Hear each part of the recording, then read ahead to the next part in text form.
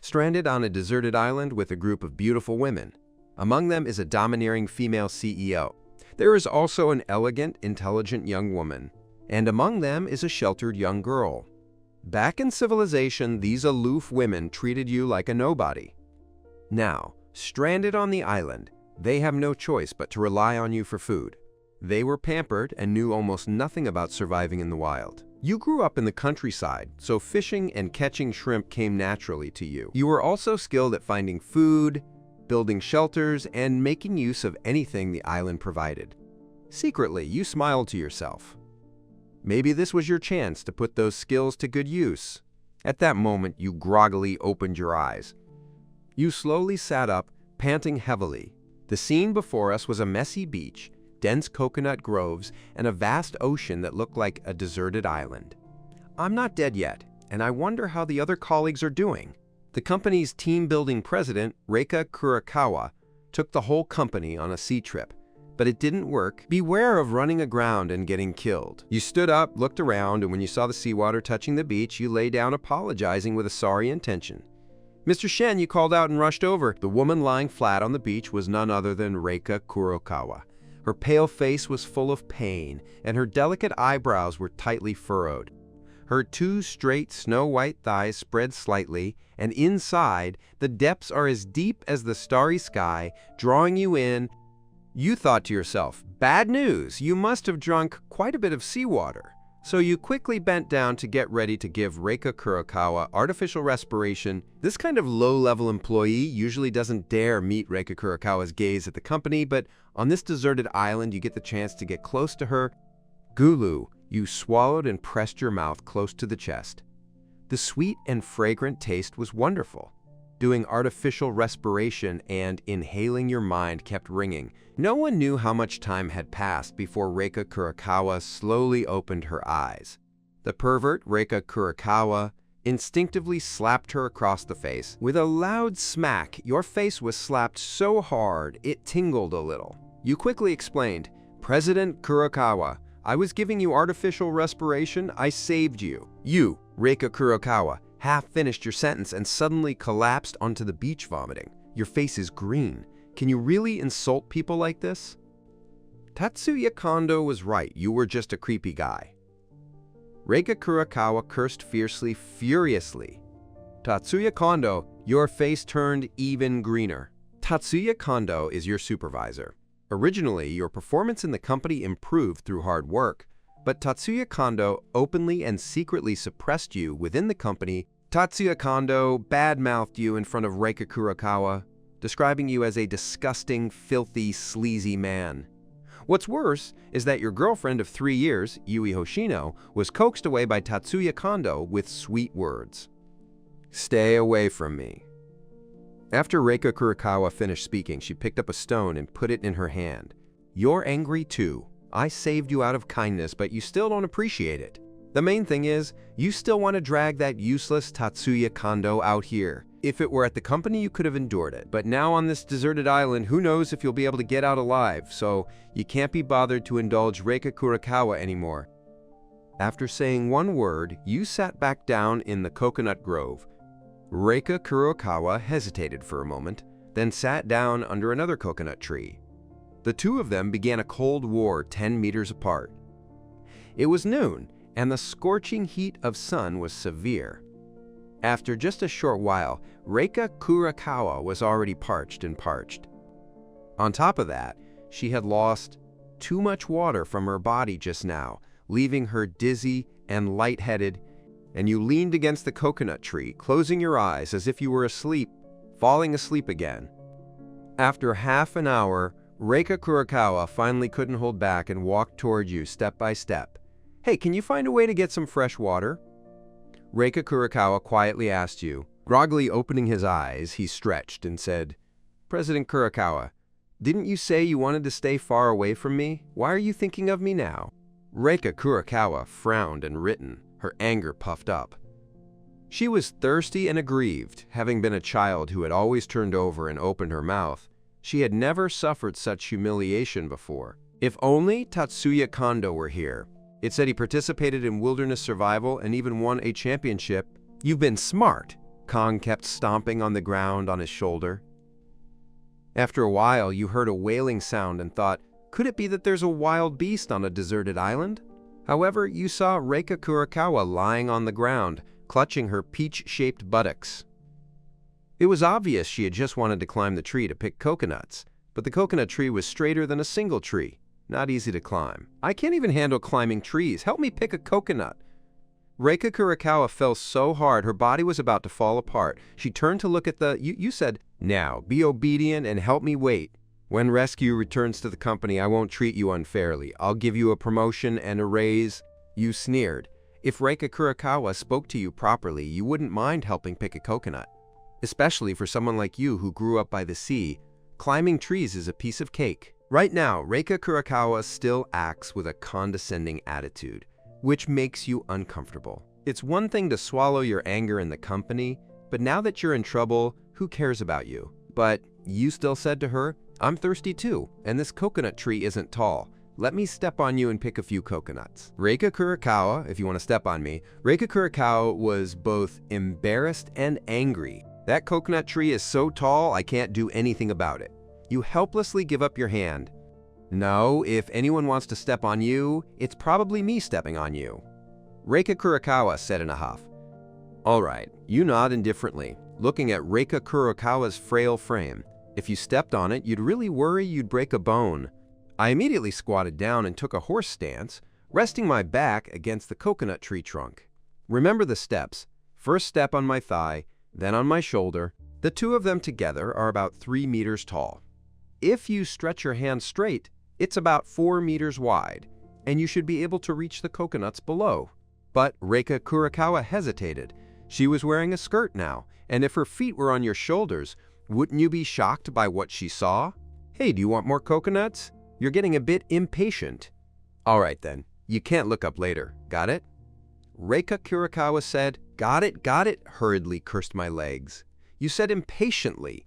Only then did Reika Kurakawa nod, lifting her skirt to knee height, then took off her shoes and stepped on your thigh with a translucent, tender pink foot. One foot steps on your shoulder, repeats once, and then both young feet have stepped on your shoulder. Why don't you gently push up the 80+ pounds of Reika Kurakawa?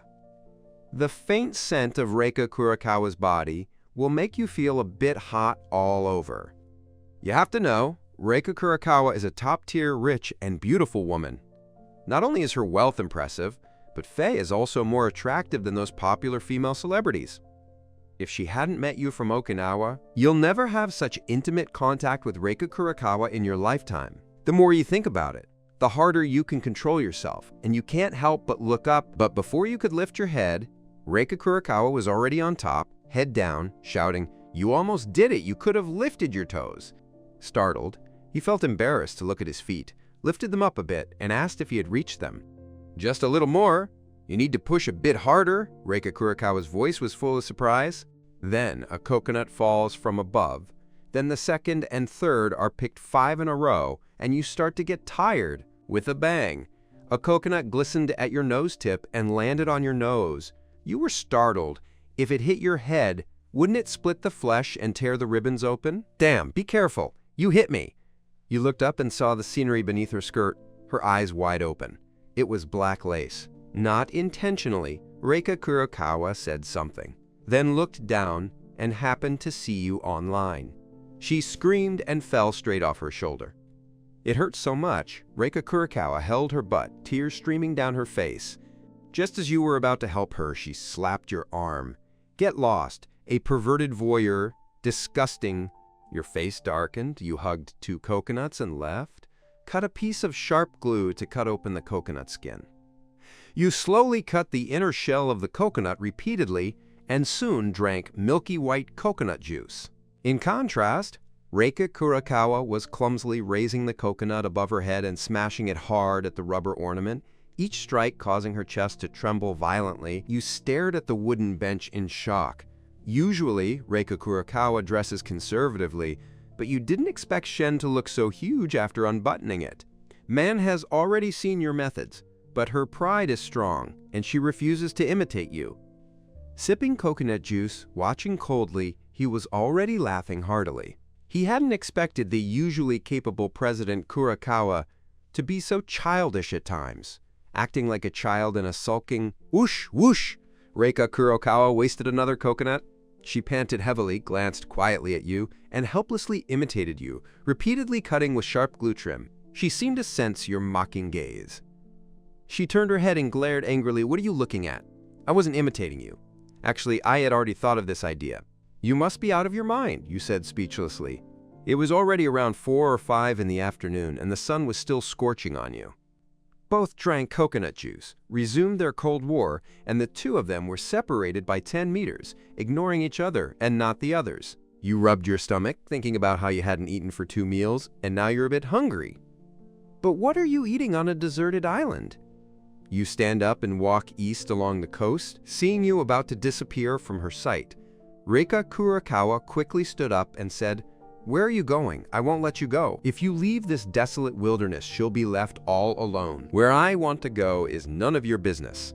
After you finished speaking, your figure had already disappeared behind a reef. Reika Kurokawa swallowed nervously, helplessly sitting under the coconut tree again, but her gaze kept anxiously glancing behind the reef. She didn't know how much time had passed before Reika Kurokawa suddenly felt the urge to pee. She lifted her skirt and prepared to go into the woods to deal with it, but the gloomy woods made her afraid of encountering snakes or something.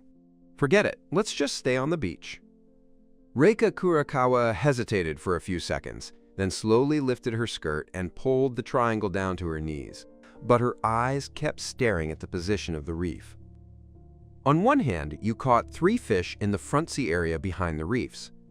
Holding the fish hooves in your hand, you planned to find a few branches to grill the fish and eat, so you went to the woods to find some branches and took a detour back to me. You're back! You suddenly emerged from the woods, and at a glance, you saw a patch of white water with many droplets flowing down. Meanwhile, Reika Kurokawa kept her eyes fixed on the reef formation, unaware that a tyrant would emerge from behind. With a loud sound, Reika Kurokawa was so startled that she quickly lifted her triangle. But the more busy she was, the messier it became. With all her strength, she actually tore the triangle apart. You stared at Reika Kurokawa in shock. Just now, you saw everything. You never expected Reika Kurokawa not only to have a beautiful face, but even her second face was perfect. With the triangle broken, Reika Kurokawa could only lower her skirt and look at you with utter disgust. "You pervert, you actually came around from behind to peek at me." Reika Kurokawa was truly furious. Furious as she walked toward you. "Who wants to peek at you? I'm gonna find branches to grill fish. I never expected you, a dignified boss, to be so big and small. And you still dare to argue, just wait until I don't shave your dog face." Reika Kurokawa raised her hand and slapped your face, saying, "Get lost." You reached out and pushed Reika Kurokawa, but accidentally grabbed a soft, smooth lump with your left hand. In short, it was incredibly elastic. "You've really lost your ambition and boldness. When I get back, I'll fire you," Reika Kurokawa shouted angrily. Your face darkened, and you sneered. "If you're fired, just fire me. I don't want to do this anymore." Reika Kurokawa didn't know how to threaten you anymore. You couldn't be bothered to pay her any more attention. Instead, you took out a wooden stick and started drilling into the wood to extinguish the fire. After some effort, a small spark finally ignited. Gently laying dead wood branches over the fire growing stronger and stronger, then skewering fish on branches and grilling them over the fire. Before long, the fish sizzled and sizzled, filling the air with a rich aroma. Reika Kurokawa looked at these 3 plump sea fish, her mouth watering.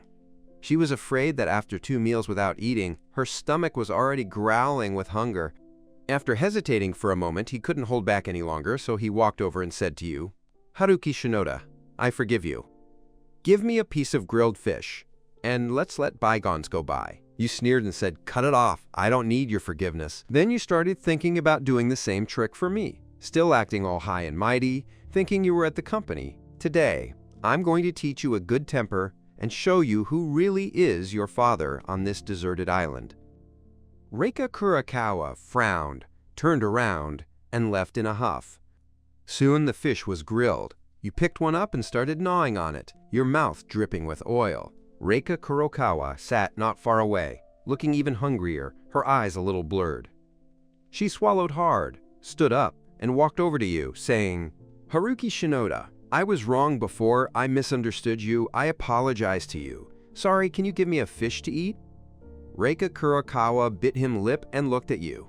Gnawing on the grilled fish, she looked Reika Kurokawa up and down. President Kurokawa was very sorry, but I still didn't have enough of these 3 fish. If you want to eat them, go catch them yourself. Haruki Shinoda, please, I'm really starving. How about you give me half a piece? Reika Kurokawa took a deep breath, suppressing the anger in her heart and pleading, "I see you're sorry for you, let me give you this half." You handed the half of the grilled fish you were eating to Reika Kurokawa. Reika Kurokawa said with a face full of disdain, speechless, "Give me the one you've eaten, I won't give me half a new one." Eat it or not, you sneered and tossed the half-grilled fish in your hand onto the ground. Reika Kurokawa frowned and said, "Can't you give me half of a new one?" No, it's just half a fish, so eat it or leave it. Say whatever you want, then pick up another grilled fish and start eating." Reika Kurokawa looked at the half-grilled fish on the ground, both angry and angry, but she couldn't struggle for a while. Just as she was about to suppress her nausea and pick it up to eat, a figure suddenly walked over. "Supervisor Kondo, you're actually still alive!" Reika Kurokawa was excited to see Tatsuya Kondo still alive, just like seeing family. You saw Tatsuya Kondo frown, realizing that this beast was still alive. "Yeah, President Kurokawa, you're alive too, so I can relax. If you don't know, I'm worried you're dead. Turn around." Looking at you, who was sitting on the ground eating grilled fish, he said, "Hey, Haruki Shinoda, you're lucky! You even got grilled fish. I'm hungry too, so give me one. If you want to eat it, go catch this fish yourself. I don't even have enough for myself." Haruki Shinoda's grilled fish doesn't give Tatsuya Kondo a friendly look. "I'm eating your grilled fish to save face. Don't give it face." Tatsuya Kondo was used to drinking 6 at the company, but seeing you resist instantly made him furious. "Supervisor Kondo, ignore this lunatic. Didn't you win the Wilderness Survival Championship? If he can catch fish, you must be able to. Let's go catch fish now." Reika Kurokawa looked at Tatsuya Kondo and quickly said, "On this deserted island, your survival skills are better than him. Now that you see him showing off, he'll be begging us when the time comes. Don't worry, Mr. Shen. Follow me, I guarantee you'll live a life and drink," Tatsuya Kondo said smugly, and the 2 of them immediately went to the woods. You ate the remaining grilled fish too. After a long time, Reika Kurokawa and Tatsuya Kondo finally returned, both with empty hands and nothing to catch. From a distance, I could hear that useless Tatsuya Kondo making excuses. "President Kurokawa, I really am the champion of wilderness survival, but I was just too hungry and weak, so I didn't catch one." As the voices drew closer, the 2 finally returned. Reika Kurokawa's expression darkened. She had already been hungry twice and was completely exhausted. Tatsuya Kondo, that useless loser, walked over and said in a deep voice, "Haruki Shinoda, I'll give you a chance to catch a few fish. That will calm me down, or else you'll bear the consequences." You snorted coldly, grabbed some yarn, and rolled around while playing around, rolling as far as you wanted. "What the hell are you talking about? You're giving me face!" Tatsuya Kondo instantly flew into a rage. He'd just been questioned by Reika Kurokawa, and now he was taking the chance to lose his temper and cover up his own incompetence. "If I don't deal with you, you don't know your place, huh?" After Tatsuya Kondo finished speaking, he howled and charged over, punching you in the chest. You looked tall and strong, but had long been drained by wine and women, with no strength left. You'd kicked Tatsuya Kondo right on the beach, saying, "Don't mess with me here, I'm not going to indulge you." Tatsuya Kondo hadn't expected your skills to be so formidable. He thought to himself, he might not be your match, so he didn't dare pretend and could only hold his breath for now. As night fell, a cool breeze blew from the depths of the sea. Reika Kurokawa was so hungry he was about to faint. Looking at you, he said, "Haruki Shinoda, can you help us catch a few fish?" Haruki Shinoda said calmly. Reika Kurokawa was so angry she spat blood. But she was truly hungry. At worst, I'd pay her money. Once we got back from the rescue, I'd give you 10,000 yuan. If you don't catch up on 10,000 yuan, you just want to laugh. Who knows if rescue will come? 10,000 yuan is a complete empty promise. Tatsuya Kondo also came over weakly and said, Haruki Shinoda, 50,000 yuan per fish. Hurry up and help us catch fish. Haruki Shinoda kept teasing him. Tatsuya Kondo glared angrily as if he was about to break down. 50,000 fish, don't go too far. At this moment, Reika Kurakawa added, Haruki Shinoda, I guarantee you 50,000 per fish. As long as you can take care of my food and water before rescue arrives, I'll give you 500,000. Hearing the figure 500,000 does make you a bit tempted. Although you might not expect rescue, what if it does? Besides, Reika Kurakawa is already pretty hungry now. If he didn't eat soon, he'd really starve to death. That would be a shame.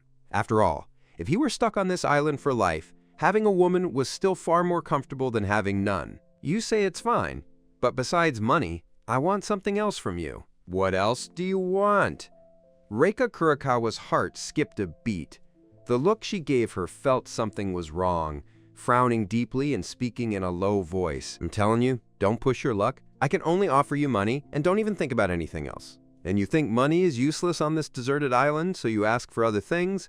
Reika Kurakawa was already so hungry she couldn't stand your excessive demands. Even if she didn't want to agree, she had to obediently agree. She swallowed hard, her stomach growling with hunger, and said, Then what conditions do you want?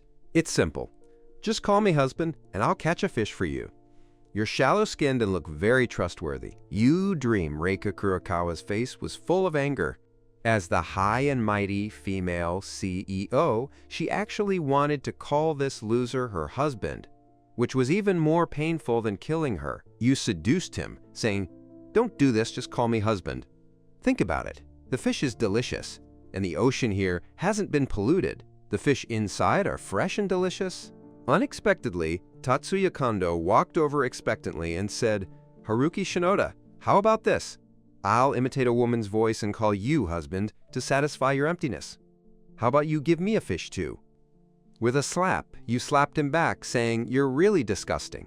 But after Tatsuya Kondo got slapped, he crawled over and said, Then I suggest President Kurakawa call you husband. Could you give me a fish too? Tatsuya Kondo asked unwillingly, but he ignored him. He took out a branch and kicked his teeth. Reika Kurakawa, standing nearby, was shocked. She hadn't expected Tatsuya Kondo to betray him so easily. She had originally had a good impression of him, but at this moment her face was full of disappointment. Haruki Shinoda, do you mean that just calling you husband means you'll have fish to eat? Reika Kurakawa asked. Nodded at you. You made up your mind. First have Reika Kurakawa call her husband, then peel back the layers of this cold female CEO. Her husband, Reika Kurakawa, cried out in humiliation, Speak louder, you rude, and scold me loudly. Her husband, Reika Kurakawa's face was flushed, her eyes full of shock and humiliation. After calling her, tears slid down her fair cheeks. That's more like it. You get up and head toward Minato Bay. At night, luck is good. Lots of lanternfish on the green stones, plankton, and soon you've caught 5 or 6 fish and destroyed them. Just as you circled around the reef, you saw Tatsuya Kondo, that useless guy, talking to Reika Kurakawa, so you hid behind the rock, eavesdropping on the sea breeze. Tatsuya Kondo said, President Kurakawa is really angry right now. You should let that useless guy please him first, so we can survive. When we get back to the city, I'll have my big brother teach him a lesson. But Reika Kurakawa kept a cold face and said, Tatsuya Kondo, didn't you say you were the champion of wilderness survival? Why can't you do it, Haruki Shinoda? Haven't I been hungry for several meals? After Haruki Shinoda gives you the fish, you quietly give it to me. As long as I'm full, I can catch a lot. The fish no longer had to beg that useless guy, Tatsuya Kondo said selfishly. Are you sure you can catch fish just because you're full? Reika Kurakawa looked at Tatsuya Kondo in disbelief. President Kurakawa, haven't you already seen my championship certificate? You still don't believe me?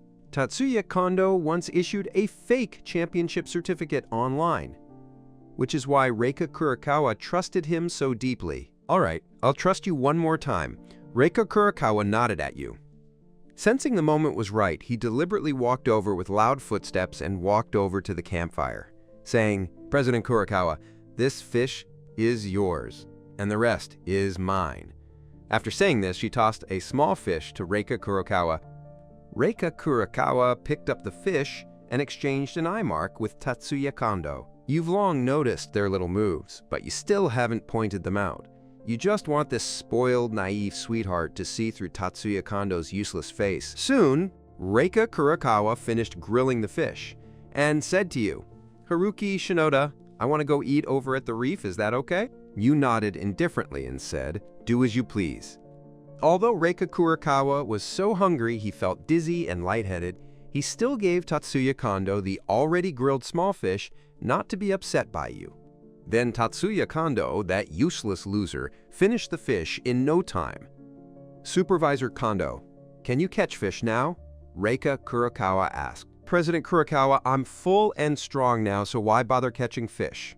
You know, I'm a black belt in Taekwondo. Come with me. I'll make Haruki Shinoda obediently go fishing."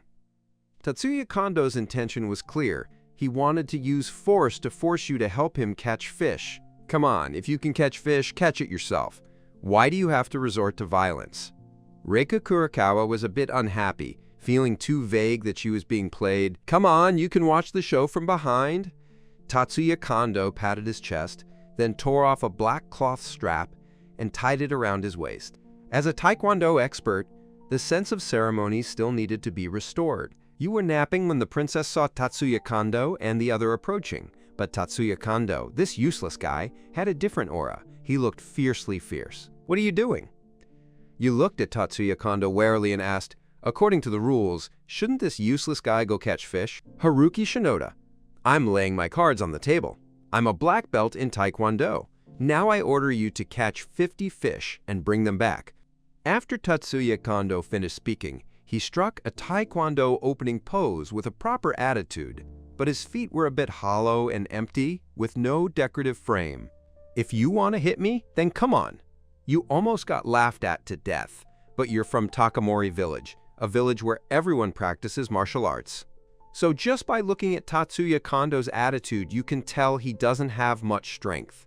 It was me who executed a whirlwind kick, and Tatsuya Kondo gathered his strength to pull off a kick in midair. You lifted your leg and kicked Tatsuya Kondo, who instantly flew 2 meters away and attacked Shiami on the beach. "Tatsuya Kondo, how did you get knocked down again?" Reika Kurokawa almost fainted. After a while, Tatsuya Kondo finally stood up weakly, let out a loud sound, and spat out all the grilled fish he'd just eaten. "President Kurokawa, my stomach hurts so much. I guess it's been too long since I practiced Taekwondo, so I was keeping my integrity." Reika Kurokawa's body went weak, and she collapsed hungrily onto the beach. Her hopes shattered. Her heart was utterly hopeless. Taekwondo black belt really lives up to its reputation. I admire you, and look at Reika Kurokawa with a playful expression, but she saw Reika Kurokawa slowly closing her glasses, looking like she was about to give out. "Damn, don't squash! Hurry up and help Reika Kurokawa up. She hasn't made it take its shape yet. It's such a pity." So you quickly grilled a fish, tore off some of the meat, and put it in Reika Kurokawa's mouth. You can't feed the dog too much, or it won't behave. And dogs like Tatsuya Kondo are even less to feed, or they'll bite their owner. After feeding him 2 bites in a row, Reika Kurokawa finally woke up. "Haruki Shinoda, did you still have any?" Reika Kurokawa looked at the rest. "Yui Hoshino is gone. From now on, you are not allowed to call me by my name. Call me husband, or call me deadbeat if you want." You said seriously. A trace of red crept across Reika Kurokawa's pale face. She glanced at Tatsuya Kondo, that useless fool, then withdrew her gaze growing firmer. Reika Kurokawa asked, "Does the deadbeat still have fish to eat?" You were speechless. You really know how to find loopholes, but since there was no fish today, let's talk about it tomorrow morning. For now, hurry up and sleep. After saying that, you lay down beside the fire again. The night temperature was very low. At first, Tatsuya Kondo was still lying in a big position, but soon it turned into an S. Reika Kurokawa hugged her knees with both hands, her whole body trembling, and her stomach was cold with no food. In the middle of the night, Reika Kurokawa finally couldn't hold back. She had to find someone to squeeze in and keep warm, so she glanced at Tatsuya Kondo first. That guy was lying on his vomit. his body curled up in a U shape, while you looked much cleaner. So, in extreme cold, she quietly squeezed against your back. You were sleeping soundly at that moment, suddenly feeling two lumps of tough things pressing against your back, so you wiped your glasses and turned around, only to see it was Reika Kurakawa. Could it be that I underestimated my own charm? A few question marks popped up on your forehead. Who cares? You turned over and pulled Reika Kurakawa's soft body into your arms. Early on the fourth day, you slowly opened your eyes, and the next moment, your eyes widened as you saw Tatsuya Kondo, that useless fool, holding a raw fish and looking at him. Tatsuya Kondo, how can you keep your hands and feet dirty and steal my fish? You're so angry that you startle Reika Kurakawa from his arms as well. Tatsuya Kondo heard the sound and swallowed the fish in one gulp. What does dirty hands and feet mean? It's just a fish. When we get back, I'll give you 1,000 yuan. That should be enough, right? Damn it, you kicked it with one kick, but it didn't use much force. What could you do? Are you really going to tear Tatsuya Kondo open and disembowel him? At this moment, Tatsuya Kondo looked at Reika Kurakawa and said, President Kurakawa, as a proud CEO, how can you sleep squeezed into the same room as him? Let me ask you, does he sleep with him at night? Reika Kurakawa's face was so shy her pupils that she said, Shut up. Tatsuya Kondo shouted, He'll definitely take you down. Men know men best. President Kurakawa, come over here, so he won't take advantage of you. You were about to teach Tatsuya Kondo a lesson in Wenyan, but after you stopped moving, you should see what Reika Kurakawa would choose. If Reika Kurakawa stood next to Tatsuya Kondo again, you wouldn't need to soften. Enough, shut up. You're the bragging king, catching fish who can't fight and you can't fight. Tell me about all those messy certificates of yours. You breathe a sigh of relief.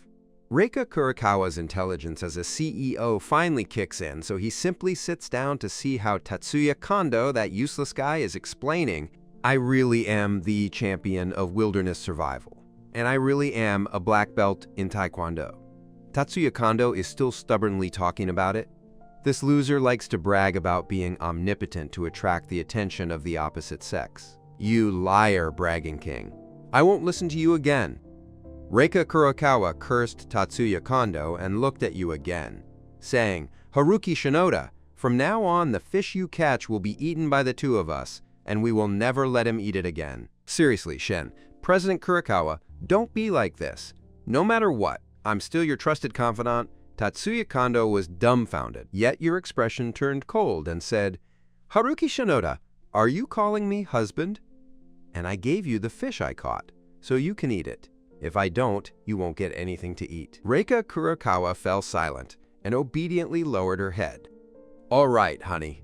I was a bit harsh just now. I still don't trust you much. Once we've spent more time together and built trust, I naturally won't act like this. Speaking of which, I will listen to you in the future. Reika Kurakawa obediently nodded. All right, grill these two fish. This is our breakfast today. Leaning back and ordering Reika Kurakawa to do things you need to conserve your energy and guard against Tatsuya Kondo. After a while, the fish was grilled. Reika Kurakawa hesitated for a moment, then gave you the big piece of land and said, Wow, you damn deadbeat, eat the fish? Reika Kurakawa finally changed her tune. You took the fish with satisfaction, took a bite, and praised. Honey, you're quite quick to learn. You learned grilling fish so quickly. At least it's as good as I do. Oh, Reika Kurakawa lowered her head and ate the fish in small bites. Tatsuya Kondo squatted in front of the two of you, staring intently at the grilled fish, drooling drop by drop. Haruki Shinoda's fish head didn't have much meat. Could I have some? Call me Dad, and I'll reward you. You said perfectly. Tatsuya Kondo was furious, but his anger lasted only 3 seconds before his eyes turned red as he said, Dad! Catch it, okay? After you said that, you tossed the fish head far away. Tatsuya Kondo roared like a husky and rushed off to the distance. At this moment, Reika Kurakawa finished the fish and said, I'll go gather some dry firewood. I can't just eat you for free. Wait, you're my wife now. How can I let you do this kind of rough work? Son, come over here quickly. You waved at Tatsuya Kondo. Reika Kurakawa was momentarily stunned, feeling a faint warmth in her heart, which startled herself.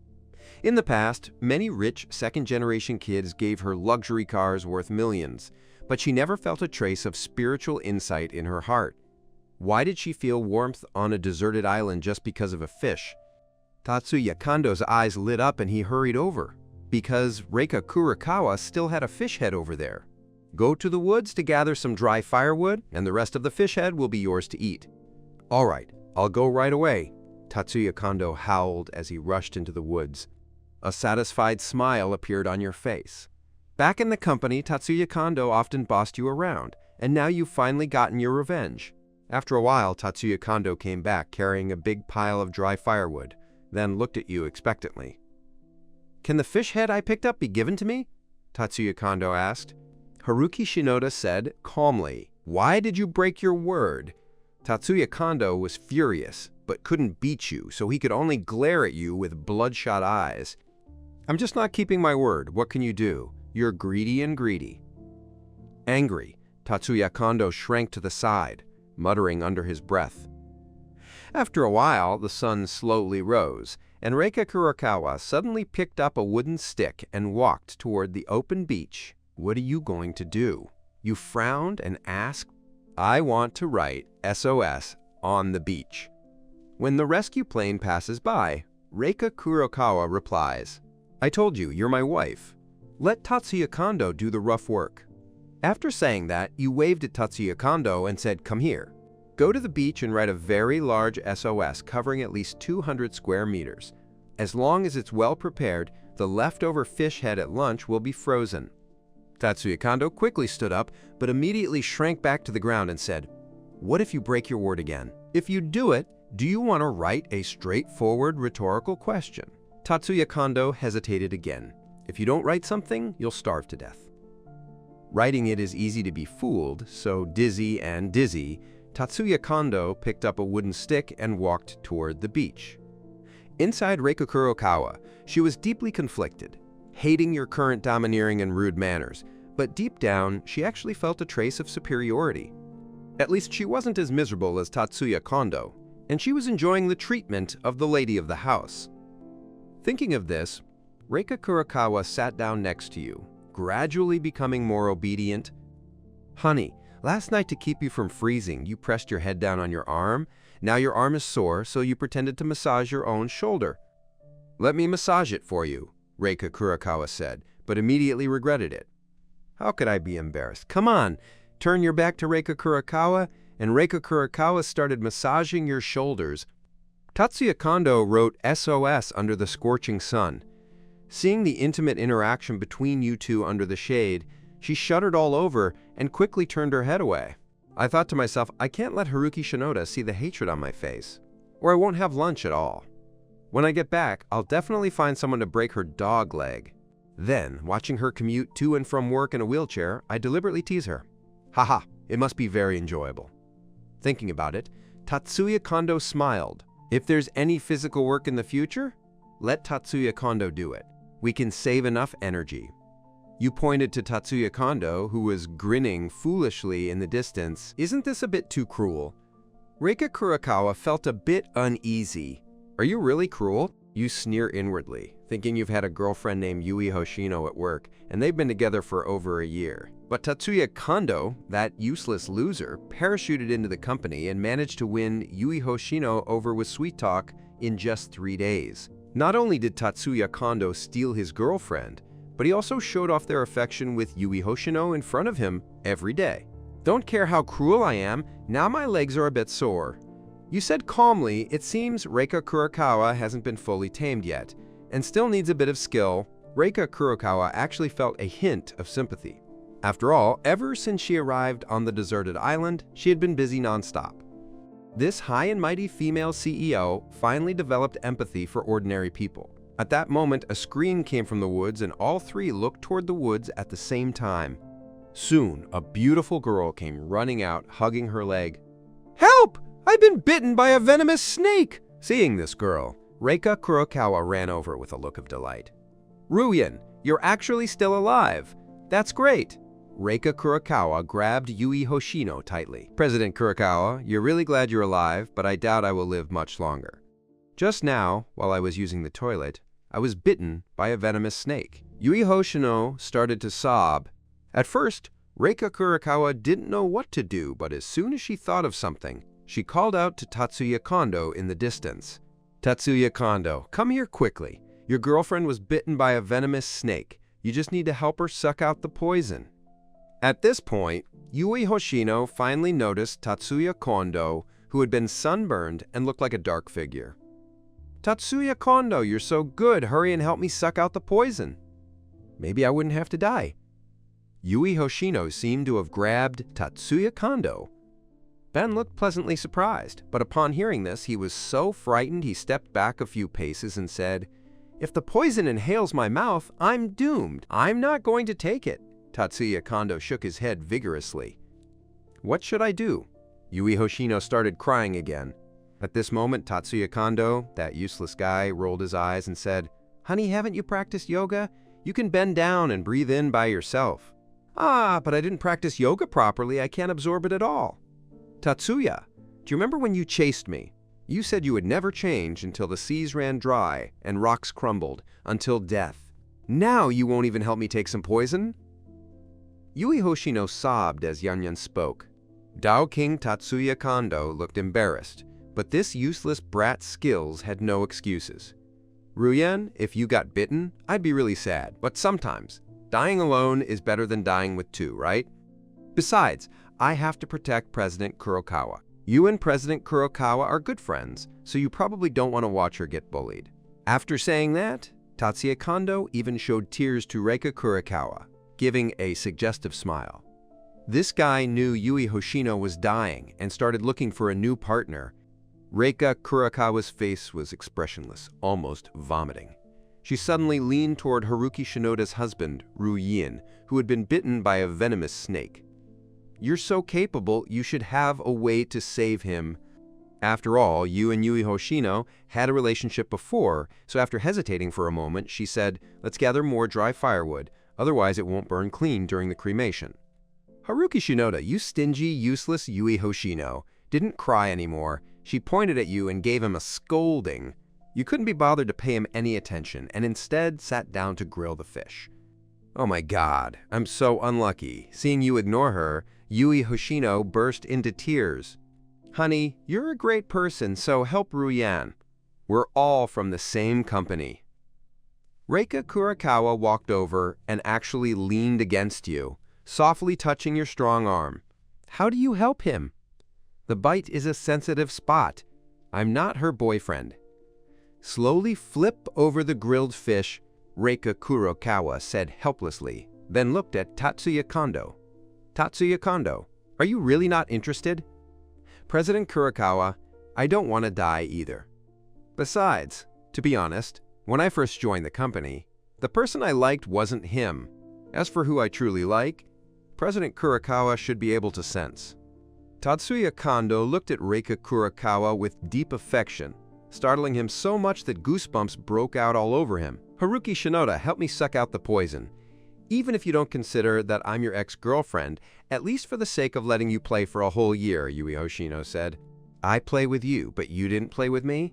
We're just each other's needs. You just didn't fall into the rich guy level, so you came to me to practice skills. When you finally mastered it, you immediately kicked me out." Yui Hoshino fell silent, because she really was thinking that way at the time. "Honey, just save Ruyen for my sake, okay? She and I are good sisters," Reika Kurokawa pleaded. "Reika Kurokawa, you're getting more and more unruly. Your expression turned icy.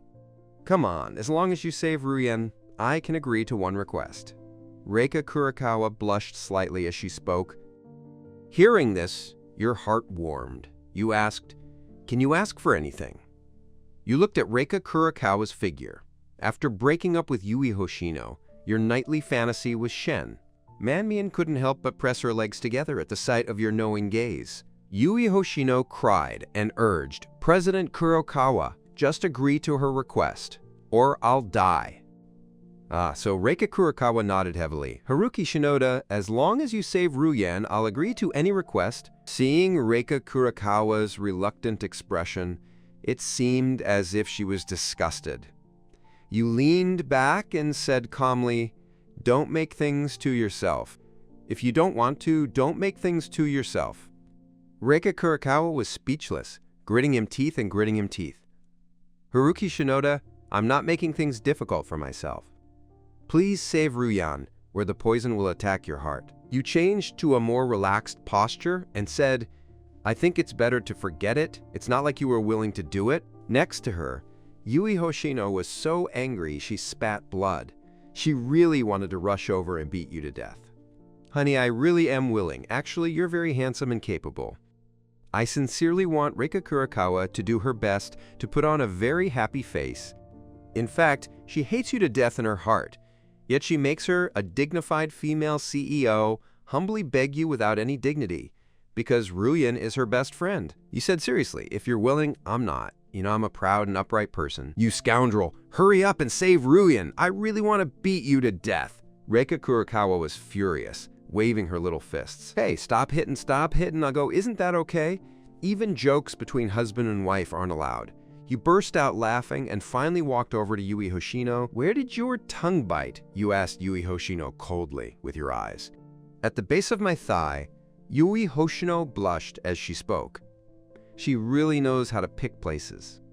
Take off your pants and I'll help you suck out the poison. Say that. Yui Hoshino first glanced at Tatsuya Kondo in the distance, but Tatsuya Kondo finally gritted him teeth and slowly pushed him pants halfway down. At that moment, Tatsuya Kondo suddenly charged over with a fierce aura, his face flushed red and neck rough, holding a wooden stick in his hand. He said to you, if you dare touch my girlfriend, I'll kill you. Reika Kurakawa quickly stopped Tatsuya Kondo. Just now, when you let him suck, you didn't. Now that Haruki Shinoda is sucking, you're jealous again. What exactly do you want? I, Tatsuya Kondo, was momentarily at a loss for words. Either you suck or Haruki Shinoda suck, you choose. Reika Kurakawa was furious, him two fierce servants rising and falling. All right, let's let Haruki Shinoda smoke. President Kurakawa, I feel like Haruki Shinoda and Yui Hoshino are a couple, and Tatsuya Kondo hesitates to speak. Shut up, Reika Kurakawa, turn your head. At this moment, you had already brought your eyes close to Yui Hoshino's window. There was a black mole on her thigh, the wound right on the mole. Spread your legs a bit, I can't even get close to the wound. Yui Hoshino's face was so red that she spread her legs a little, and this shameful gesture was seen as much as possible. You quickly saw the wound. There was only a small amount of blood at the site, but the blood hadn't changed color, so you reached out and squeezed that spot, and there was no foam in the wound. So you're 100% sure the snake-biting Yui Hoshino isn't a venomous, but you still have to do some fake moves, otherwise how will you make Reika Kurakawa change her promise? So you casually picked a few leaves, chewed them up, and spat them onto your wound. The poison was cured by me with herbal medicine. Do you feel much more energetic? It really seems like that. Yui Hoshino was overjoyed and slowly put on her pants. Seeing this, Tatsuya Kondo hurried over to support Yui Hoshino and said, Your wife is so wonderful, I've been worried about you. Although I didn't save you just now, do you know how tormented I feel inside? Yui Hoshino kept a face in silence and forcefully pulled her hand away. Wife? You're starving, right? There's still fish here, let me grill some for you. Tatsuya Kondo pointed to the fish next to you, finally revealing its true eyes. Sure enough, Yui Hoshino's expression softened a bit. Then hurry up and roast it for me. I've been hungry for several meals. Tatsuya Kondo strode toward the grilled fish, but was stopped by you. Supervisor Kondo, you really know how to be generous, but you're cold. You laughed and said, hey, your ex-girlfriend just had a bleeding disorder and needs to get some nutrition. Are you trying to just stand by and watch her die? Tatsuya Kondo was speechless. You crossed your arms and said, she's your girlfriend, not mine. If you want to give her some fish, why don't you catch it yourself? Tatsuya Kondo could only helplessly push him next to Yui Hoshino and say, wife, I can't do anything either. Look at Haruki Shinoda, you won't let me take him. Yui Hoshino glanced at you, Haruki Shinoda, and couldn't help but question you, Haruki Shinoda. Are you really that stingy? I'm stingy. I saved your life just now. Do you forget so quickly? By the way, didn't Tatsuya Kondo say he's the champion of wilderness survival? Let him help you catch fish. The judge beside them blushed deeply. They were all fooled by Tatsuya Kondo, the bragging king, and it was so embarrassing. Yui Hoshino instantly had a sudden enlightenment and said, "That's right, Tatsuya, you are the champion of wilderness survival. Go catch some fish for me, I'm starving to death." "Of course. No problem. Watch me." Tatsuya Kondo, embarrassed, strode toward the woods with a wooden stick. As expected, half an hour later, Tatsuya Kondo returned, empty-handed. Yui Hoshino asked disappointedly, "Teo-ji, where did you catch the fish?" Tatsuya Kondo, that useless guy, started making excuses again. "I've been hungry for several meals and got kicked by Haruki Shinoda. Otherwise, I would have caught so many fish long ago." Yui Hoshino's face was full of despair. He sat coldly watching you, looking at Tatsuya Kondo with only coldness, no trust left. "Then what should I do? I'm starving!" Yui Hoshino squatted down and secretly took a look at your fish. "Haruki Shinoda, could you lend me that fish? When I get back, I'll pay you back tenfold." You put the fish on the fire and roasted it, saying, "Lend me a feather. Even an ordinary person can catch fish. Your boyfriend is a wilderness survival champion, so let him help you." At that moment, you pointed to the depths of the sea, quickly looking at the floating suitcase on the surface. Maybe there was food inside. Looking closely, sure enough, a pink suitcase floated on the sea, possibly containing clothes and some useful items, so you put down the grilled fish and head toward the sea. Wave after wave crash onto the beach, then wave after wave flows back into the ocean. Now, if you go to pick up your suitcase, you might be swept into the deep sea. So you look at Tatsuya Kondo and say, "Tatsuya Kondo, go pick up your suitcase now, and I'll give you 2 fish." But unexpectedly, Tatsuya Kondo shook his head vigorously. "I can't guess. What if I get swept into the deep sea? Maybe there are food in the suitcase of Ding Sing, and you tempted him to talk." Tatsuya Kondo paused for 3 seconds, then suddenly looked at Yui Hoshino's wife. "Go get the suitcase back. Maybe there really is food inside." This useless guy refuses to take the risk and starts egging on his girlfriend. "Ah, but I can't swim." Yui Hoshino shook her head. At this moment, Reika Kurokawa spoke up. "Let me go. I have to do something. I refuse to be a freeloader." After speaking, Reika Kurokawa lifted her skirt and slowly walked toward the beach. Going here actually moved you a little. Although Reika Kurokawa was spoiled, at least she didn't like taking advantage. "Forget it, wife. Let me go." With a sigh, she took off her shirt and pants, revealing her sharp figure. Reika Kurokawa's face flushed, her eyes shining. Your muscles weren't bulky like those from gym workouts, but rather filled with a wild sense of aggression, making her heart flutter like a deer. Thinking of this, she quietly lowered her gaze and covered her mouth. What a huge bundle. No comparison, no harm. Tatsuya Kondo covered his body in a humble, insecure gesture. You jumped into the sea with a single bug, and the waves were indeed fierce. A few dog coats grabbed the suitcase, but when you tried to swim back, the waves kept bringing you back to the deep sea. But in just a short while, you felt half your strength drained. You took a deep breath, and while the waves were pushing forward, you pushed your suitcase forward with all your might. You dive into the water and quickly swim toward the beach. This way, you are less likely to be affected by the waves, and after a bit of effort, you climb onto the beach, panting heavily. At that moment, you see Tatsuya Kondo sneaking a bite of your grilled fish. Yui Hoshino watched from the side, looking at her with pleading eyes and tears, saying, "Tao-ji, save me some! Save me some!" "Get out of the way, Tatsuya Kondo."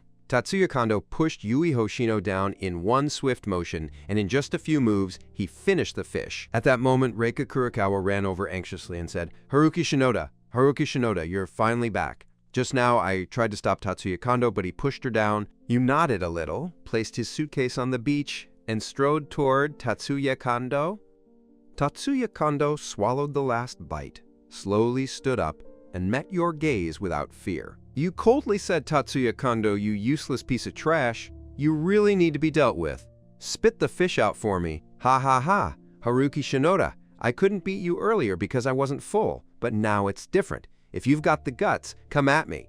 Tatsuya Kondo struck another taekwondo opening move. Screw you. Then the two of them quickly started fighting, but after just 3 moves, you knocked Tatsuya Kondo down on the beach. He kicked him in the face and still showed off? You sneered. Tatsuya Kondo said nothing, stood up with a humiliated look and brushed the sand off his clothes. Yui Hoshino looked at Tatsuya Kondo in shock. You can't even beat Haruki Shinoda. Didn't you say before that you were a black egg in taekwondo? That's because I had just finished eating fish and hadn't had time to digest it, so my reaction wasn't as fast as before. If I were to eat well and rest for an hour, even 10 of them wouldn't be a match for me. Oh, Yui Hoshino clutched her stomach. She was so good to feed now. You opened the suitcase and saw some women's lingerie and a few bags of snacks. Overjoyed, Reika Kurokawa quickly grabbed a bag of snacks and tossed them to Yui Hoshino. Yui Hoshino was starving, tore open the snacks, and poured them all into her mouth. Before you could stop her, Yui Hoshino ate them all. Enough? Reika Kurokawa. Reika Kurokawa. Next time you don't have my permission to make decisions on your own again. Don't blame me for leaving you behind. You said coldly, Old Bang was wrong, and Reika Kurokawa felt a bit embarrassed and admitted her mistake. After all, she had risked her life to steal the suitcase back. After rummaging through your suitcase for a while, you suddenly find a box of Durex. The two paused slightly, slowly exchanged a glance, then quickly parted. Reika Kurokawa's face flushed red as she kept fiddling with the hem of her skirt. Dongshi can use it to hold water, and as if possessed, you put Durex into your own pocket. Reika Kurokawa didn't say anything, but instead lowered her head and picked out a pair of shorts. She loved cleanliness, and one day she didn't change them, making them uncomfortable. After a while, the items in the suitcase were counted. Aside from a small knife that could be used to swipe the fish's belly, the rest seemed useless. Let's go. You dragged your suitcase and took Reika Kurokawa back to the campfire. Meanwhile, Tatsuya Kondo and Yui Hoshino sat down under another coconut tree. The 4 of them split into 2 camps, but Tatsuya Kondo's camp wasn't very united. Yui Hoshino would occasionally cast hungry glances at him. Honey, why do you keep looking at her? She's indeed skilled at wilderness survival, but if I weren't hungry, I wouldn't be any worse than her. Besides, no matter how good wilderness survival is, how could she possibly return to civilized society? Tatsuya Kondo quickly steadied Yui Hoshino. Sure enough, Yui Hoshino withdrew his gaze and gently linked him arm with Tatsuya Kondo. You sighed, but Yui Hoshino had spent a year with her, and she knew her personality well. She would never associate with the weak. Soon it was noon. You felt a bit hungry, honey, so I'll go catch some more fish. You just wait here obediently. After saying that, you headed toward Minato Bay. There were very few fish during the day, so you caught just 2 fish, just enough for you and Reika Kurokawa to eat. But you didn't plan to catch more, or you'd be caught by Tatsuya Kondo's flying around again. I've never seen this kind of fruit before. You quickly ran to a small tree and found 3 white fruits growing on it. But when you got closer, these fruits seemed to be alive and started to shrink slowly. Strange, your intuition tells you this fruit is not simple, so you quickly pick the last fruit in your hand while the other 2 have already shrunk and disappeared. You swallowed hard, gritted your teeth, and swallowed the fruit directly. The next moment, a wave of heat swept through your body, instantly restoring the energy you had just expended, and it seemed as if the heat was still moving inside you. How amazing! Could it be a ginseng fruit? You instantly delighted, feeling much more spirited, so you strode back to Shaw with a light step. As soon as Tan arrived at the beach, he saw Tatsuya Kondo playing tug-of-war with Reika Kurokawa using suitcases. Tatsuya Kondo shouted, "President Kurokawa, give me the snacks in your suitcase." Reika Kurokawa tried hard to dodge while saying, "No, Haruki Shinoda risked everything to get it back. We're the ones on the same side. How can you side with Haruki Shinoda, that useless Tatsuya Kondo?" After speaking, he shoved Reika Kurokawa onto the beach. When you saw this scene, you instantly flew into a rage. "Tatsuya Kondo, what are you doing with you?" Tatsuya Kondo was startled and quickly tossed his suitcase back to his own camp. You first helped Reika Kurokawa up, then opened her suitcase to check. Luckily, she didn't lose anything, but you can no longer contain your anger. Wife, you grill the fish first, you stand up to scold Tatsuya Kondo, but Reika Kurokawa grabs you back. Honey, don't go. You need to conserve your strength, Reika Kurokawa looked at her with concern. Your wife, who is fine, won't even need much strength to deal with that useless Tatsuya Kondo. After saying that, you walk up to Tatsuya Kondo. A flash of great interest crossed Tatsuya Kondo's face, but when his gaze fell on Yui Hoshino, he regained his confidence. No matter what, he couldn't embarrass himself in front of his girlfriend. He had to be a bit more manly. Haruki Shinoda, I've already digested the food. I really thought you couldn't beat me. Tatsuya Kondo's expression grew serious, and he assumed a fighting stance. Damn, you pressed him! This time, you lifted Tatsuya Kondo up and slammed him hard onto the beach. The next second, a big character appeared on the beach. You paused for a moment, feeling your strength had increased significantly. Tatsuya Kondo's height and weight were easily lifted by you. Could it be that the white stock market had made you stronger? Love and divorce. I feel like my bones are falling apart. If I die, you'll have to take full responsibility. Tatsuya Kondo lay on the beach, suffering the pain. Luckily, it was the beach. If it had been a concrete floor, he would have truly fallen apart. You stepped on his face and said, "If you cause trouble again, I'll break your legs, got it?" Stop hitting her, Yui Hoshino. Hurry over and mediate. She was very conflicted inside, worried that if she didn't please you, she might starve. But if she didn't please Tatsuya Kondo, she wouldn't be able to be the girlfriend of a rich man after he got home. Tatsuya Kondo's family background was already well experienced. Living in a villa was far better than his. You let go. Tatsuya Kondo strode back to the campfire. Husband ate the fish. Reika Kurokawa took off a fish, tore off the meat, and bit by bit put it into your fat. That handsome fighting style you just had was so old. Mother-in-law, you should eat some too. You tear off some fish too. Why is Yui Hoshino watching you and the two of you feed each other and somehow feels a pang of jealousy inside? You used to be my ex-boyfriend, okay? Mr. Shen, how could you steal my man? Tatsuya Kondo was even more furious, nearly grinding his steel teeth to pieces. Wife, don't worry, new romances have all been invented now. In less than a day, the rescue team will find us. When we return to civilized society, I'll marry you. When Yui Hoshino heard this, her body trembled. Marrying a wealthy man was her ultimate goal, but her stomach growled again. Tatsuya Kondo, Brother Hao, are you really want to marry me? Could you make me something to eat first? I only ate a small bag of snacks, which made me hungrier. Eat? Every day. You just know how to eat. I don't know how hard it is. Women have to learn to endure it. If you don't have this little patience, how will you be my daughter in the future? Yui Hoshino. Oh, Yui Hoshino, Yui Hoshino. Her eyes were red, her gaze lowered. Then she quietly glanced at him again. Tatsuya Kondo roared angrily. Don't look at her. You're my woman. I want you to be 100% loyal to me. Yui Hoshino finally exploded. Don't go too far, Tatsuya Kondo. Tatsuya Kondo said righteously, I'm being too much. Isn't this the spirit of a contract between boyfriend and girlfriend? I promise I won't go after you, other women, and you won't peek at other men. Even you can't stand it anymore, but you can't intervene either. After all, it was Yui Hoshino who kicked you back then. Now you can only gloating as a spectator. After finishing the fish, you rested your head on Reika Kurokawa's lap, ready to take a nap. Reika Kurokawa sucked her thigh, but in the end, she didn't refuse. You two argued enough, no manners, and you're sleeping. You closed your eyes, a faint, approving smile appearing at the corner of your mouth. I don't even know how long you slept, but you were woken up. Yui Hoshino's surprised voice rang out, Ah, it's here, it's finally here. You quickly opened your eyes, thinking, could it be a rescue plane? But when you looked closely, you saw Tatsuya Kondo swaggering back, carrying a sea turtle, his aura like a triumphant general. Yui Hoshino hurried over, intending to take the sea turtle, but the next moment she covered her nose and asked in surprise, Is this sea turtle dead? Nonsense, can I catch the living ones that aren't completely rotten yet? Let's hurry up and roast them to eat.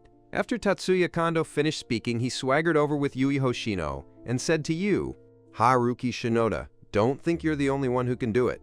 I'm not bad either. Seeing this sea turtle isn't enough for me to eat 3 or 4 meals.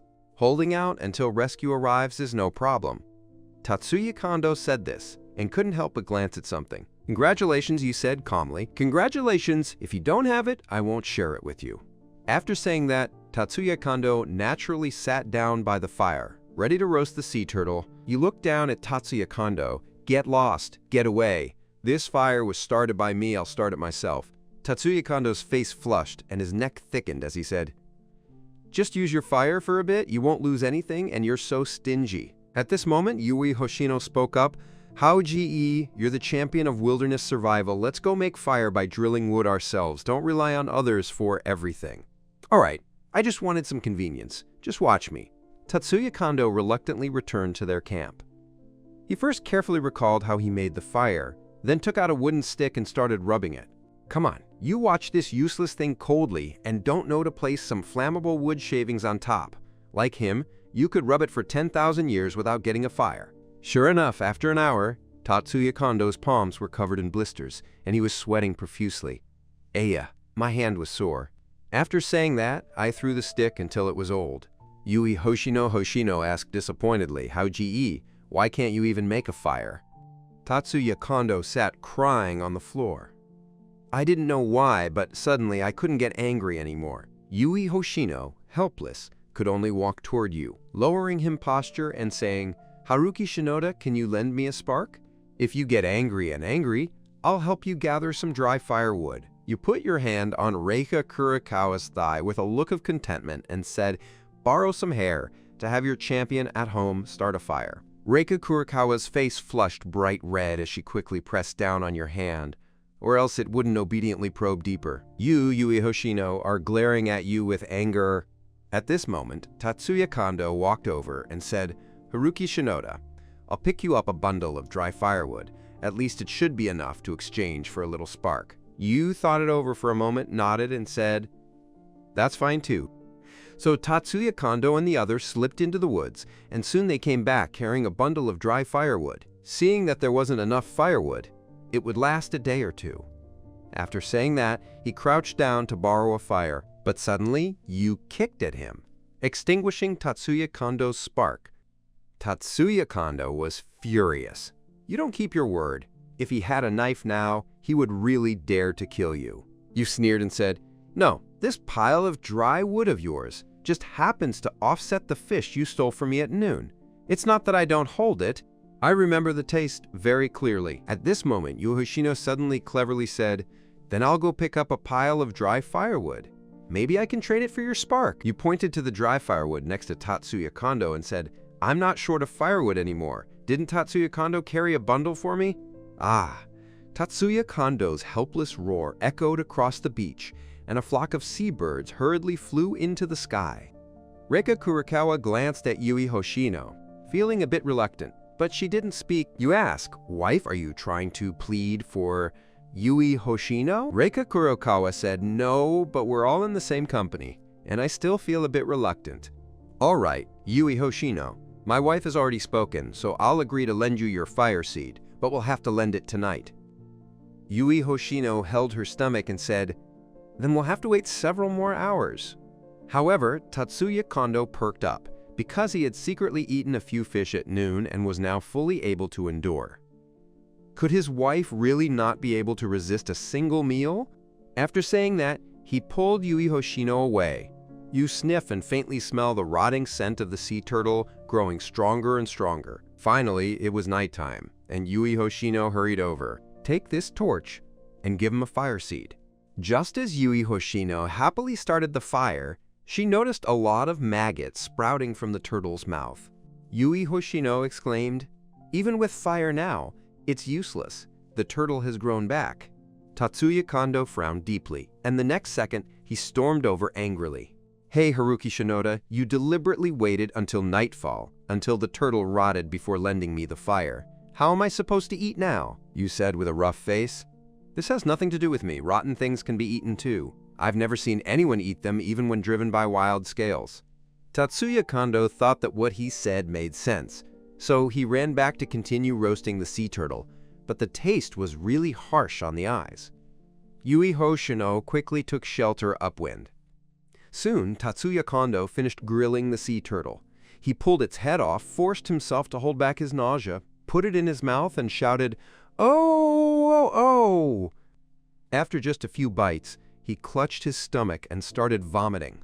You couldn't hold back any longer and burst out laughing. You really didn't expect Tatsuya Kondo to be so foolish, daring to eat maggots. Reika Kurokawa gently tapped your shoulder and said, "You're terrible," but the pressure felt like a massage. Yui Hoshino glanced at Tatsuya Kondo, then at you, gritted him teeth and strode over to you, asking, "Haruki Shinoda, can I follow you? You look troubled, isn't it?" "I'm afraid President Kurokawa will misunderstand, and I'm afraid your boyfriend will misunderstand," Yui Hoshino said emotionally. "Haruki Shinoda, although we broke up back then, deep down I have always loved you. Every night when I think of all our moments, I can't help but cry. Can you not disgust me?" You frowned deeply, as if you've swallowed a fly. Reika Kurokawa shook your shoulder and said, "Haruki Shinoda, what she said is true. After breaking up with you, she said she wasn't happy. Just help him. Then the two of us can serve you together, help you keep watch at night, help gather firewood, okay?" You shook your head strongly and said, "No, I'm a faithful man. How can I let two women serve me? That's too me." Reika Kurokawa pleaded, "Just consider it giving me some face, okay? You know, it's mainly because Yui Hoshino flatters him, making this naive sweetheart very happy. The truth is, she probably goes in and out of the club. My very wife, for your sake, I'll make things hard for myself. Who told me I love you?" After saying that, you looked at Yui Hoshino and said, "Yui Hoshino, I approve you joining my camp." When you talk to Yui Hoshino, your tone is very cold. This woman has no stance and follows whoever has money, so you have to be cautious. Yui Hoshino quickly squatted by the fire and said, "Great, Haruki Shinoda, I knew you still had feelings for me. Don't get carried away. I'll let you join so you can better take care of me and Reika Kurokawa. From now on, when we sleep at night, keep watch for us, hold leaves to help us drive away mosquitoes, and add dry wood to the fire. Don't let the fire go out.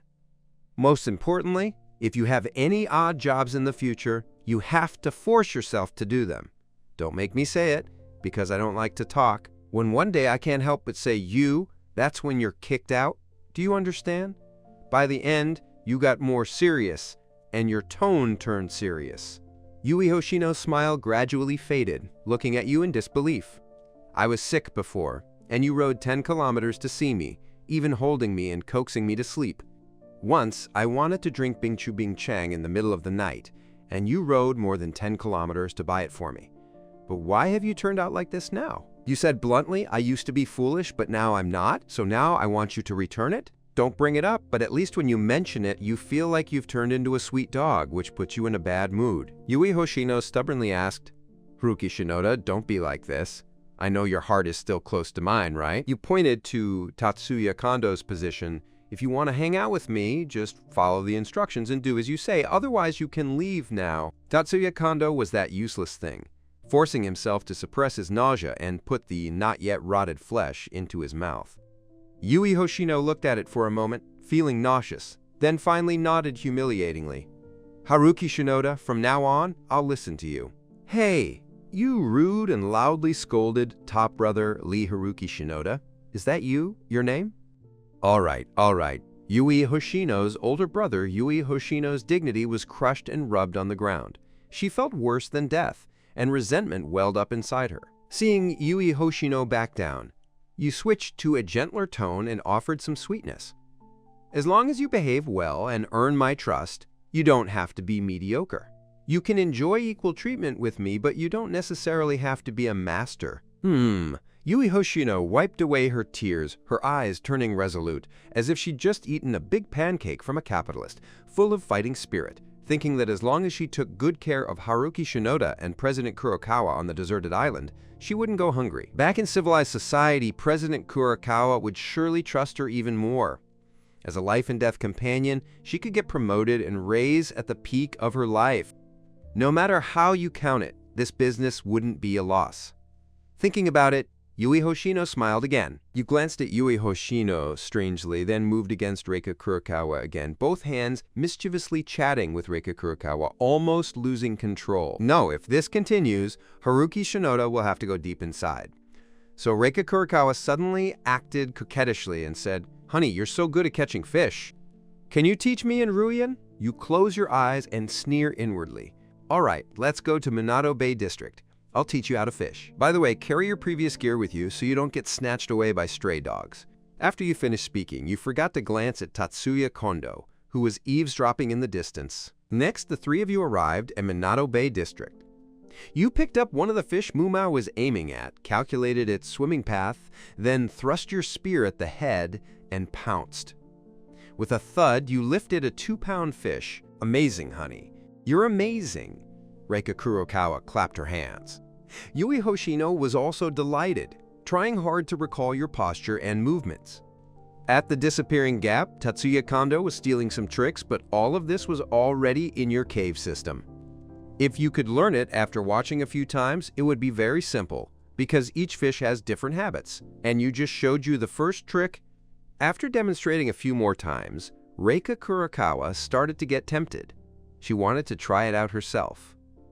At that moment, Tatsuya Kondo came out holding a Mumao turtle, his face full of confidence, and said, "Mrs. Shen, I just ate half a sea turtle and finally regained my strength. Now I can fish too." Reika Kurokawa looked skeptical, wondering if it was true. Yui Hoshino's eyes lit up with anticipation. After all, Tatsuya Kondo was a second-generation rich kid. He wanted to make long-term plans, so he couldn't just focus on basic needs and leave him to me. Tatsuya Kondo stood on a rock, imitating the gesture of a fish, aiming at its head. But this fish has different habits.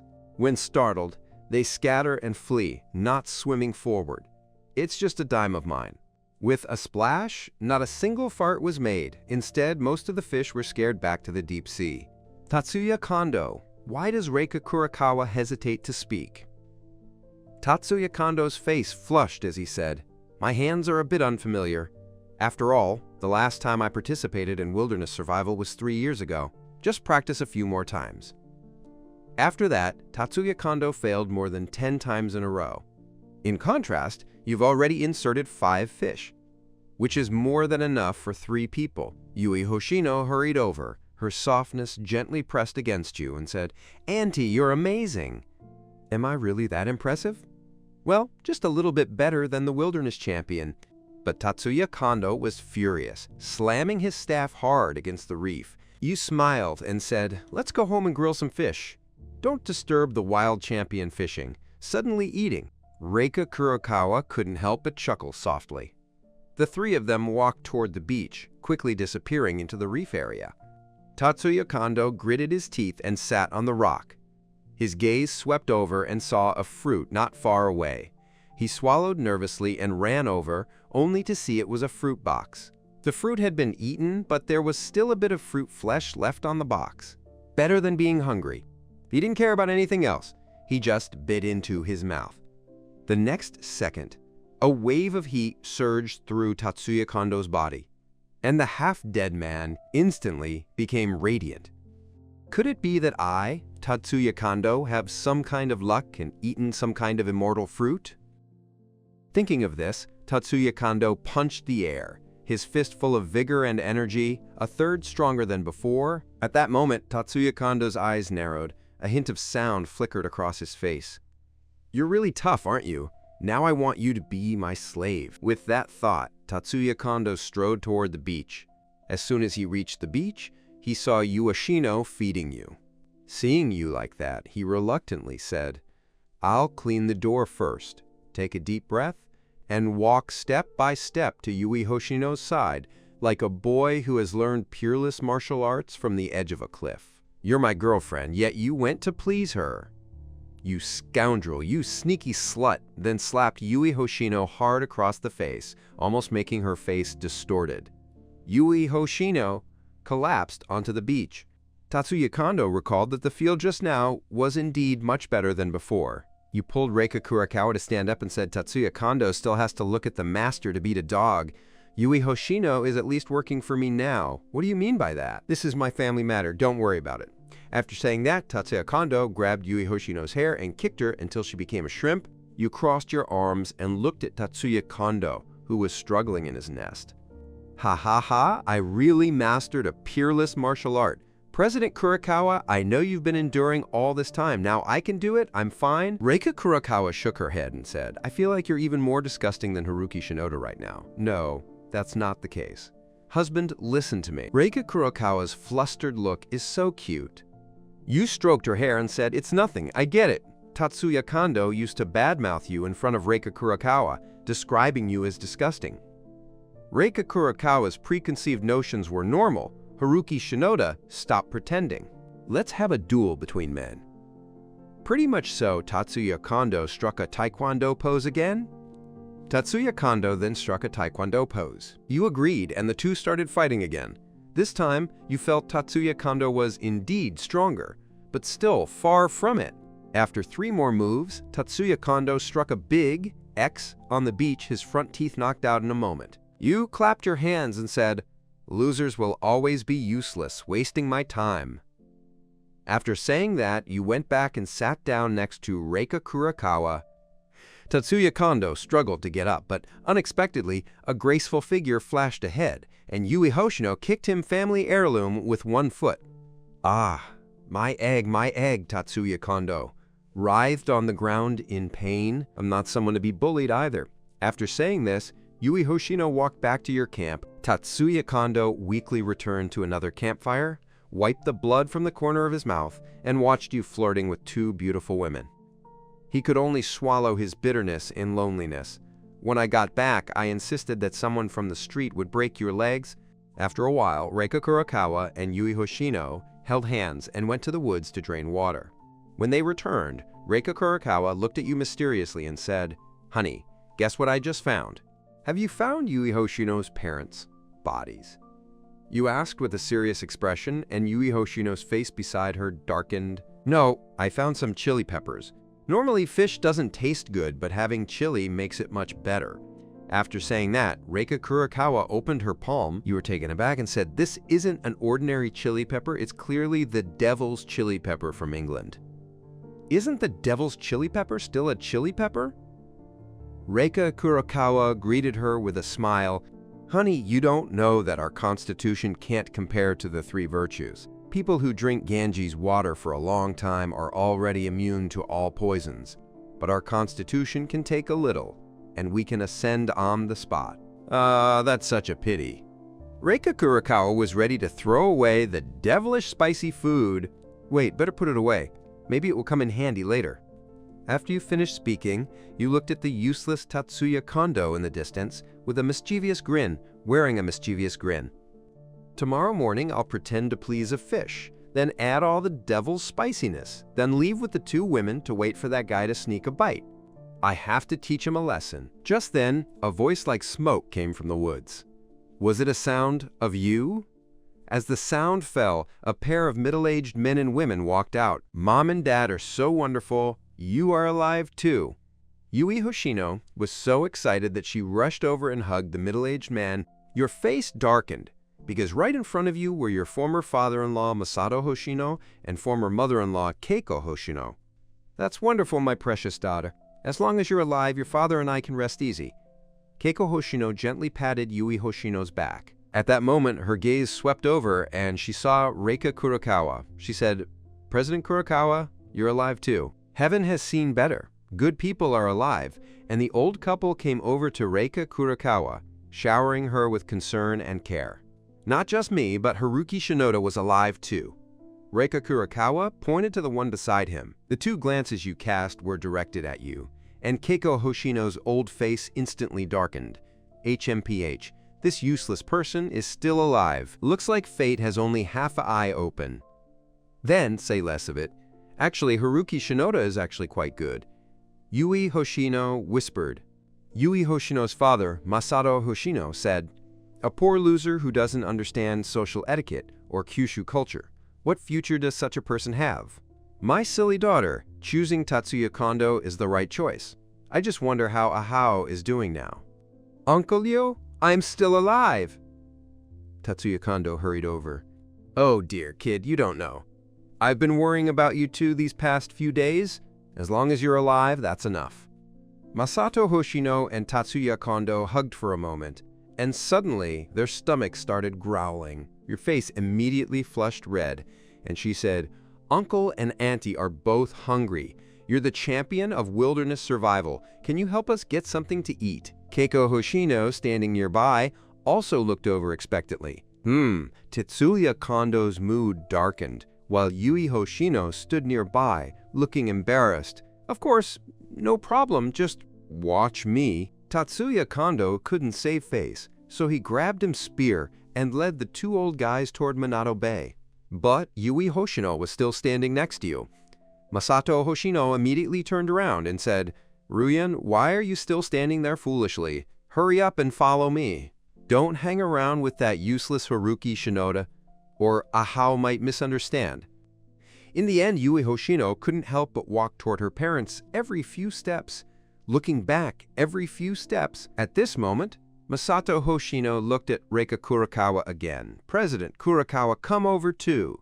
We're in cahoots, don't hang out with that guy." Reika Kurakawa sighed and shook her head vigorously to show her refusal. Keiko Hoshino said earnestly, "President Kurakawa, although you're the boss, you're still young. You need to stay away from scumbags. Don't you know how Haruki Shinoda lied to my daughter back then? Come over here and don't let this useless guy fool you." Haruki Shinoda. Actually, Haruki Shinoda is quite capable. He knows how to catch fish. Reika Kurakawa could only mention it simply. If you directly say Tatsuya Kondo is a real loser, maybe the old couple will turn against each other. You're so angry you can't help but blurt out, mother-in-law, "I don't like hearing what you said." Back then, Yui Hoshino and I were both consensual, and it was the first time she invited me out and asked me to pay for her. If it hit your mouth, it would be like I lied to her. Come on, does Ryu need you to pay the bill? There's no hope. People like you fuss over trivial matters like this and can't accomplish anything big. President Kurakawa, if you really won't come with us, then take care of yourself. After saying that, the four of them disappeared into the suburban city. Don't be angry, honey, I'll grill some fish for you. The sky is about to fly. Reika Kurakawa comforted you. You sat down indifferently, ate the fish, and finally the four of them returned, but Yui Hoshino's parents looked displeased. From a distance, I could hear Tatsuya Kondo making excuses. "I've been hungry for several meals, and Haruki Shinoda even knocked out an eyebrow and tooth. Otherwise, I would have caught a whole bunch of fish long ago." Keiko Hoshino comforted him weakly, saying, "Kid, you don't need to explain. Your uncle and I completely believe it. It's all your fault. That useless Haruki Shinoda actually beat you up like this. When we get back, I'll definitely call the police to catch him." The four of them sat beside another campfire, barely speaking. Yui Hoshino hesitated for a moment and denied it to you. "Daughter, what are you doing?" Masato Hoshino quickly called him back. "Dad, you've been hungry for so long. I'll go borrow 3 fish from Haruki Shinoda," Yui Hoshino said. "Don't ask him to lend anything. Masato Hoshino is someone who cares about his face at the company. How could I borrow something from a useless person?" However, Keiko Hoshino, standing nearby, pushed him and said, "Old man, eat your fill first. I'll see everything happening again. At worst, I'll apply to the board for a bigger bonus when I get back." "Well, I just think it's too embarrassing. The old guy is still mumbling." Yui Hoshino finally dawdled over. "Haruki Shinoda, could you lend me 2 fish? Borrow a bit, don't waste time. Hurry back, and you hold Reika Kurakawa with one arm and grill fish with the other." The 3 people in the distance were eavesdropping, and at this moment, Keiko Hoshino couldn't hold back any longer. She wouldn't even lend her 2 fish. What would she have to do to lend her fish? Masato Hoshino had always put on airs, but now he couldn't help but speak. "Wife, Ruyan, come back. We need to have backbone. Don't beg him." The mother and daughter had no choice but to go back and do their best to deal with Haruki Shinoda. You quickly grilled 2 fish, and you and Reika Kurakawa fed each other, growing very close. Masato Hoshino sighed. President Kurakawa was still too young. He would definitely regret it later. "Old man, what time do you still care? We should be solving the problem of eating," Keiko Hoshino said angrily. "How to solve this? We can only wait until Ahao recovers from his injuries before helping us catch fish," Ahao asked. Masato Hoshino asked. When? Once I recover from my injuries, I can catch fish." Tatsuya Kondo quickly nodded. He had eaten a Dead Sea turtle before and was still barely holding on. But Yui Hoshino's family couldn't hold on. It was nearly midnight, and the four of them started lying on the beach to sleep, curling up like worms. With no food in their stomachs, their body temperature was extremely low. The next day comes quickly, and you get up early. A trace of pity appeared on Reika Kurokawa's face as she said, "Honey, I'll help them catch a few fish." With that, she picked up her spear and dashed toward the Minato Bay area. After Reika Kurokawa completely disappeared, you finally sneered, put the remaining 3 fish on the fire to roast, took out the devil chili peppers and mashed them into cheese with stones. A pungent smell wafted over, and you immediately started crying. After the fish was grilled, you poured the devil's spiciness over the grilled fish, and the aroma instantly drifted far away. The four on the other side couldn't sleep, so they quietly attacked this side. You clutch your stomach, then look into the distance and say, "Oh no!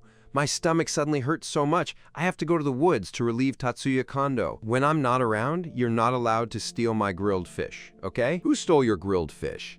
What kind of person am I, Tatsuya Kondo?" Tatsuya Kondo blushed and cursed back. Every sentence made you sneer inwardly, pretending to rush into the woods. After entering, you peeked through the gaps in the leaves toward the beach. The four of them stared intently at the 3 grilled fish, and after just 2 minutes, Tetsuya Kondo stood up. "Why do you really want to steal something?" Masato Hoshino cursed angrily but kept swallowing hard. Uncle, you just don't get involved. At worst, when we get back, we'll give him 100-fold back." After Tatsuya Kondo finished speaking, he ran off with the grilled fish that didn't look like it. After getting the fish, he didn't care about the burning heat and just swallowed it directly. Not only did he chew without even chewing, he didn't even bother to chew. "Good son-in-law, leave me some too," Keiko Hoshino shouted from afar. Because of hunger, her image as a beautiful woman was ruined. However, Tatsuya Kondo was just preoccupied with his words, often filling his mouth with nothing but ignoring his mother-in-law's words. In just a short while, Tatsuya Kondo had swallowed 3 raw fish. "Aha, why don't you know to leave me a little, Keiko Hoshino?" "I'm angry." "Sorry, I was too hungry just now and accidentally ate it all." Tatsuya Kondo looked very annoyed, and Keiko Hoshino was so angry he almost fainted. "Auntie, it's okay. Among the 4 of us, I'm the only one who can catch fish. As long as I'm full, I can catch lots of fish for you." After hearing Tatsuya Kondo's words, Keiko Hoshino fell silent, his expression growing even darker. You sensed the time was right, so you rushed out of the woods and said, "Tatsuya Kondo, you really can't change your habits. Did you steal my fish?" Tatsuya Kondo's eyes rolled and he said, "You're talking nonsense. I'm not the only one on this beach, and there are seabirds too. Oh, and seabirds steal food?" After saying that, Tatsuya Kondo felt his mouth swell a little. You looked at Tatsuya Kondo with a mischievous grin and said, "If it's a seabird, fine. After all, I just smeared it all over with devil chili peppers. After they eat it, they won't be able to poop for 3 days. Only then did Tatsuya Kondo realize that his mouth and stomach were burning with pain, and the sensation was growing stronger. Before he could finish speaking, he collapsed to the ground, clutching his stomach. Masato Hoshino and Yui Hoshino hurried over to ask about her situation. Keiko Hoshino swallowed nervously, then looked toward you in the distance. You were really so hungry she couldn't stand it. Gritting her teeth, she walked up to her and said, "Auntie, as long as you catch a few fish for us, I'll let Ruyin continue being with you when we get back." You shook your head and said, "Sorry, I no longer love her. So what exactly do you want to do to make you agree?" Keiko Hoshino suddenly changed her expression. You had eaten at her place before, and she keenly noticed that you often sneaked glances at her from behind. Keiko Hoshino is confident in her figure. Since marrying Masato Hoshino, she has hardly worked much. At 40, her figure and looks are no worse than a recent college graduate, and besides, she has experience that young girls lack. It's a waste of time. You shake your head vigorously, but your gaze slowly draws you to Keiko Hoshino. I have to admit, Keiko Hoshino's figure just can't compare to Yui Hoshino's. Keiko Hoshino understood this, and seized the moment and said, "Haruki Shinoda, good child, as long as you guarantee our food on the deserted island, you can ask for anything." Her words were full of teasing, making you feel a bit passionate inside. Indeed, it's normal for you to have some silly thoughts about Keiko Hoshino.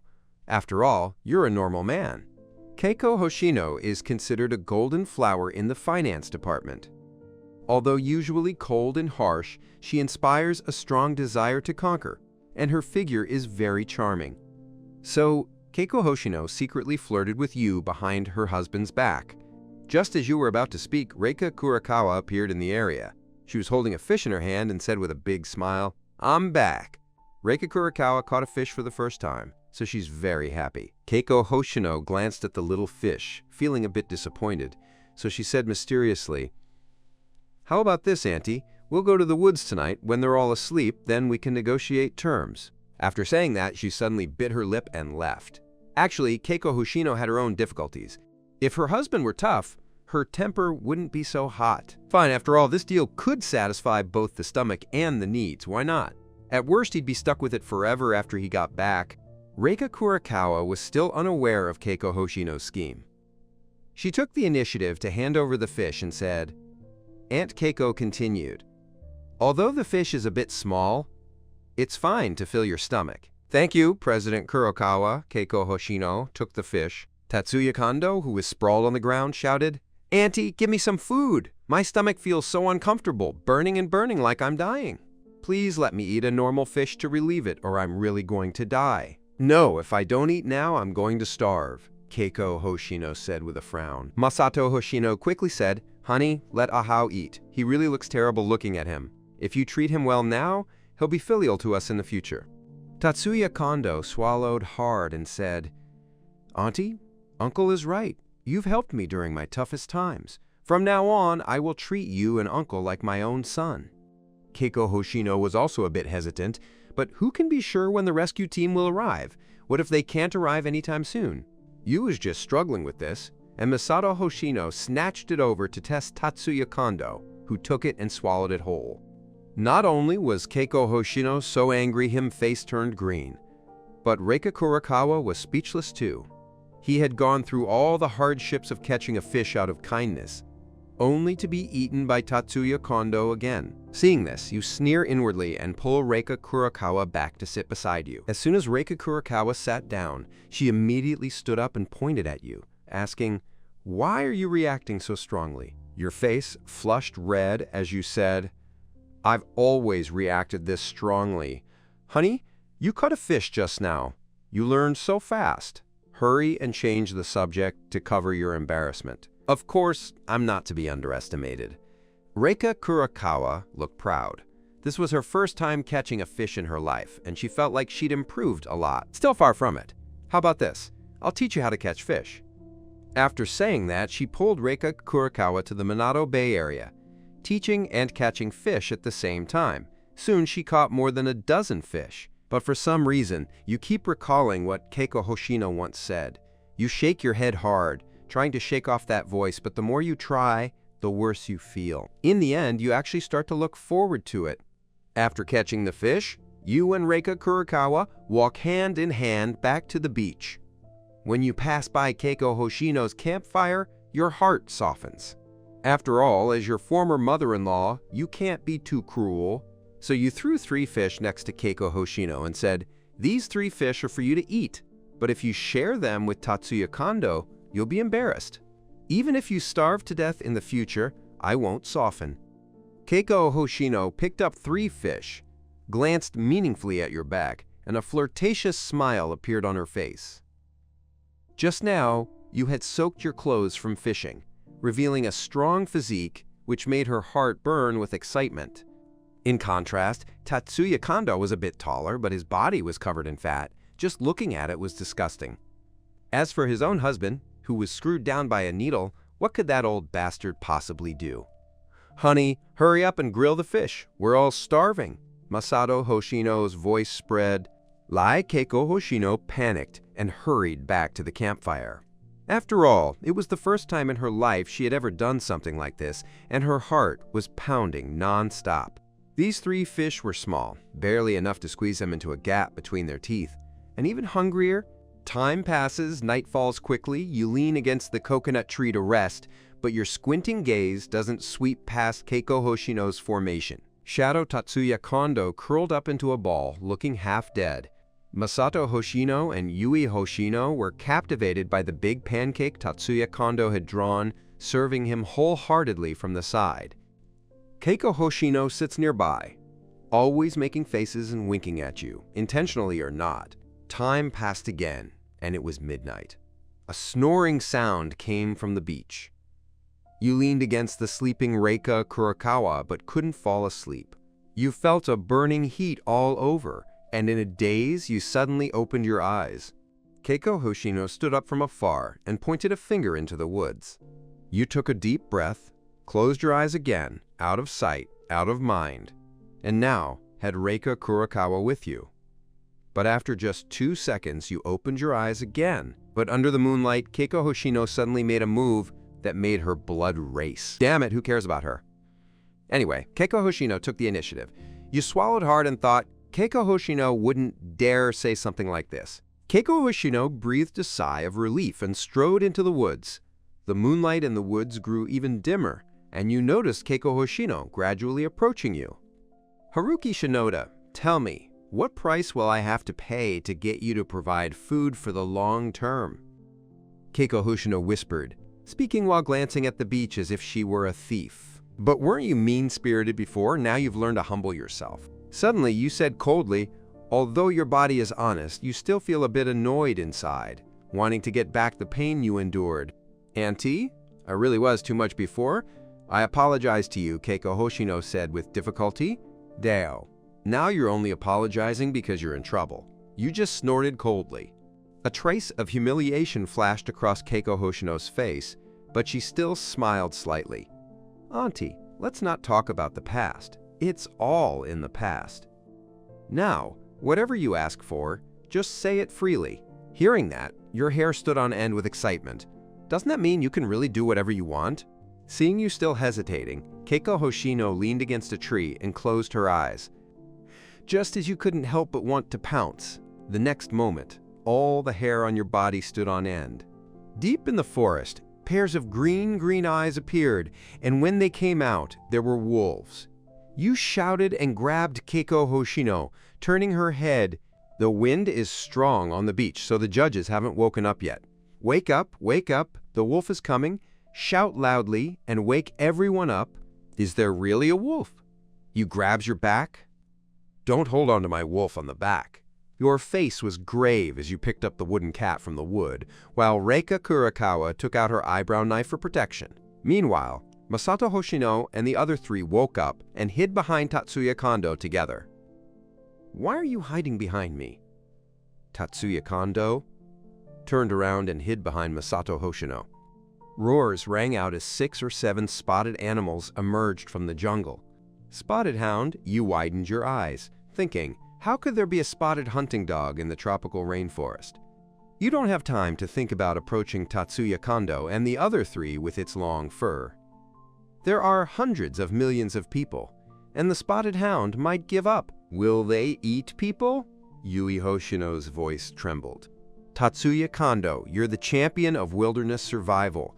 You may not know how to catch fish, but you should know how to deal with the spotted hunting dog, Keiko Hoshino asked. I don't know. When I was surviving in the wilderness, I never encountered such creatures. Tatsuya Kondo, that useless loser, started making excuses again. The others pressed their lips tightly together, too afraid to speak. You slowly raised Longfur and aimed at the Hound Queen. The next moment, Longfur thrust his hand and stabbed at her body. After a long cry, the Hound Queen was stung by the wooden cat, letting out a wailing cry. The other hounds, seeing the queen injured, fled into the woods. You don't have weapons in hand, and don't dare to chase them, only watching them disappear into the woods. Great, Haruki Shinoda. You drove the hunting dog away. The snake happily wrapped its arms around yours. That's right, Haruki Shinoda. You really do have some skills. Masato Hoshino has to give you a thumbs up too. Keiko Hoshino glanced at you, then at Tatsuya Kondo. Tatsuya Kondo, how come you can't compare to Haruki Shinoda in any way?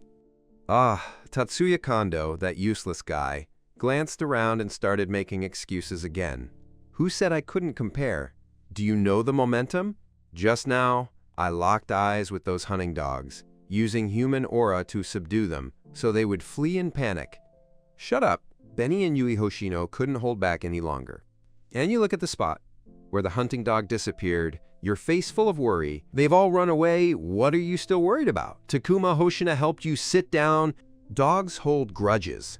I just injured the Hound Queen, and she'll come back for revenge sooner or later, so now it's much safer on the beach. There's one more thing you haven't said. It's impossible for a Brent hound to appear in the tropical rainforest. This place is strange and bizarre. Then, why didn't you just kill the Hound Queen directly? Tatsuya Kondo finally found a chance to question you loudly. Can you kill with wooden fur? You useless thing, don't talk. Just talking about it makes me furious. If you and I had been standing in front just now, the 2 wooden furs might really have killed the Hound Queen. Now, Dad, we have to relocate. Tatsuya Kondo fell silent, lowering his head and his eyes flickering. Auntie, then where are we going next? Masato Hoshino used the word us. Where you go isn't my business, but Mr. Shen and I need to go deep into the woods. It's best to find a cave, so it's less likely for bandhounds to snatch you away at night. Reika Kurokawa thought sweetly to herself. Haruki Shinoda only cared about her own life or death. Don't be like that. When facing the class hunting dogs, we have to unite. We can't keep forming cliques, Masato Hoshino said, looking fearful. You sneered. Forming cliques is a trick Masato Hoshino often uses in the company, isn't it? But you don't dwell on it, because facing packs of hunting dogs really requires unity. All right, I'll assign the duties. After speaking, you stand on a rock. Tonight, Tatsuya Kondo and Masato Hoshino will be on watch. Tonight, I'll rest with the 3 women. Early tomorrow morning, we'll look for a cave we can defend. No objections, right? Tatsuya Kondo, that useless loser, was the first to object. Why does he actually treat you as a leader? If you don't listen, then tomorrow, don't stay on the beach with us. You said bluntly. Tatsuya Kondo finally shut up. Being alone on a deserted island meant death. Next, you and the 3 women gather around the fire to sleep, while Tatsuya Kondo and Masato Hoshino stand guard near the woods. Uncle, don't worry. Once I enter the jungle, I can really show my skills. I'm definitely not worse than Haruki Shinoda, because I'm participating in jungle survival, not beach survival. So Haruki Shinoda was only a bit better than me on the beach. Tatsuya Kondo, that useless guy, was still hiding his own incompetence, while Masato Hoshino nodded perfunctorily. You had just slept a while when you saw Keiko Hoshino waving at you. You thought Keiko Hoshino had a clever plan, so you walked past. Go to Haruki Shinoda. But it didn't work out, just now. Once we find a stable camp, I won't treat you unfairly. When the time comes, feel free to say whatever Keiko Hoshino says. Hearing this, you couldn't help but get excited again. That moment when you hugged Keiko Hoshino just now really left you wanting to remember. Let's talk about it later. You replied, then hugged the sleeping you again. Time passed slowly. At last, dawn broke. You were the first to wake up, only to see Tatsuya Kondo snoring near the woods, while only Masato Hoshino was still holding his ground, cooking a wooden stick. You immediately flew into a rage, ready to scold Tatsuya Kondo, but your eyes quickly shifted and you dismissed the idea. Wake up, keep your voice down, don't wake Tatsuya Kondo. Wake up the 3 women, then walk over and nudge Masato Hoshino. You whispered, the 5 of us will head deeper into the woods now. It's cool in the morning, and it's not hot to walk in. By noon, the woods feel like a steamer. Not bringing Tatsuya Kondo? Masato Hoshino pointed at the sleeping Tatsuya Kondo. This useless guy is useless, and bringing him along is a burden. If you want to take him along, we'll have no choice but to break up. You threatened Masato Hoshino. All right, Masato Hoshino nodded with difficulty. So the 5 of you start preparing. You use an eyebrow knife to cut some bark and wrap it from your ankles all the way down to below your knees. What are you doing? Reika Kurokawa asked curiously. The forest is full of thorns, so the brambles protect your calves from being scratched, you explain. So the other 4 began to imitate for an hour. After an hour, they tied their calves together. Reika Kurokawa was more ambiguous, not only wrapping her calves, but also wrapping her hands with tree bark. Set out, pick up your only wooden spear, and lead the way, with the other 4 following behind. This is an island where the climate is suppressed. The ground is covered in thorns and weeds, mostly hardwood and green bridge trees. Fortunately, you took precautions in advance, or the thorns would scrape your calves until they were bloody and bloody. So tired, you walked up front once and you're already sweating profusely. Let's take turns clearing the way. You're an important person and can't get tired. After saying this, Reika Kurakawa took the initiative to walk ahead. However, you held him back and said to Masato Hoshino, "Masato Hoshino, go clear the way." Masato Hoshino was just about to nod when suddenly a sizzling sound came from behind. "Is this a spotted hunting dog?" The four of them were so scared they quickly gathered in your direction. But you saw the weeds being pulled aside and the path out of Tatsuya Kondo's trash. When he saw the main group, his eyes immediately turned red. He had just woken up and was the only one on the beach. "Why did you leave me in my room? You're so angry you're coughing up blood?" But unexpectedly, that useless Tatsuya Kondo caught up to you. The priest keeps shouting, "Shut up, I'll lure the carnivores here. I won't let you off." Tatsuya Kondo quickly covered his mouth. He had been so desperate just now that he couldn't hold back. "You came just in time to clear the way ahead, and you pointed ahead," Tatsuya Kondo snapped. "Why should you definitely come up with the bad idea just now? And now you're still hoping I'll clear the way. You cold, saying you can't clear the way, next time I'll abandon you because you have no value." Tatsuya Kondo gritted his teeth and finally went ahead to clear the way. But the guy had no protective cloth on his legs, so in no time he was scraped by sharp thorns and bleeding profusely. After walking 2 li deeper, your expression shifted and you pointed to the left side. Tatsuya Kondo Hao headed toward Hao Hao, and the left side cleared the way. There should be a water source there, because you saw wild bamboo in the distance on the left. Bamboo absorbs water. Maybe there's a water source there. After nearly an hour, everyone was drenched in sweat, especially Keiko Hoshino, who clung tightly to her clothes, exposing her 2 silhouettes to the air. Chiori Kurosawa urged, "It's so hot, Tatsuya Kondo, hurry up and clear the way." Tatsuya Kondo was furious inside, waiting for me to find a chance to take down you, you wretch. After another 20 minutes, you finally got close to the wild bamboo. Listening closely, you listened to the sound of water flowing behind it. You rushed over and pulled open 2 wild bamboo stalks. On the other side of the bamboo appeared a winding, flowing stream, its water clear and pure, filled with countless fish struggling to fulfill their long-cherished wishes. The others also walked over, looking ahead with delight. "Ha ha ha! Great! I haven't showered in days!" Shimon stumbled over, first scooped up the stream water and took a sip, then waved at you. "Come on, this stream water is sweet." With a simple sound, Tatsuya Kondo leapt into the creek. The once clear creek instantly became murky. "Ha ha ha, so cool!" He had just cleared the way and almost got heat stroke. Tatsuya Kondo rolled around in the creek, and the downstream water instantly turned into muddy soup. You really want to kill him with a stick, but this loser still has some value in clearing the way. Save it for now. Let him be cannon fodder when danger comes. The 5 of them walked upstream. Kyohei Ishikawa, you took a sip of the stream. The water was indeed sweet, likely a stream formed by mountain spring water rich in various minerals. Reika Kurakawa placed the cute young bamboo in the stream, kicking the water around. Suddenly, she leaned close to your ear and whispered something in your ear, startling you. Your eyes widened and you quickly pressed down on your pants. Brother Reika Kurakawa let out a burst of silver laughter. Keiko Hoshino stood in the creek, lifted her skirt to reveal 2 sections of snow-white calves, and slowly washed them with water absorption. After washing, she looked at you with a meaningful look. Taking a deep breath, you start to survey the terrain around you. Animals usually come to drink near water sources at midnight, so this place is actually more dangerous. Everyone, hurry and wash up. After 3 hours, we'll continue deeper into the forest to see if we can find a cave or a crevice in the rocks. Wait, are you really leaving? The 3 women immediately refused. Women love cleanliness and couldn't walk as soon as they saw Tamsui.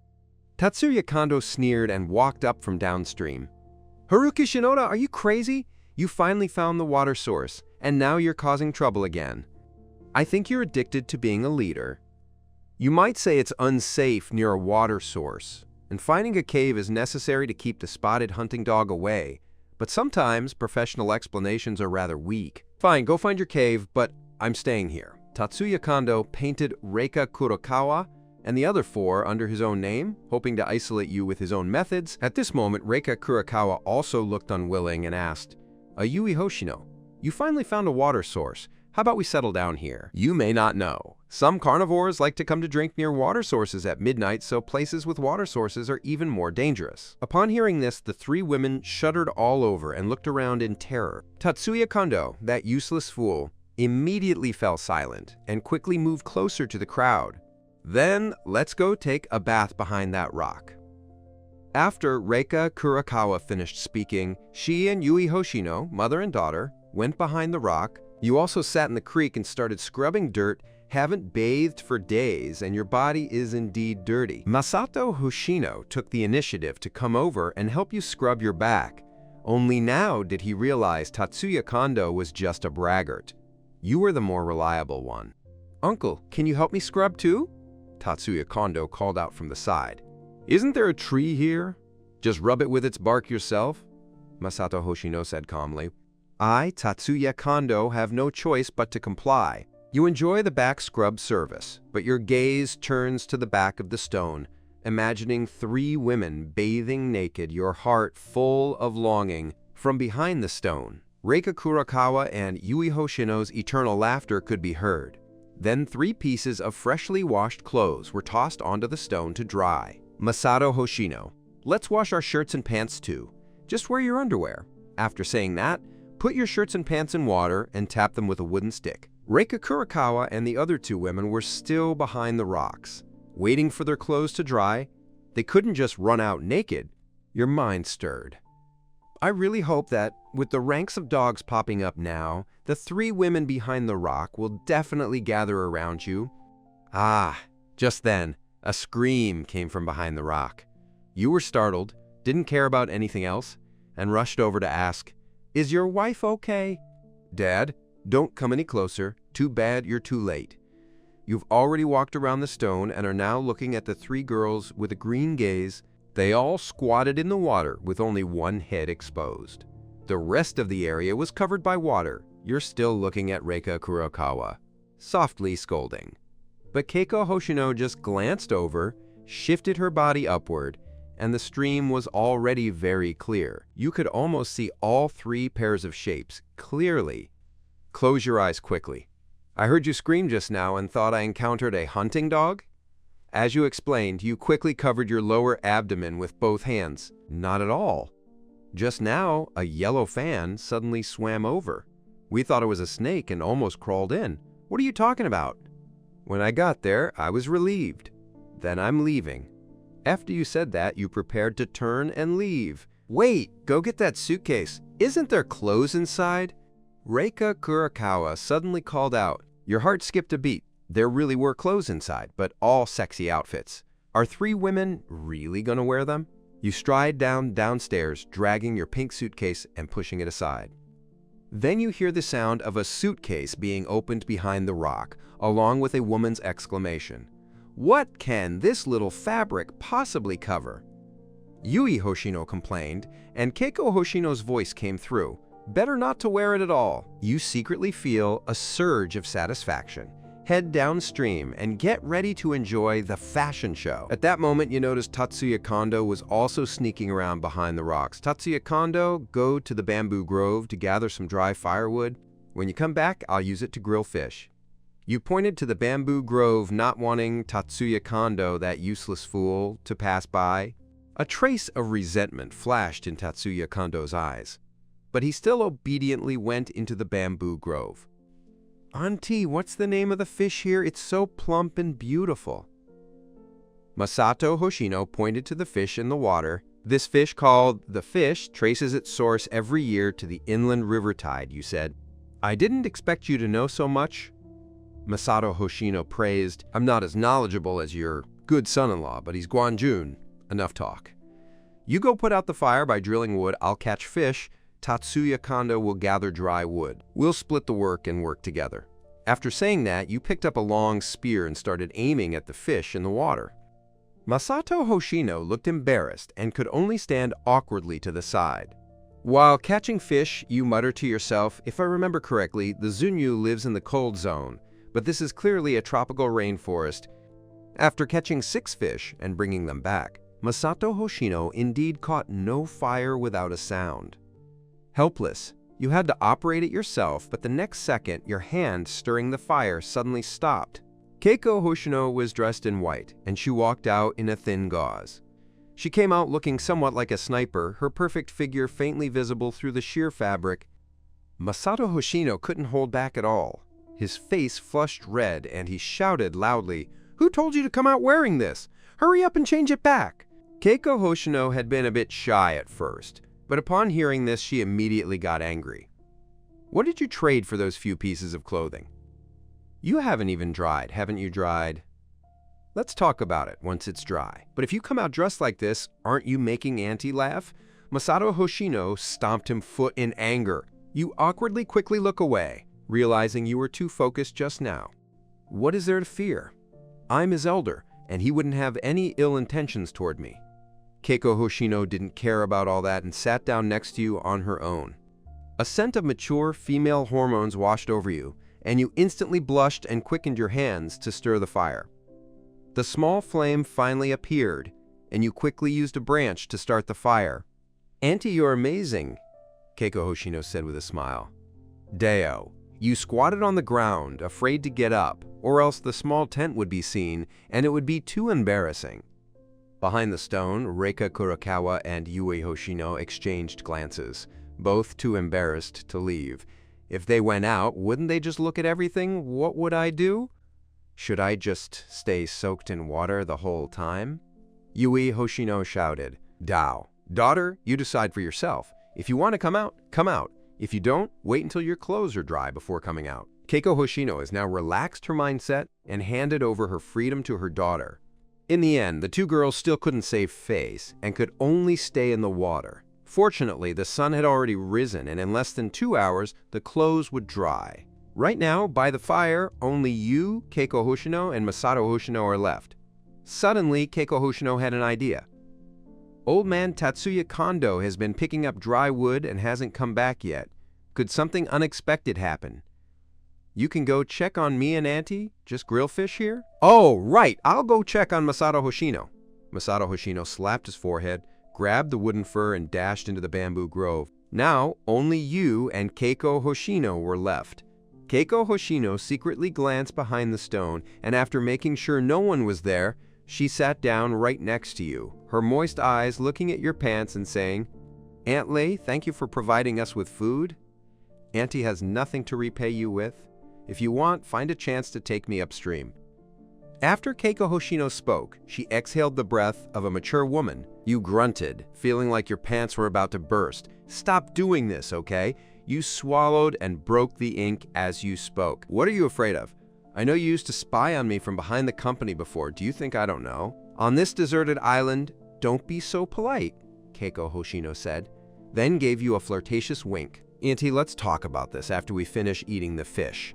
My mind is a mess right now." You struggled to say it, almost agreeing outright. "It's fine, don't worry. Only you and I know. See, I'm not worse than those female college students. You can take some interest now, and no one will see you." After Keiko Hoshino finished speaking, she leaned over to you. Just then, Tatsuya Kondo's voice came from the bamboo grove. "Uncle, I must have fallen asleep just now because I was too tired, so please don't blame me." "Ah, Auntie, how can you be so useless? You can't get anything done. You can fall asleep just by picking up some dry firewood." As soon as he finished speaking, the two of them returned, leaving only Masato Hoshino holding a small bundle of dry firewood. "You and Keiko Hoshino have already separated, pretending to chat about trivial topics. Auntie, can you help me stick this fish into a branch?" I immediately thought, oh, Haruki Shinoda took the branch and the fish, pushed it in forcefully, and finally got it in. Masato Hoshino looked at the warm scene between the two, a faint smile appearing on his face. It was his wife who was truly a master at socializing. As long as she was there, Haruki Shinoda would help him catch fish. The fish was finally grilled, giving off a rich aroma. Yu behind the stone sniffed. "President Kurokawa, let's put on our coats first. The clothes underneath aren't dry yet, so let's keep them hanging for now." Yui Hoshino suggested one more dish. Wouldn't anyone notice? Reika Kurakawa was a bit resistant. If it were just you outside, she might not even need to wear it. But with Masato Hoshino and Tatsuya Kondo, that useless guy, outside, he was somewhat reluctant. Actually, you just carried her up so she wouldn't notice. Yui Hoshino chuckled softly and took the initiative to put on her coat. Reika Kurakawa was so hungry, she could only obediently comply. You arranged a few grilled fish and then called out behind the rock, "Honey, come out!" And just as you said a few words, your eyes widened. The two women had already walked out from behind the rocks. As they walked, they wobbled with their quilts and swayed. Although they couldn't see clearly, they still had some outlines. Not good, stand up quickly to block Tatsuya Kondo and Masato Hoshino's view. Masato Hoshino, Tatsuya Kondo, you're being eaten fish by the fire. Without my permission, you're not allowed to turn around. Masato Hoshino turned his back decisively, but Tatsuya Kondo looked unwilling. Why is Yui Hoshino my girlfriend? Why can't I watch her? If you insist on watching me, next time I'll abandon you and threaten you. Tatsuya Kondo could only turn his back. Right now, all he wanted was to kill him. You, Reika Kurakawa, and Yui Hoshino saw the two men turn their backs and finally walk out with their heads held high. Your eyes instantly turned red. Eat the fish, and I've already grilled it for you. You pointed to the fish on the ground. However, Keiko Hoshino's eyes darted around. She tore off a piece of fish meat, blew on it at her lips, blew on it, and handed it to you. You're a bit embarrassed. Reika Kurakawa is still standing nearby, and Keiko Hoshino is way too bold. Haruki Shinoda, we rely entirely on you, so serving you is only natural. Go ahead and eat. I've already cooled you, Keiko Hoshino said with a smile, every move revealing the charm of a mature woman. Yui Hoshino saw her mother's style and understood that without a daughter, they would all die. So she tore off a piece of fish meat, blew it at her lips, and brought it to her side. You swallowed hard. Although you really wanted to eat it, you had to consider Reika Kurakawa's face. Sure enough, Reika Kurakawa's expression changed. Takei, grab your arm with the bowl. All right, you all eat yourselves. I'll have Reika Kurakawa serve me, and you can only refuse with difficulty. Keiko Hoshino wasn't jealous, chuckled softly, and started eating herself. Only Yui Hoshino looked displeased. Haruki Shinoda used to be him simp, so why was Reika Kurakawa now monopolizing him alone? Reika Kurakawa felt a sweet smile in his heart. She knew Haruki Shinoda only needed him to serve him, proving that my status in his heart was irreplaceable. So he tore off a piece of fish and fed it to Lee in the gentlest way. Yee, you're feeling great now.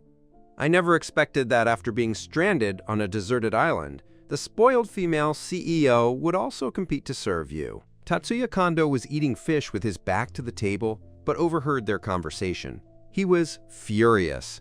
How could a loser like him win the favor of three beautiful women at once, while he, a dignified, rich second generation, couldn't even glance at him? Masato Hoshino was quite open-minded. He thought Keiko Hoshino was just trying to please him for food, and he didn't think there was anything going on between them. The fish quickly finished eating, and the clothes were basically dry. The three women went to get the clothes and put them on. Now that we're full and satisfied, is it time to look for the cave? Tatsuya Kondo, go ahead and clear the way you said. All right. Tatsuya Kondo suddenly became gentle. Keiko Hoshino glanced at you. Then suddenly her eyes darted and said, I think we should split up, with two groups heading upstream and downstream. The last two stayed here. Silhouette picture. Auntie, what do you think? After saying that, Keiko Hoshino quietly gave you a flirtatious wink. Your heart suddenly burned with excitement. You had to admit that what your mother-in-law said was right. Splitting up and finding the cave would give you a higher chance. Of course, you were only thinking about finding the cave, so you couldn't have any other thoughts. Aunt Keiko has a point. How about this? I'll assign tasks. Masato Hoshino and Tatsuya Kondo head downstream to find a cave. Reika Kurakawa and Yui Hoshino will guard the house, and Aunt Keiko and I will head upstream. No objections, right? Masato Hoshino frowned and said, Auntie, I'll team up with my wife. You and Tatsuya Kondo. Your face flushed red. Just as you were about to agree, Keiko Hoshino beat you to it. Auntie and Tatsuya Kondo were together, and they probably started fighting before they even found the cave. But you and Tatsuya Kondo are different. You two get along well and can be together, while I, your former mother-in-law, now have a good relationship with Auntie, so we can be together. Wife, you still know how to coordinate. Masato Hoshino agreed to come down and take Tatsuya Kondo downstream first. Keiko Hoshino looked again, her face flushed. Let's go, Auntie. Let's go find the cave too. Ideally, there's water next to the cave. All right, blushing. You stood up and walked upstream with Keiko Hoshino. Next to the cave, you really need a water source, so you won't have to walk far to get it, and bathing and drinking will be much easier. The two walked upstream along the creek, where there were many animal footprints and droppings, showing that the water source was even more dangerous. Keiko Hoshino walked ahead, her perfect figure gently swaying, while you followed behind, focusing your attention on the bamboo grove by the shore. After slipping away for a while, Keiko Hoshino suddenly turned to glance downstream, and the figures of President Kurokawa and her daughter completely disappeared. She had nothing to pretend about and just looked directly at your pants. The next moment, she covered her mouth, her eyes filled with a hint of secret joy in her terrified eyes. You felt a bit proud. As a child, bathing in the river made her look down on the whole village, and as an adult, it was even more so. She could almost go abroad and look around the world. When she was with Yui Hoshino, she begged for mercy every day. Haruki Shinoda, do you want to be in the water or on the shore? I think it's better to be in the water, Keiko Hoshino watched with eager eyes. You, however, suddenly looked toward the bamboo grove. For some reason, you sensed a noise inside. Haruki, let's head upstream. It's still a bit unsafe here, you said. However, Keiko Hoshino misunderstood you. She thought you were afraid your voice would be too loud, and the gods downstream would hear you. Haruki listened to you, then walked upstream again. You started to feel more and more uneasy. Ever since you ate that white fruit, your sixth sense had improved a lot. It seemed as if something in the bamboo forest was watching you. You called out to Keiko Hoshino, who was already feeling uncomfortable. Hearing this, she immediately turned around and grabbed your pants. That's not what I meant. Although you feel good inside, you rationally removed Keiko Hoshino's hand and whispered, I felt something in the woods was watching us, so I pretended to go into the bamboo grove to take a look. If you say so, Keiko Hoshino might be at a loss. Could it be my husband and Tatsuya Kondo? It probably isn't you. Just wait here for me to take a look. After saying that, you picked up your wooden hair and walked into the bamboo grove. Sure enough, a patch of weeds had been crushed, along with a trail of small human footprints. You followed the footprints, suddenly looked at a 2-meter-tall weed and came out for me. Otherwise, I'll shoot you with my spear. After saying that, you raised your spear. Wait, don't shoot! A terrified sound rang out, and a girl in tattered clothes ran out. You look closely. The girl is about 14 or 15 years old, her short skirt so torn that it's down to her knees, covering the thigh and still bleeding. Were you just watching me? You put down your spear and asked, The girl had a baby face and chubby cheeks, looking very cute, but at that moment, her face was filled only with fear. Why can't you sneak it out? You asked. I was afraid you might be a bad person, but I didn't expect this little girl, though young, to be so cautious. Don't worry, I'm a good person. Come with me. Look at such a cute little girl. You truly love her from the bottom of your heart. The little girl hesitated for a moment, but still followed you out. Keiko Hoshino had been observing the bamboo grove, but saw you walk out, carrying a third wheel. She let out a desperate sigh in her heart. Judging by the situation, it seemed she wouldn't be able to get her wish again today. My mother-in-law didn't expect to find another companion. She's quite pitiful. If we don't help her, she'll die? Keiko Hoshino sighed. Little sister, the three of us will walk upstream for a while and see if we can find a cave or a crevice in the rocks. After an hour, we'll come back and I'll grill shark fin for you. You showed a loving smile like a father's. After all, this little girl is just too adorable. The little girl's senses were very sharp. She felt you weren't a bad person. Next, the little girl sensibly cleared the way ahead, which actually freed you and Keiko Hoshino a bit more. Keiko Hoshino immediately walked side by side with you. Auntie, it seems today won't work. Keiko Hoshino snuggled up against you, making you look worse again. Come on, don't be like this. For now, I need to save my energy for finding the cave and wait until we settle down. By then, I'll have plenty of time. Yes, then you'll have time. When you see that little girl in front, I can help you with her mental work." Keiko Hoshino suddenly said. Your expression changed instantly. Auntie wouldn't dare say anything like that. She's still just a kid. If you keep this up, I'm going to lose my temper. You think you still have your principles. All right, I understand. You might think about how young you still can't let go. In ancient times, many girls married at 13 or 14. This is another deserted island, so there's no need to use the civilized society model as an example. I couldn't be bothered to tell you. To cover up your embarrassment, you stepped forward and switched the little girl back. You walked upstream for a full 5 kilometers, stopped, and finally found the source of the stream. A waterfall flowed down from halfway up the mountain, and beside it was a huge crevice. Walking through the crevice, you could probably use it as a foothold. You and the 2 women walked into the crevice. The further you go, the narrower it gets. After 10 meters, you can't get in at all. But with just 10 meters, it's still enough to accommodate all of you, though it's still a bit tight. What is this? The little girl suddenly picked up a helmet. Hurry up and take a look. The helmet has turned bluish black, and you can't see its original appearance. This looks a bit like the helmet of German soldiers in World War II. You might be wondering if German troops ever set foot on this little island back then, i.e., this helmet could be used as a marching pot. Boiling water to boil fish soup, and Keiko Hoshino's eyes would shine. Then let's just hold on, we'll go back and call the others over. After we settle here, you take the 2 women and quickly head downstream. You've only walked a mile. Your face changes dramatically, and you quickly make a low-voiced gesture to make the 2 women crouch in the grass. A huge black bear was filling water by the creek, its yellow eyes alertly watching its surroundings without making a sound. Cover the 2 women's mouths, or they'll scream. After drinking some water, the black bear waded across the creek and disappeared into the bamboo grove across the way. You waited another 10 minutes before finally standing up from the grass.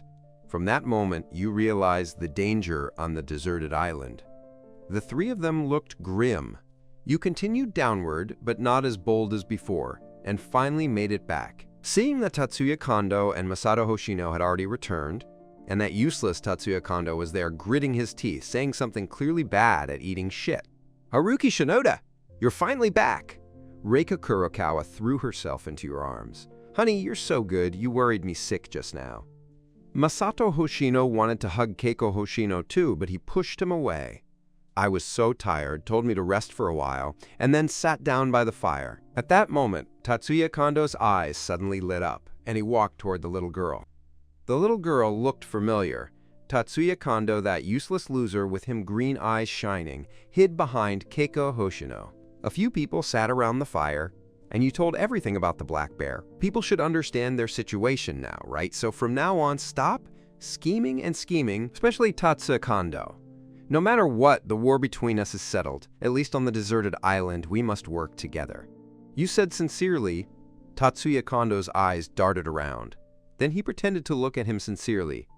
"Yige, from now on, we'll all listen to you. You're our boss." You nodded and looked at the little girl. "My name is Haruki Shinoda." "What's your name?" "I'm talking about it." "My name is Toma Inoue." You almost burst out laughing. What a cute name. It really matches her looks.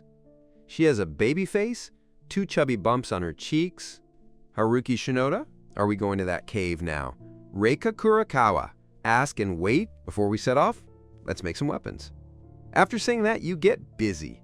Growing up in Takamori Village, you're skilled at making cold weapons. To your surprise, this time Tatsuya Kondo actually took the initiative to help break bamboo, and it seems he's truly reformed. Soon, you finished making 7 bamboo spears. The front was sharpened with sharp stone, and you also made a bow and arrow. In total, 10 bamboo arrows. You're amazing. Reika Kurokawa looked at your bow and arrows and couldn't help but praise her. Feeling delighted inside, he bent his bow and aimed an arrow at a distant tree. With a single sound, the bamboo arrow pierced the tree, but it only reached about 3 centimeters. Although not very powerful, it was no problem dealing with small or medium-sized animals. Let's go. Tatsuya Kondo, who leads the way? You hesitated for a moment, but let Tatsuya Kondo choose for himself. Brother Feng, Of course I'm the one leading the way. Isn't it always me? After saying that, Tatsuya Kondo walked ahead with a bamboo spear, and the others hurried to follow. You took down your bow and arrows, kept watch over the bamboo grove along the shore, and if a carnivore appeared, it would be impossible to pierce the sheep. Toma Inoue kept tugging at your sleeve like a little shadow. She might still be young, but the weaker she is, the more she senses the scent of the strong. Finally, I heard the sound of the waterfall. 800 million. Look, there is grass and water in this crevice between the rocks. It's simply the best habitat. Keiko Hoshino said, having a cave isn't enough. We need to cut down a few trees and install a door at the entrance. That way, it can help you get a better idea. You said seriously. Ever since you saw that black bear, you've been feeling terrible. Even if you want to enjoy yourself, you have to ensure your safety first. But we don't have axes, so how can we chop trees? Tatsuya Kondo blushed as soon as he finished speaking. He had been boasting earlier that he was a jungle survival expert. You didn't hit him, but instead walked around the area, picked up a stone from the creek, and said, "This kind of stone has been washed away by water all year round, and its surface is as sharp as a knife. Now I want everyone to work together and chop down trees with these sharp stones. There are more people and more strength, and we can make thicker trunks into short, long, suitable wood. As for how to build the door afterwards, leave it to me." So a group of people began chopping wood, while you began making units of dosage from rattan. In the countryside, you also learned some carpentry skills. A skilled carpenter can build a wooden house with a hair loss structure without a single iron nail. At that moment, a sharp scream came from the woods. You rushed in immediately, only to find him covering his mouth and pointing at the half-corpse on the ground. You gasped in shock. This was a half-dried corpse, its body buried under decaying leaves, pointing out the upper body, and he was wearing a tattered garment. Taking a deep breath, he picked up a rotten old rifle from beside the corpse. The rifle was completely unusable, but the bayonet on it was still usable after sharpening. The others gathered around, staring in terror at the mummified corpse. "This corpse must be quite old, right?" Masato Hoshino said with a pale face. "Well, at least decades have passed since then, but because of the geographical environment, the body hasn't decayed. It was just air-dried. After you finished, clean the dirt off the bayonet. Even after years of hardship, the bayonet only has a slight amount of corrosion. With a bit of grinding, it might really work." It was the corpse of a soldier, and Tatsuya Kondo walked over. "Then can you tell which country's soldier this is?" you asked in return. "Not very sure, but somewhat like Tatsuya Kondo, a soldier from Uyu's side, said." You nodded. Men all like military knowledge. Judging by the tattered clothes on the corpse, it must be a German soldier from World War II, so this bayonet was probably made in Germany as well. It's worth noting that during World War II, Germany's wild spirit craftsmanship was the world's best, which is why this bayonet was preserved. How could the Germans be on this island? After saying this, the strong man disgustingly turned the corpse over. "I'll keep this pouch for now so it can be used to hold things. Everyone, get back to work. Don't waste time," you urged. So everyone went back to work, while you, as the leader, sat beside the corpse, using a bayonet to pry open the button of your waist bag. The iron button had long been connected by the red sleeve, so you had to pick it up. Opening it, he found a box of useless rotten bullets, a black notebook, and a metal box. You open your little notebook first, hoping to figure out the island's latitude and longitude, but all the books are German, and you don't recognize a single word. So you turn to Reika Kurakawa and say, "President Kurakawa, come here for a moment. Come to the cave side. Seeing that corpse makes me feel terrible." Helpless, you took the initiative and walked over and handed the little notebook to Reika Kurakawa. "Weren't you studying in Europe? Do you know German?" However, Reika Kurakawa only glanced at it a few times before returning the notebook, not recognizing it. "If you're speechless, then keep working. You worked until evening before you cut down a tree, but it was more than enough because the branches of this tree were thick, making a door no problem." When night fell, 7 people gathered around the fire to grill fish and eat. At this point, you said, "When you rest at night, leave one person on guard and everyone else hides in the cave to rest. Although it's a bit cramped, there's no way around it because some carnivores are good at stealing. The others nodded repeatedly. And after finishing the fish, no one felt sleepy and just rubbed back and forth at the cave entrance. Suddenly, Reika Kurakawa waved at you. "Haruki Shinoda, come with me." Your eyes immediately followed quickly. After walking a mile downstream, Reika Kurakawa suddenly pulled you into her arms and kissed you directly. Now, she also feels a sense of crisis. Relying on a woman's intuition, she senses that Keiko Hoshino and Yui Hoshino are both competing for each other, so Reika Kurakawa doesn't want to lose her unique place in her heart. You felt that Reika Kurakawa must be her first time being clumsy and skillful, but she was sweet and delicious. Soon, her whole body went weak, because you kissed both hands while she started to behave restlessly. "Come on." Reika Kurakawa was a bit flustered and quickly held your hand, saying, "Wait, Haruki Shinoda?" I suddenly remembered a word in that little notebook. I know Reika Kurakawa, so quickly changed the subject. Your body paused, and you finally looked up. Oh, what is that word called? It seems to be called the Institute of Animal and Plant Hybridization. After speaking, Reika Kurakawa quickly covered her chest. During World War II, Germany set up quite a few research institutes. Could this deserted island really be Germany's research institute? Let me tell you, why are animals from different regions all gathered here? Maybe they were airlifted here by force. You seem to have figured out one of them. Let's go back. Reika Kurakawa tidied her clothes, her eyes sparkling with autumn tears. All right, let's go. After saying that, you strode forward, but Reika Kurakawa looked conflicted afterwards. After returning to the cave, the three women had already entered the cave to sleep. At the cave entrance, only Tatsuya Kondo and Masato Hoshino remained. Haruki had returned. "I've made up my mind. I'll keep watch tonight, since it's just the three of us." "Uncle Chen, you're too old to stay up late, and you're our leader. How can you keep watch at night?" Tatsuya Kondo tried to please him, saying, "I didn't expect his change to be so sudden." You may not know what Tatsuya Kondo is up to, but you still say, "Well, Tatsuya Kondo, I have my own ways of letting you down. I shouldn't have harmed you with devilish chili peppers, so don't take it to heart." Tatsuya Kondo smiled and said, "If you hadn't said anything, I would have forgotten. Hurry inside and rest. Tonight, I'll keep watch outside the cave." "How? I'll go with you." "Although I'm older, I'm steady and composed," Masato Hoshino said. Tatsuya Kondo kept refusing, not knowing what he was really up to. "Why not have Masato Hoshino keep watch with you at night?" You gave the order, and Tatsuya Kondo could only helplessly obey.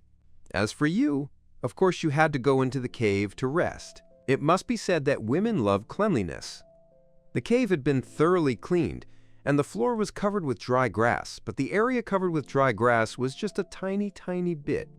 Are you supposed to squeeze yourself among four women to sleep? Who cares about her? You collapse on the hay and close your eyes, with Keiko Hoshino right next to your left. Reika Kurakawa hesitated for a moment, then crawled into your arms, turning her back to you. I don't know how long she'd slept, but you felt movement in your back. Turning her head, she saw Keiko Hoshino hugging you from behind. She kept her eyes tightly shut, as if unconsciously acting on you. Looking again at the cave entrance, Masato Hoshino and Tatsuya Kondo were chatting idly about 10 meters away, completely unaware of the situation. So a strange thought crept into your mind, and just as you were about to raise your hand, Masato Hoshino's voice came from outside. "Oh no, honey, wake up!" You were shocked and quickly got up. You saw a black bear circling beside the fire, while Masato Hoshino was fighting with a bamboo spear. Tatsuya Kondo, meanwhile, screamed, threw his bamboo spear aside, and fled into the woods. "Wake up, everyone! You didn't care about your unsightly pants," grabbed a rusty bayonet, and charged out. At this moment, Masato Hoshino was already fighting the black bear. It was more like a fight than a resistance. With a single swing of the giant black bear's claws, the bamboo spear broke in two. Keiko Hoshino and Yui Hoshino woke up and immediately let out two sharp screams. Especially Yui Hoshino, who was about to rush over to help, but Keiko Hoshino stopped her. "What should you do?" Haruki Shinoda and Reika Kurakawa's faces turned pale, tightly holding your arm. You didn't say anything, but instead dragged Reika Kurikawa with long strides toward the cave entrance. "Go, please, don't." Reika Kurikawa grabbed your back tightly, and any normal person could tell that the black bear was about a ton. Everyone else had gone. It's about delivering vegetables, right? "Big brother, don't go." Toma Inoue rushed over and grabbed your kick. At this moment, the black bear was steadily pushing Masato Hoshino toward the cave entrance. "Run you aside. Don't confront her," Yui Hoshino screamed. However, Masato Hoshino glanced back at his wife and daughter, suddenly furious. "I'll fight you!" He picked up a torch and lashed the black bear hard. The black bear didn't hold back either. He slapped his arm, and with a loud cry, Masato Hoshino collapsed to the ground, letting out a weak wail. You swallowed nervously, feeling a bit uneasy, but you couldn't back down at this moment, so you said, "You guys squeeze into the gap, try to get all the way in. The black bear is huge, and she can't squeeze in." The next moment, you pull Reika Kurikawa's hand away and walk outside. "You bastard! Come back quickly, don't go to your death." Reika Kurikawa cursed angrily behind her, but tears still streamed down her face. "Come on." When the black bear saw you, it suddenly stood up nearly 3 meters tall and let out a roar at you. The stenching hot wind blew your hair straight and straight. "Masato Hoshino, hurry and run into the cave." You shouted at Masato Hoshino, jumped up, and stabbed the black bear's eye. However, the accuracy wasn't enough. It only stabbed the bear's face, and with a swift palm, the bear slapped you off the ground. You clutched your chest and spat out a mouthful of blood, as if hit by a truck. Although you understood it, although you didn't fight or defeat the black bear, it still won Masato Hoshino a chance to escape. He had already run more than 10 meters downstream of the creek. Running into the cave, you clutched your chest and rushed in. A bit of blood trickled down Black Bear's face. As the king of the woods, he felt insulted and strode into the cave with earth-shaking steps. The cave outside was very wide, so he could easily crawl in, but the further inside, the narrower it became. You hurriedly shouted, "What are you four standing there for? Hurry up and crawl inside!" Only then did the 4 women hurry to the deepest part of the gap, and finally squeeze to the deepest part of the gap. You weren't to fall behind, and followed closely behind Keiko Hoshino. Because behind you is the big black bear, and you have to squeeze in. Just as the bear's big jaws bite you, its massive body gets stuck in a crevice and can't squeeze in. You pressed tightly against Keiko Hoshino's back and let out a long sigh of relief. Unwilling to give up, the black bear pushed its massive body forward, sending the hot air from its mouth against the back of your head. Can you push a little deeper? You're terrified, so you can only push hard with your hips, hoping to squeeze the 4 women even further inside. "I can't take it anymore. There's no time inside." The sound of Toma Inoue comes from the very back, but then the big black bear suddenly stretched out its arm, over 1 meter long, trying to grab your clothes. Helpless, you could only keep pushing Keiko Hoshino inside. Keiko Hoshino's face was bright red as she bit her lip hard. You really can't avoid going inside. If the black bear catches you, it's a dead end. You have no choice but to desperately squeeze in. But even so, it was too late. The black bear stretched out its 10-centimeter paw and slashed at your back. Pouncing all over, your belt was cut off instantly, and you felt a heat on your butt, as if it was bleeding. "Hurry up and push further inside." My butt got scratched, your face flushed red, and you squeezed in with all your strength. After a while, you feel the 5 of you squeeze in 10 centimeters, and the bear's paws finally can't touch you. You press tightly against Keiko Hoshino, gasping for breath. Tears glistened in Keiko Hoshino's eyes.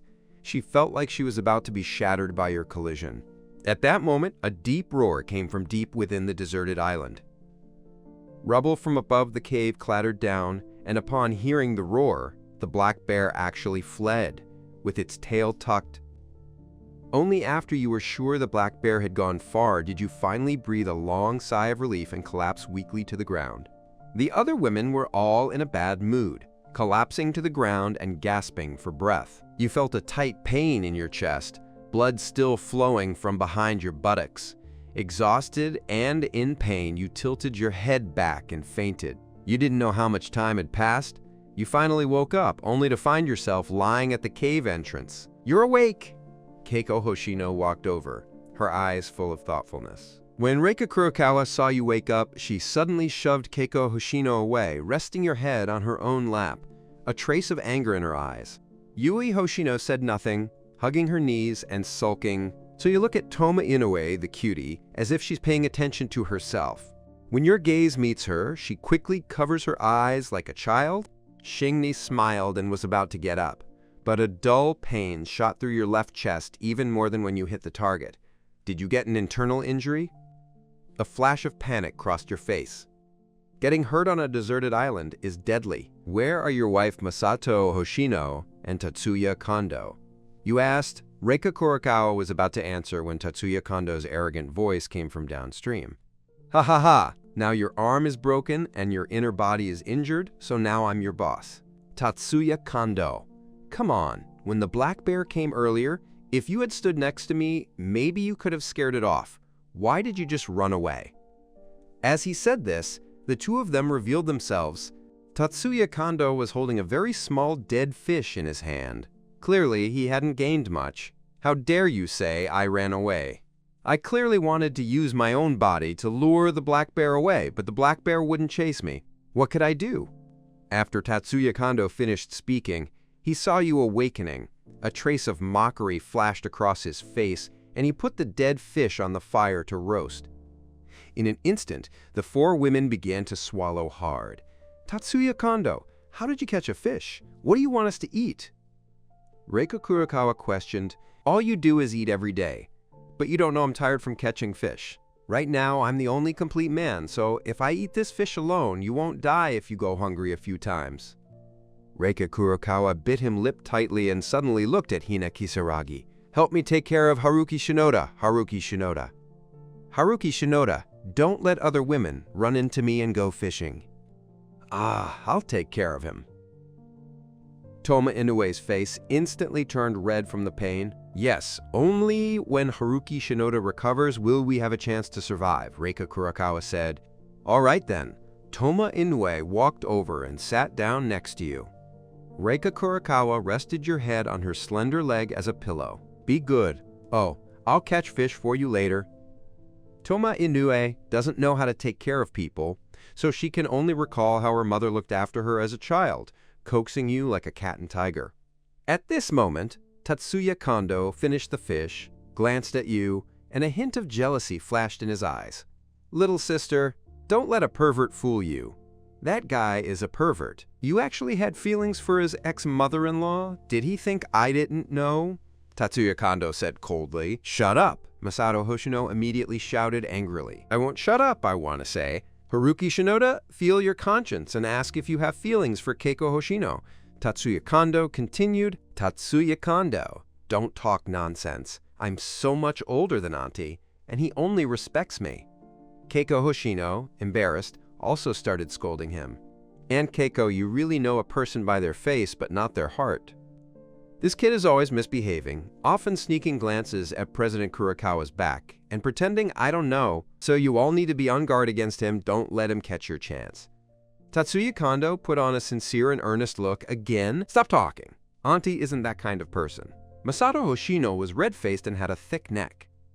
If it weren't for the fractured left arm, he would have even rushed over and beat Tatsuya Kondo up. Your eyes slowly opened. Right now, your left chest hurts a lot. But even with just one right hand, dealing with that useless Tatsuya Kondo is no problem. Tatsuya Kondo, if you're spouting filth, don't blame me for beating you. After saying that, you stood up. Ha ha ha, your business is still so arrogant. Perfect timing. Today, I'll show you who's the real boss. After saying that, Tatsuya Kondo clenched his fists and rushed over. As expected, Tatsuya Kondo was so useless that he couldn't even beat one of your hands. After 5 moves, he lay on the ground again, and his other front tooth was kicked out. You stepped on Tatsuya Kondo's chest and said, "How about it?" Tatsuya Kondo was both shocked and angry. He hadn't expected that even if you were injured, he still couldn't win, but he still said, "I'm not convinced. If you don't accept it, I'll have to knock out all your teeth." After saying that, you picked up a stick and aimed it at Tatsuya Kondo's mouth. Stop it. I admit it. I admit it. Tatsuya Kondo said he was convinced, but his tone was full of resentment. You can't be bothered to argue with him. After all, today this guy still has some value. If you accept it, get up and make these trees into suitable timber according to my requirements. Tatsuya Kondo, that useless loser, had no choice but to do manual labor. The length must be just right, not even a centimeter of error. Waste is just waste. Isn't there a metering pool I made next to it?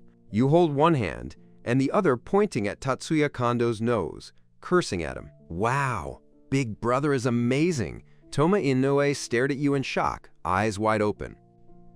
He thought you couldn't beat Tatsuya Kondo, but unexpectedly, he defeated Tatsuya Kondo with just one hand. You felt proud and immediately puffed out your chest. The next moment, you felt a slight pain in your left chest, but a strange energy inside you was repairing itself. Keiko Hoshino, come with me downstream. I have something to tell you. Just then, Masato Hoshino spoke. After he finished, he walked off downstream on his own. Your face flushed red, and you followed along like a schoolgirl who had done something wrong. After all, although you and Keiko Hoshino hadn't really done that yet, there was almost a gap between you and Keiko Hoshino. After reaching about 10 meters downstream, Masato Hoshino sat down and pointed to a rock opposite, inviting you to sit down. Your mind raced with all kinds of excuses, but then Masato Hoshino said, Haruki Shinoda, you might not know, but for the past 10 years you and I have slept in separate beds, so I have something I want to trouble with. Masato Hoshino, the moment you start, it's a bombshell. What's going on? Watch. Masato Hoshino, warily, older husbands with young wives is only one thing. When I'm capable, he can't. When I'm not, he's like a wolf and tiger. Maybe this is fate. Seeing him suffer so hard every night, I feel sorry for him. Do you understand what I mean? Masato Hoshino often sighed, hesitating to speak. If you don't understand, you shake your head. To be honest, last year I even wanted to find a young man, but I just couldn't bring myself to say it. You know your personality, Haruki Shinoda. He's someone who cares a lot about his reputation. But now that we're on a deserted island, I can't let him stay a widow anymore. Can you help me with this? But there's a premise. You can't tell anyone. Only I know, you know. Keiko Hoshino knows, and especially not letting Ruya know Masato Hoshino's intentions. You didn't say anything, looking at Masato Hoshino in confusion. What exactly was that old guy Masato Hoshino talking about? Uncle Chen, what exactly were you talking about? You asked in return. Don't you get it?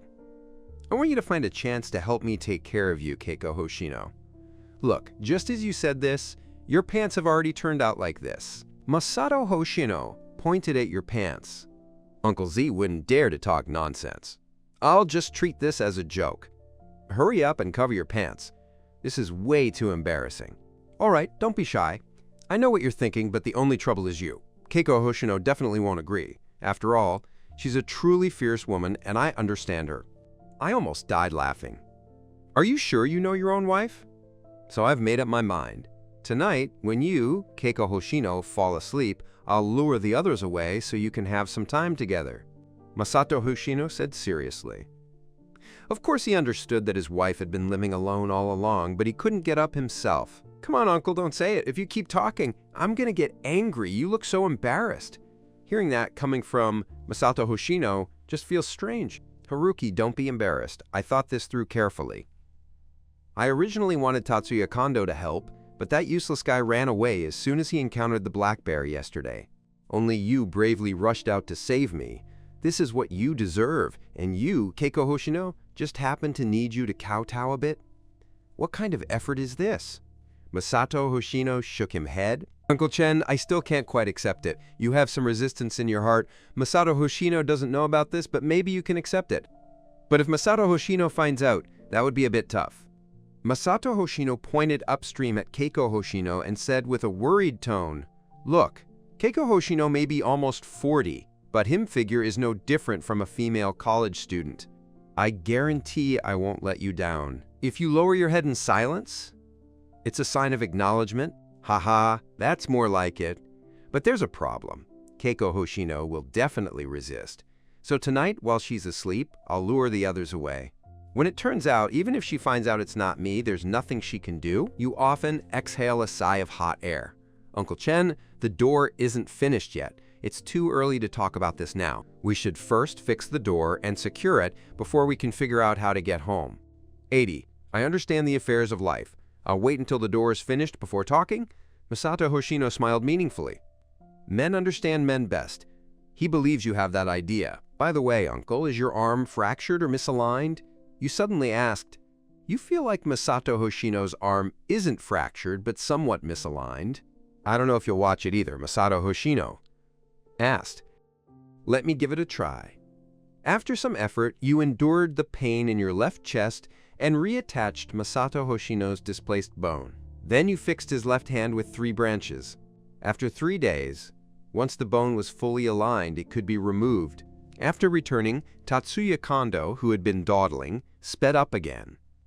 At that moment, Keiko Hoshino suddenly used her soul-seizing Mauzi to secretly watch over her husband behind her back. Your mind recalls Masato Hoshino's words again. You quietly turn your head away, afraid you won't be able to control yourself and not be able to hold back. Right, what was it roaring last night?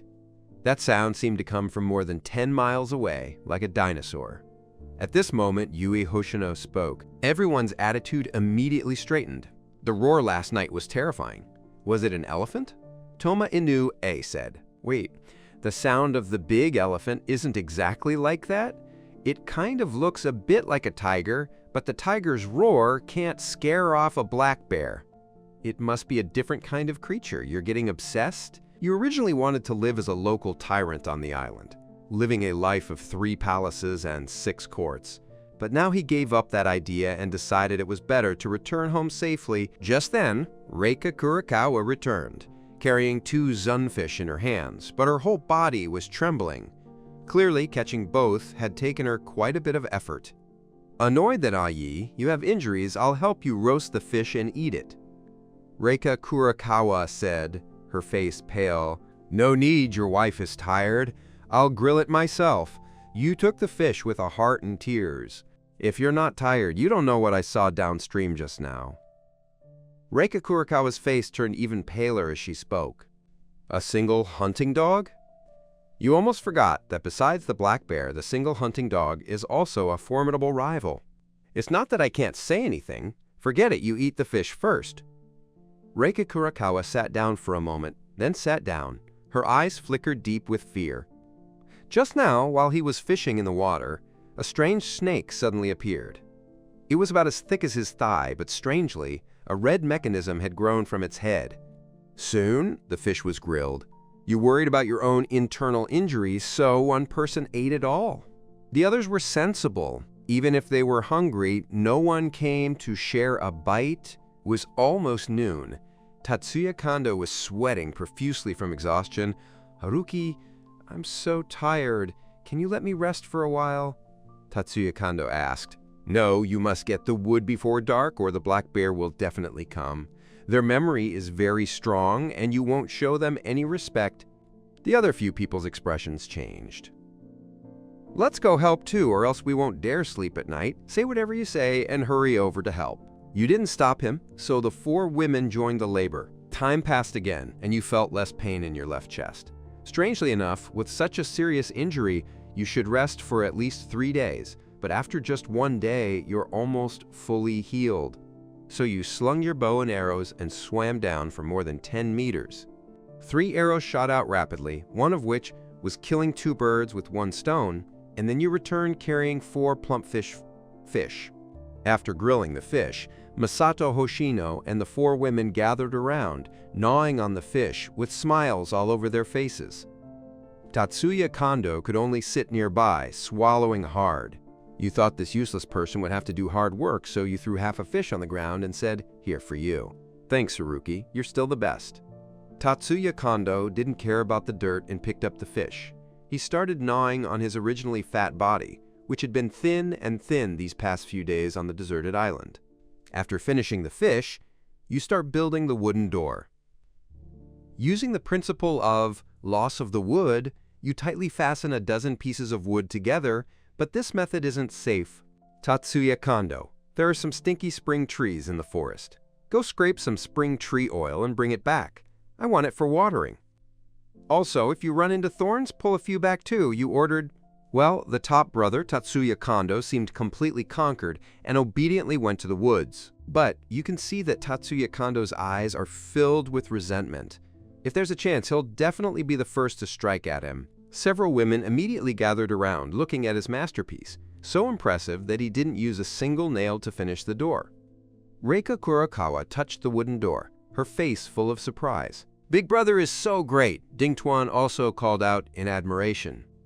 Although Masao Hoshino's family didn't say anything, their eyes were full of admiration. Hajime Okada, we lifted the door, stuck it at the cave entrance, and talked. Together, we erected the wooden door and drove the wooden stakes into the soil below. You still worried and used the wood on top to get stuck in the groove in the stone crevice, so no matter how hard the black bear pushed or pulled, it couldn't open the door in a short time. From now on, we'll squeeze in through this door crack, then block the gap with sticks. This not only keeps black bears, but also the spotted hunting dogs. You start teaching everyone how to get in and out. Great, finally getting a good night's sleep tonight, Keiko Hoshino said, her gaze drifting over with intentional or not. At this moment, the sky was gradually darkening. Tatsuya Kondo dragged the thorns and spring tree oil back. The spring tree oil was very sticky and could be used as wild glue, and the scent of spring tea also repelled mosquitoes. Place the thorns downstream of the stream. If any animal steps up, they'll step on them. The thorns howl as a warning, you ordered? Yes, Tatsuya Kondo dragged the thorns downstream. After you take the spring tree oil, start applying it to the latch of the wooden door, which not only makes the damage more secure, but also prevents the wood from getting stuck by insects. No, those dogs came again.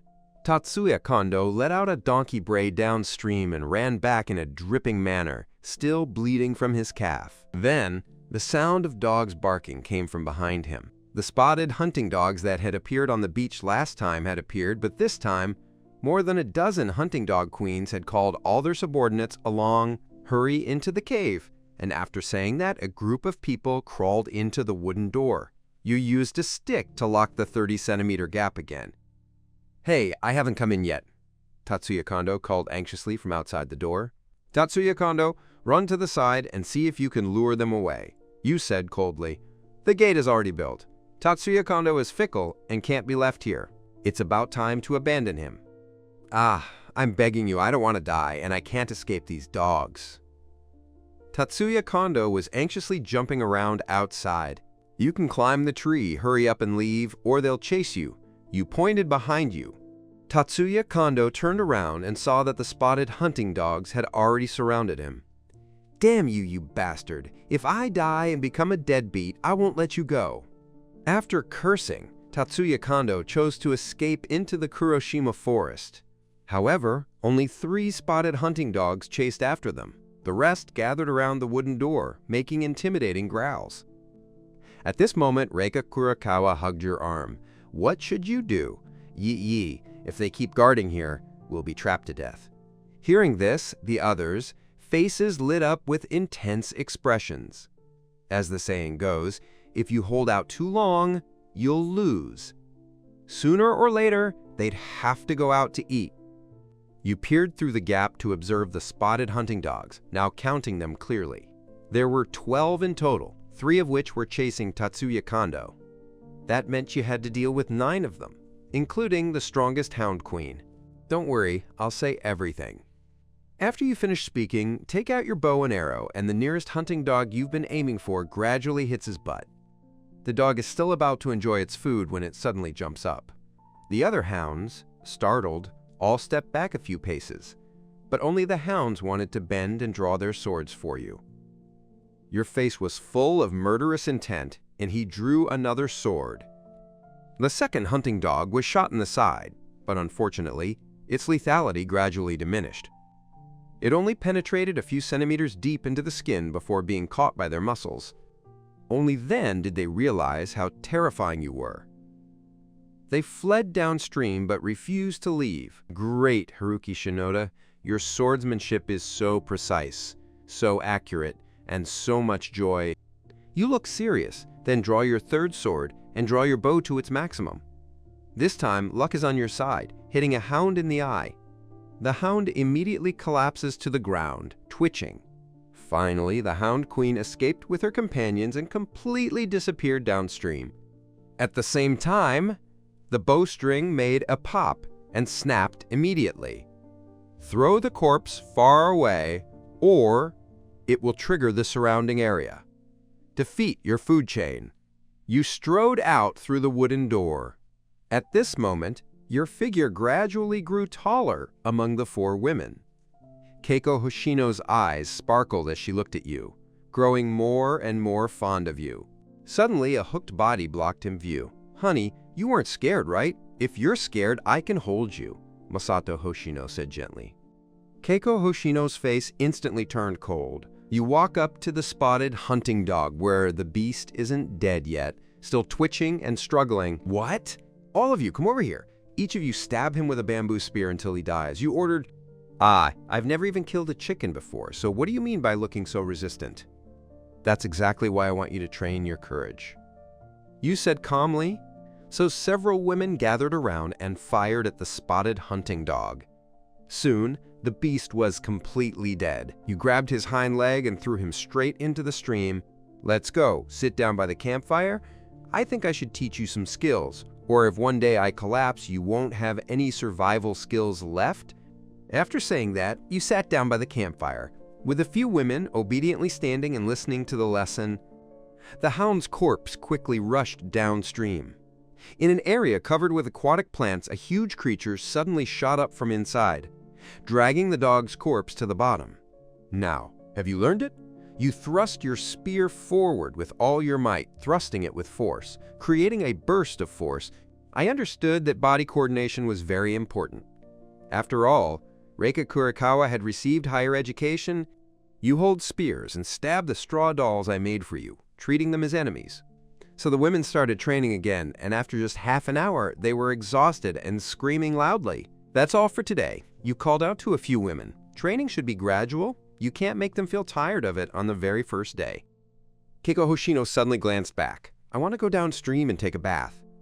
"Who will help me keep watch?" she said. The queen's gaze is watching every detail. "Your wife wants Haruki to go with you. My arm is injured and I can't protect you." She immediately understood what Masato Hoshino meant and felt a bit embarrassed. "If you don't need to go with your daughter, it'll just be Ai taking me to bathe under the waterfall." Reika Kurikawa immediately linked arms with you. "Oh, what about him? Isn't it just me left at the cave entrance?" Toma Inoue nervously stood up. After thinking for a moment, Reika Kurikawa said, "Then you come with me to take a shower. Let Haruki keep watch for us. He won't watch you." Toma Inoue quickly nodded. So the 6 of them split into 2 groups and each went to their respective places to shower. Reika Kurikawa and Toma Inoue quickly disappeared behind the waterfall curtain while you stared sharply around, facing too many dangers and no energy to sneak a glance at you. You glanced again at where Tatsuya Kondo had disappeared. That useless guy still hadn't come back. Maybe he'd already been fed to the dogs, but you didn't care about it now. Protecting an old man and 4 women was indeed a lot of pressure. Unless you can make iron weapons, you think of this. You pull out the rusty bayonet and place it on a rough stone, sharpening it for half an hour. You also found some thin rattan sticks and firmly tied the bayonet to the bamboo spear. This way, you can still fight against large carnivores. At this moment, Reika Kurikawa and Toma Inoue stepped out of the water curtain, 2 beautiful girls beaming with cheerful smiles. Reika Kurikawa was youthful and radiant, her damp hair draped over her shoulders. Meanwhile, Toma Inoue's cute and playful hair clung tightly to her chubby cheeks. Your eyes instantly blurred. What a beautiful woman! Don't let wild beasts eat you. You must protect these beauties. Good stuff. Why are you staring foolishly? Reika Kurikawa walked past. Come. And she was holding something like a shovel. Haruki Shinoda. This is something we just threw out of the dirt by the creek. So sharp, it cut the consort's skin. After Masato Hoshino finished speaking, he handed over the item in his hand. Take it and take a look. It looks a bit like an entrenching shovel, except the edges of the shovel are very sharp, the handle is entirely cast from steel, and the paint on top has only peeled off a little. This thing is quite useful. You wield the engineer's shovel and SHW twice, and it instantly becomes vigorous. It was around 10 o'clock in the morning, and 6 people were sitting around the campfire, chatting with great enthusiasm. Suddenly, your expression shifted as you looked toward the spot where Tatsuya Kondo had disappeared. Ryohei was here. There were many beautiful women in this cave. Tatsuya Kondo's voice rang out, and soon the bamboo was parted, and 4 men emerged. Tatsuya Kondo led the way like a lackey. Behind her were 3 men, led by a bald, burly man who was eating chicken meat from the upper body, and the other 2, though not chicken men, were also strong men. There are fish left. The bald man strides over without greeting you. The 4 women quickly stepped back a few paces, especially Toma Inoue, who was trembling all over in fear. He sensed something was wrong, quietly stepped back, and grabbed the spear behind you. After finishing the fish, the burly man patted his belly. He didn't introduce himself, but instead looked directly at the 4 women. When the bald man saw Toma Inoue, he said, "Hina Kisaragi, why did you come here? Come to Uncle's place." Toma Inoue was so scared she hid behind you and said, "No, you're not my uncle. You're a bad person. You can't hold back anymore," blocking his way. "Friend, you eat my fish as soon as you arrive without even saying hello. Kid, get lost, or I'll have to beat you up." The bald guy saw you, a kid under 1.8 meters tall, blocking the way, and immediately flew into a rage. "You think you want to hit me too?" You narrowed your eyes and said coldly, "Damn it." The bald head threw a punch straight at you. You threw down your spear and clashed with his bull, landing a punch in the face, but still managed to mount the bald man on the ground and landed 5 or 6 punches on his cheek. You 3 stand there stunned. "Why are you killing me?" the bald man shouted angrily, so Tatsuya Kondo and the other 2 rushed over, ready to attack. If you dare to get furious, Reika Kurokawa grabbed her spear and charged forward. You stood up, drew your bow, and knocked an arrow, panting heavily at the 3 of you. Frightened, the bald man quickly got up and retreated to his own camp. "Anyone who comes over, I'll stab them. Auntie is not someone to mess with." Reika Kurokawa changed her previous gentle and fiery tone and said, "Keiko Hoshino pointed her bamboo spear at your bow and arrows. Seeing that my son-in-law doesn't have any arrows, if she dares to mess around, she'll make a move." Sure enough, the 4 bald men retreated a few steps. They weren't afraid of spears, but bows and arrows were different. Shooting into the eyes could kill them. Let's go downstream." Bald made a decisive call. "Brother Ahu, aren't we going to tidy up the etiquette?" Tatsuya Kondo panicked. "What the hell are you waiting for? Let's talk downstream." The bald man left with the 2 men, leaving only Tatsuya Kondo behind. Tatsuya Kondo shivered and hurried to catch up. At that moment, a muffled sound came from the sky. A large cloud covered the moon, and a fierce wind blew from downstream, straightening the skirts of several women. You hurriedly shouted, "Go to the cave to hide from the rain." A thick lightning bolt kicked out from the cloud, spreading deep into the deserted island, almost across the entire rainforest, and a torrential downpour poured down from the sky. You had already rushed into the cave with several women peering through the crack in the door to look at the sky. The rain was so heavy, you had never seen such heavy rain in the countryside. It really felt like a basin was being poured. At the same time, some insects had already started burrowing into the cracks in the rocks, probably trying to rush in to escape the rain. In the dim light, you used your long hair to pick up a small snake and swung it out of the cave with force. Several women huddled together, screaming loudly, because the stone walls were crawling with insects, scorpions, and some small snakes, and a large number of mosquitoes flew into the cave. The heavy rain came and went quickly. After an hour, the rain cleared up and the air became much clearer. You all hurry out of the cave, because inside it has become a mosquito-infested world. "Look, I've chewed on so many bumps on my hands." Reika Kurokawa walked up to you and stretched out her fair arms. You held Reika Kurokawa's hand with concern and said, "When dawn breaks tomorrow, I'll go pick some herbs for you." The water above Aoba Falls has thickened more than by half, and the water level in the creek has risen, almost flooding the bamboo groves on both sides. You light the fire again, then move it into the cave and cover it with some green leaves. Suddenly, thick smoke billowed out from inside, and the mosquitoes and insects were all swept away by the smoke, escaping the cave and finally restoring its cleanliness. You endured the thick smoke and moved the campfire out, which finally allowed a few women to go in and rest. Masato Hoshino looked weak, leaning against the wooden door to sleep, holding a long hair in his hand. As a leader, of course, you can't keep watch at night, so you squeezed a few women to sleep. After all the hardships, you have no interest in flirting now. You slept very well. Koki Fujimori quickly brightened. You were the first to get up, feeling the injury on your left chest had healed 90%, with only a slight dull ache. Get up.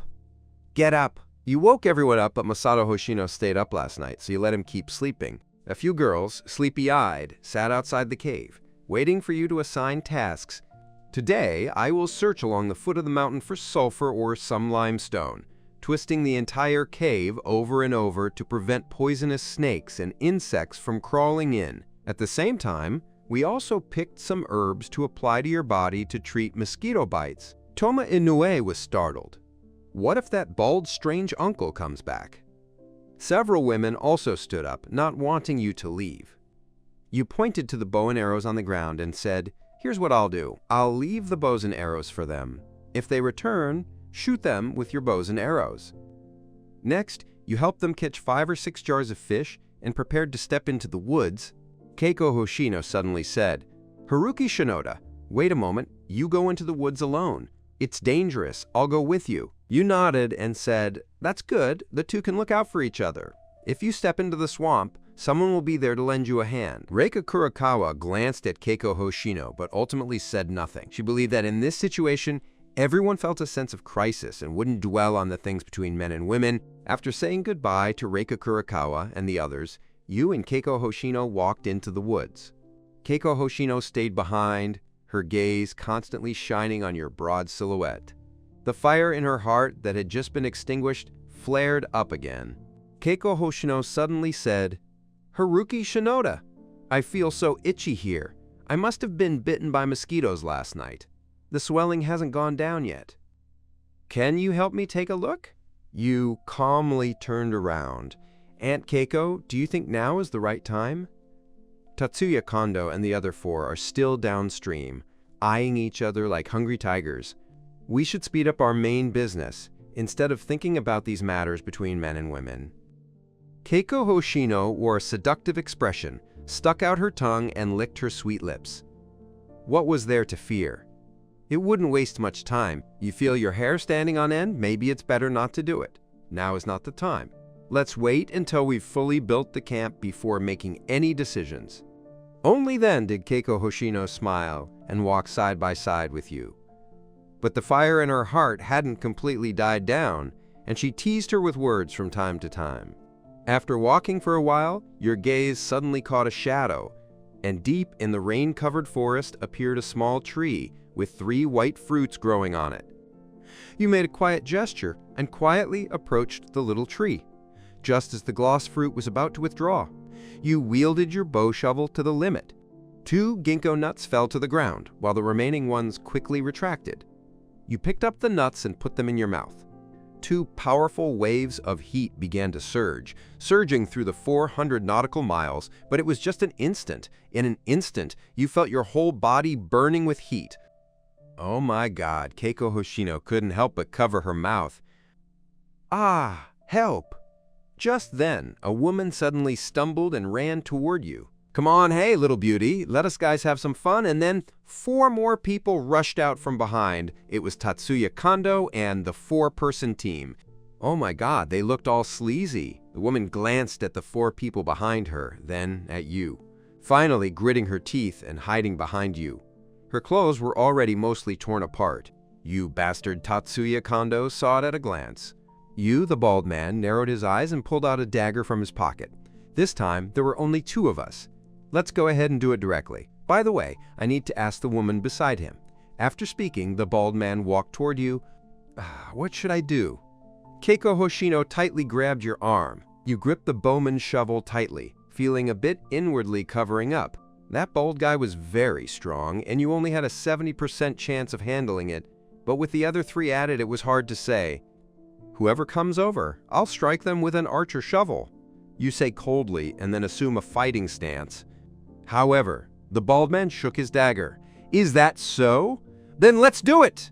The next second, the battle will erupt instantly. With a shovel, the bald man's dagger was knocked away, and Tatsuya Kondo suddenly grabbed your leg, leaving you unable to move. With a bang, you took a punch to the chest. In a rage, you struck Tatsuya Kondo's hind leg with an elbow. This useless person collapsed to the ground like mush, spitting out a mouthful of blood. The battle was fierce, and Tatsuya Kondo and the other three quickly became exhausted and out of breath. But you grow stronger with every fight, feeling like the ginkgo nuts you just ate are continuously providing energy, boosting your endurance. The four bald men were panting heavily, and seeing how energetic they looked, you almost hesitated. Your arm was cut, but the four bald men were also bruised, and no one got the upper hand. Ryohei said whether to fight or not.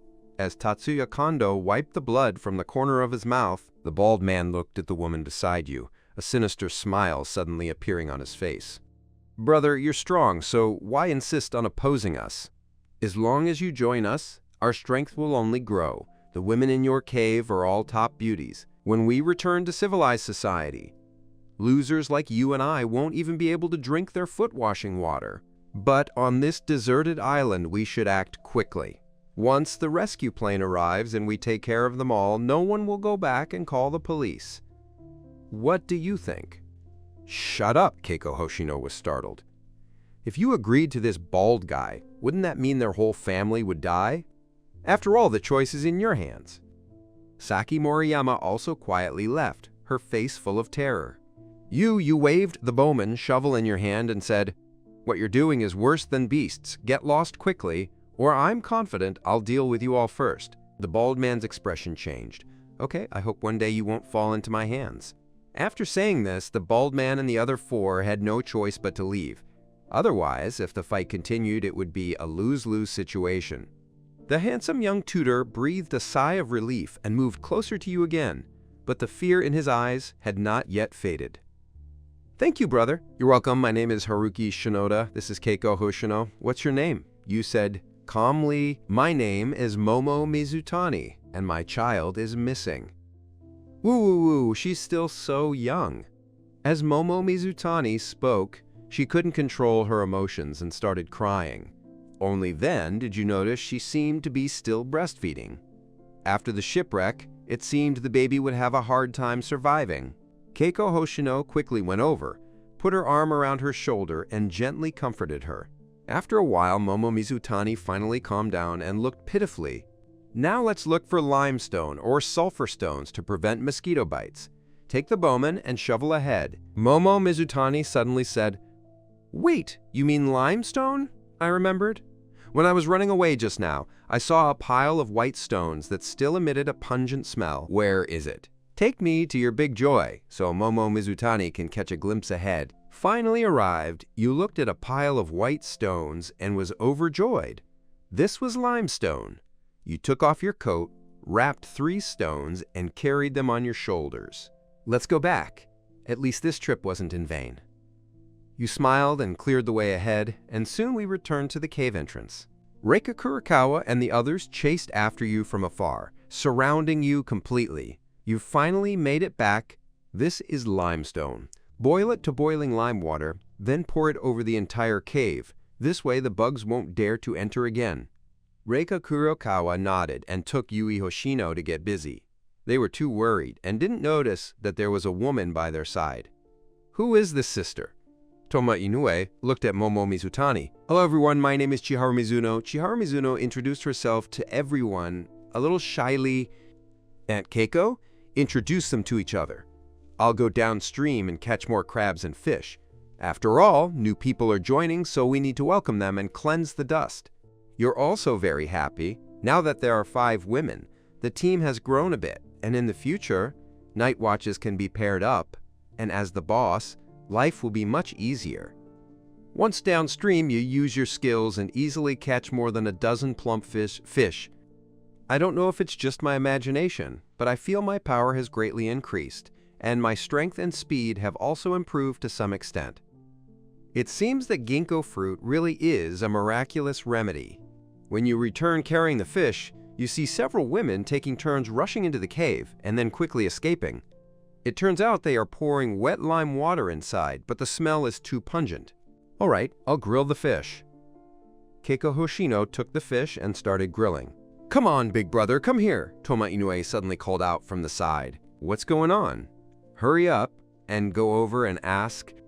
Toma Inoue looked strange and straightened her gaze at Momo Mizutani in the distance. That sister was so strange. She was kind of like that. What on earth is going on? You frowned. You definitely don't want anyone in the team to be disunited, Toma Inoue said. She just asked me to help her mediate, but the argument was really uncomfortable, but I'm an adult now. Ah, you suddenly understood. Women during breastfeeding usually feel bloated. If you don't squeeze out, it can be really uncomfortable, haha. You're the youngest here, so just help her out, you said with a smile. No way, I'm not a kid anymore. Toma Inoue covered her face and ran away. Come over to eat the fish.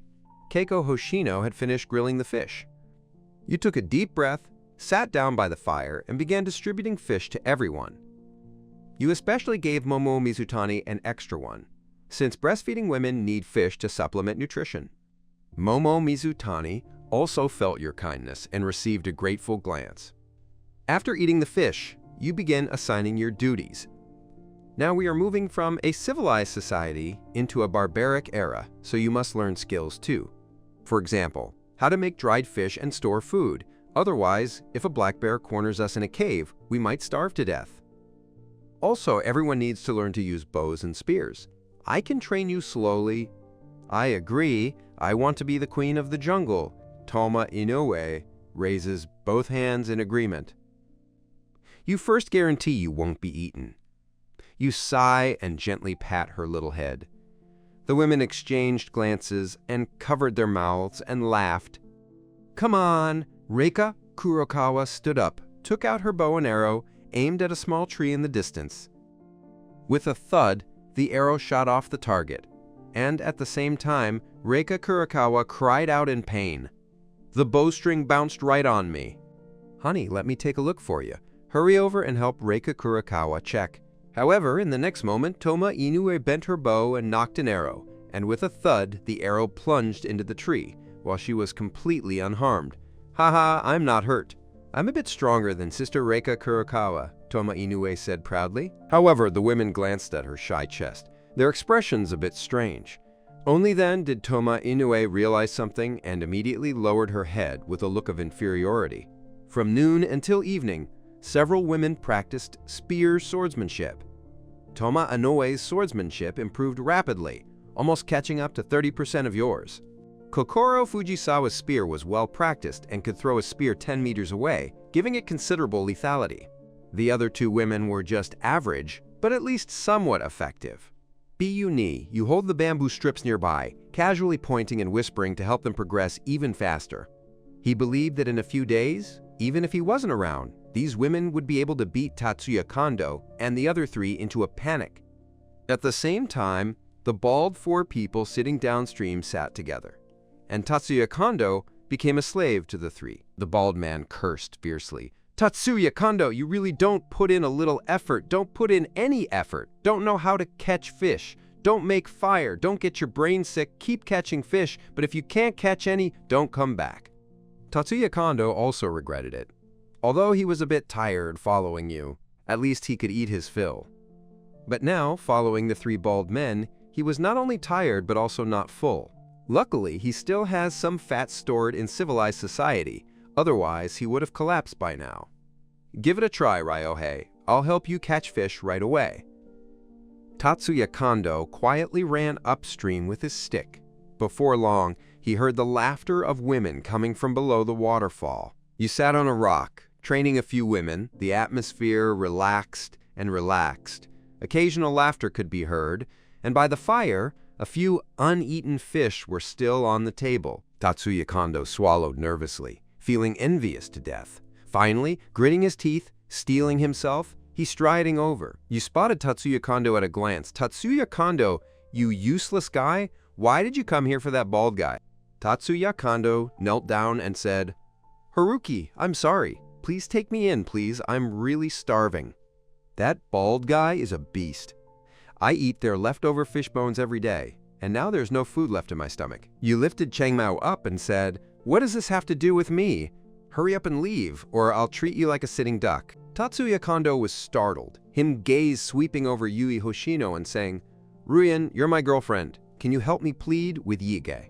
Yui Hoshino shook her head indifferently, her eyes filled only with contempt. So Tatsuya Kondo looked at Masato Hoshino and Keiko Hoshino, uncle and auntie, asking them to beg Yige to let me rejoin the team. "When I get back, I'll ask my dad to buy you a villa." "Oh, you want to buy bags, luxury watches, and luxury cars?" Keiko Hoshino didn't waste words.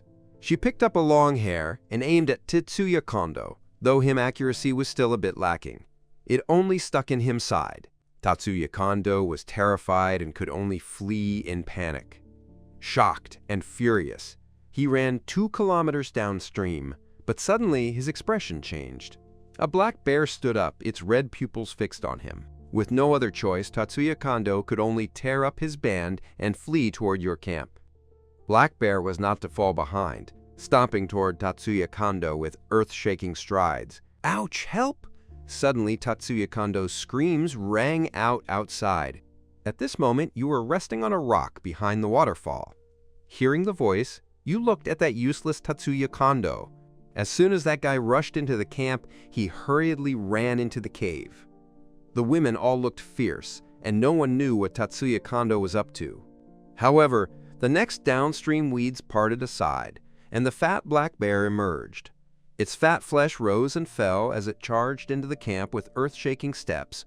The women immediately scattered and fled.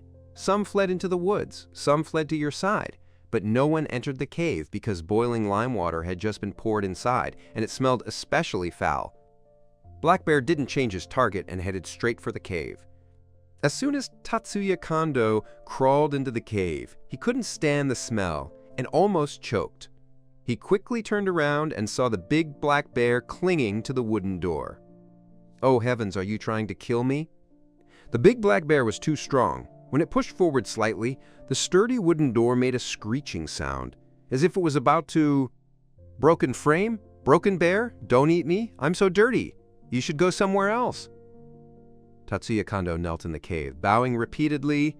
The big black bear shook the wooden door a few more times, seemingly choked by the smell inside, finally let out a roar, shook its head, and swung its way downward. Reika Kurakawa and the others also came out from the bamboo grove, looking utterly shaken. Tatsuya Kondo, that useless man, also came out of the cave, clutching his chest and coughing desperately. "Great! Looks like that big black bear doesn't eat people," said Toma Inoue. However, you shook your head and said, "That black bear's belly is bulging, probably because it's full, so it hasn't chased aggressively. But if it gets hungry next time, even if we hide in the cave, it will break in." So we had to find a way to kill that big black bear. Once he died, there wouldn't be any creatures nearby that could threaten us. As we spoke, you sat down by the fire, and several women took turns sitting down as well. "Come on." Tatsuya Kondo, that useless guy, glanced around and cautiously sat at the back, afraid you'd see him, but you replied coldly, "Tatsuya Kondo, do you still want to follow me?" Tatsuya Kondo quickly pledged his loyalty when he heard this. "First, brother, as long as you want me to follow you, I'll do whatever you want. So you give the order, okay, now I'll teach you how to dig a trap. Take the entrenching shovel and dig a big pit at this spot.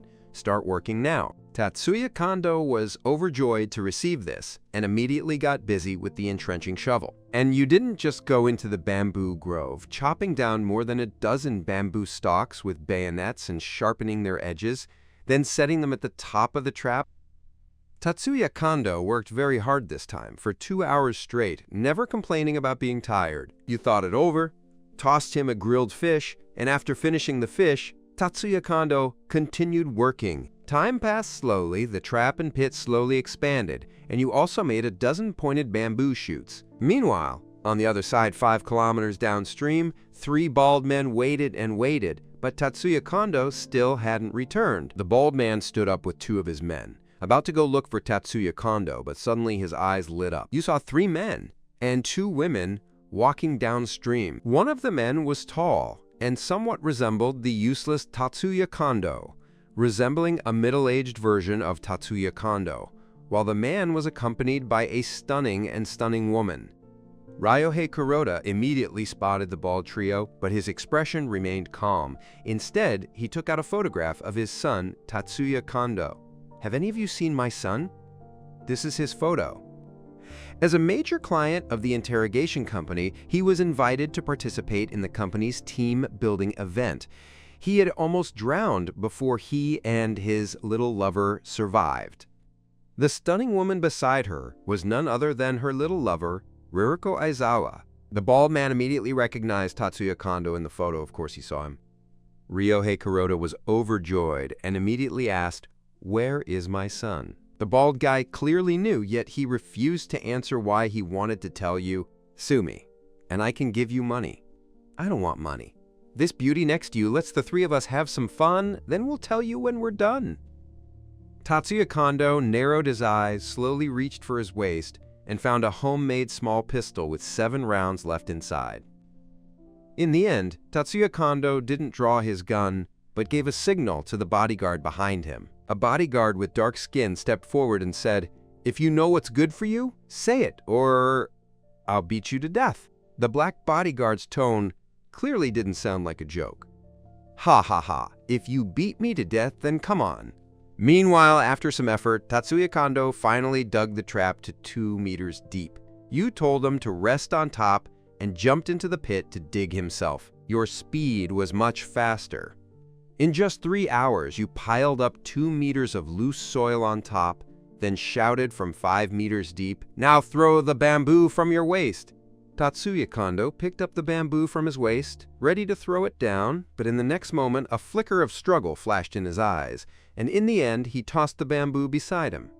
After some effort, you finally managed to lower the bamboo at your waist, and you yourself were exhausted and out of breath. Then you ordered Tatsuya Kondo to pull you up with a rope.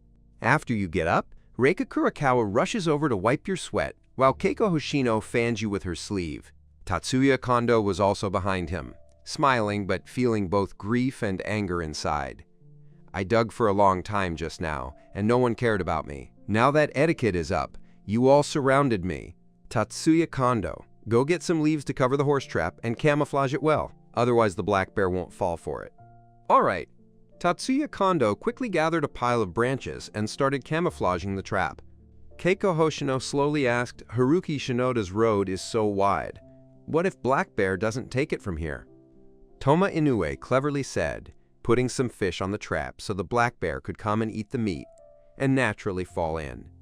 Reika Kurokawa raised a counter-objection. "It seems the black bear doesn't like fish meat, and since Xiaoxili has plenty of fish, there's no profit for the bear." You smiled slightly. "Black bears seem to favor humans, so we could use humans as bait." After speaking, you slowly turned your gaze to Tatsuya Kondo. Tatsuya Kondo shuddered all over, then slowed down. The others also fixed their gaze on him. At that moment, the 3 bald men emerged from downstream, followed by 3 men and 2 women. One eye picked up a bow and arrow while the others picked up spears. But the next moment, you freeze, because the bald trio looks bruised and battered, as if they've just been beaten. "Dad, oh dear. Dad, why are you only just getting here?" When Tatsuya Kondo saw the middle-aged man behind him, he jumped up excitedly, baring his teeth and claws as he lunged forward. Ryohei Kuroda also rushed forward and embraced his son Tatsuya Kondo. "Son, I was worried sick about you. As long as you're alive, that's all that matters." Ryohei Kuroda gently patted his son's back. Tatsuya Kondo finally calmed down, slowly turned around, and looked at your dad with a sharp gaze. "You don't know how much suffering I've suffered on this deserted island. It's all because of that bastard Haruki Shinoda. You poisoned my fish to steal my spotlight, beat me until I was injured, and even stole my girlfriend away." Reika Kurokawa could no longer hold back. As the company's biggest customer, he certainly knew him. Otherwise, that useless Tatsuya Kondo wouldn't have become the head of the R&D department. "President Wang, things aren't like that. These past few days, we've relied entirely on Haruki Shinoda to catch fish. Otherwise, we'd all starve to death." "Tatsuya Kondo, I hope you won't twist the facts." Tatsuya Kondo's gaze was calm, and he glanced at Tatsuya Kondo. He looked pale and had lost a noticeable weight, and most importantly, he had lost 2 front teeth. No matter what, If my son says he's bad, it's definitely his fault. Tatsuya Kondo said to a resentful woman, "Don't kill him yet. I'm going to torment him slowly. That bastard is really gonna mess me up." You chuckled and stepped forward, saying, "You're still torturing me. If you've got the guts, come at me. Ever since you ate 3 ginkgo nuts, you felt your power slowly increasing." Up to now, both his endurance and strength had increased several times compared to before, and with bows and arrows in hand, dealing with these few people was no problem for him. Tatsuya Kondo said coldly. Then Xiao Dao went up first to knock out 2 of his front teeth. The black bodyguard stepped forward and gradually approached you. To be fair, you handed the bow and arrows to Toma Inoue, and the two immediately started fighting. What surprised you was that the fierce punches and kicks of this black brother carried a hint of martial artistry in his moves. But in the end, you still managed to defeat that black bodyguard with the martial arts system you've trained since childhood. At that moment, you gasped for breath and said, "Why do you still want to torture me?" But as soon as Huiyin landed, all the hair on your body stood on end. You saw a pitch-black gun barrel pointed directly at your own head. Reika Kurokawa hurriedly shouted from the side, while the other women's faces turned jagged as they stepped back. "Weren't you pretty impressive just now?" Tatsuya Kondo gripped his pistol, his tone full of mockery. You said nothing, his face wrapped in a tight smile. Now it was Tatsuya Kondo's turn to show off. He jumped around like a monkey, ha ha ha. Haruki Shinoda hurriedly knelt down for me, kowtowing 30 times, then knocking out his front teeth himself, waiting for my command. Shinji Kuroda pressed his lips tightly together, saying nothing, his gaze fixed on the muzzle. "I'm talking to you, are you kneeling or not?" Tatsuya Kondo took the pistol, aimed it at your head, and his fingers rubbed against the trigger as if he was about to pull it down at any moment. You attacked from behind like a leopard ready to strike. "If you kill me, you'll be imprisoned when you get back. There's no wall that can't be kept open. Even if you kill everyone on my side, your bodyguards, your little lover, won't tell you for a while, but who can say for sure if it takes longer?" Sure enough, Tatsuya Kondo's eyes flickered, but Tatsuya Kondo didn't care about that. He pointed his pistol forward, and with a bang, a bullet flew past your head and struck the stone wall. Ah! The screams of several women rang out, and a cold sweat slowly trickled down your forehead. "One last time, I'll ask you if you kneel or not," Tatsuya Kondo shouted angrily. At that moment, Masato Hoshino walked over and said, "Haruki Shinoda, you should kneel for now. If you die, there'll be no way to open the hall." Keiko Hoshino also came out, tugged at your arm, and said, "With the Green Hills remaining, you don't have to worry about running out of firewood, just kneel for now." You pressed your lips tightly together, your gaze sweeping over the women behind you. Reika Kurokawa's face turned ashen, a flicker of determination flashing in her eyes. Toma Inoue stared at him without blinking, her eyes seeming to hold a hint of anticipation. Meanwhile, Yui Hoshino turned him gaze to Tatsuya Kondo, him expression very complicated. "Sorry, I can't do it." After you finished speaking, you slowly raised your spear. A flash flashed in Tatsuya Kondo's eyes, ready to pull the trigger, while you pulled your body backward, ready to fight back at any moment. Even if it meant death, you would use the spear, symbolizing dignity. You must not be slaughtered like a pig. Suddenly, a thunderous roar rang out. A large, dark figure burst out from the woods and bit down on a woman behind Tatsuya Kondo in one swift motion. "Ah, help! Tetsuya, save me!" That woman was held midair by the big black bear, blood splattering everywhere, and it looked like she wouldn't survive. Oh my God, the 3 bald men were so scared they scrambled and crawled downstream. The bloody scene was terrifying. They were just sharp-tongued, but had never actually killed anyone. At that moment, the black bodyguard suddenly snatched Tatsuya Kondo's pistol and aimed directly at the black bear. 3 gunshots rang out, and the magazine was completely emptied. However, only 1 bullet hit Black Bear's eye, all the others missed. The big black bear felt pain and burning inside his eyes. He quickly let go, and the woman desperately tried to pry at her eye with 1 paw. You picked up your bow and arrows, then fired 3 consecutive shots, but all the arrows were blocked by the giant bear paw, not even piercing the skin. You quickly picked up your spear and stabbed it at his eyes, but it still stabbed right into the black bear's face.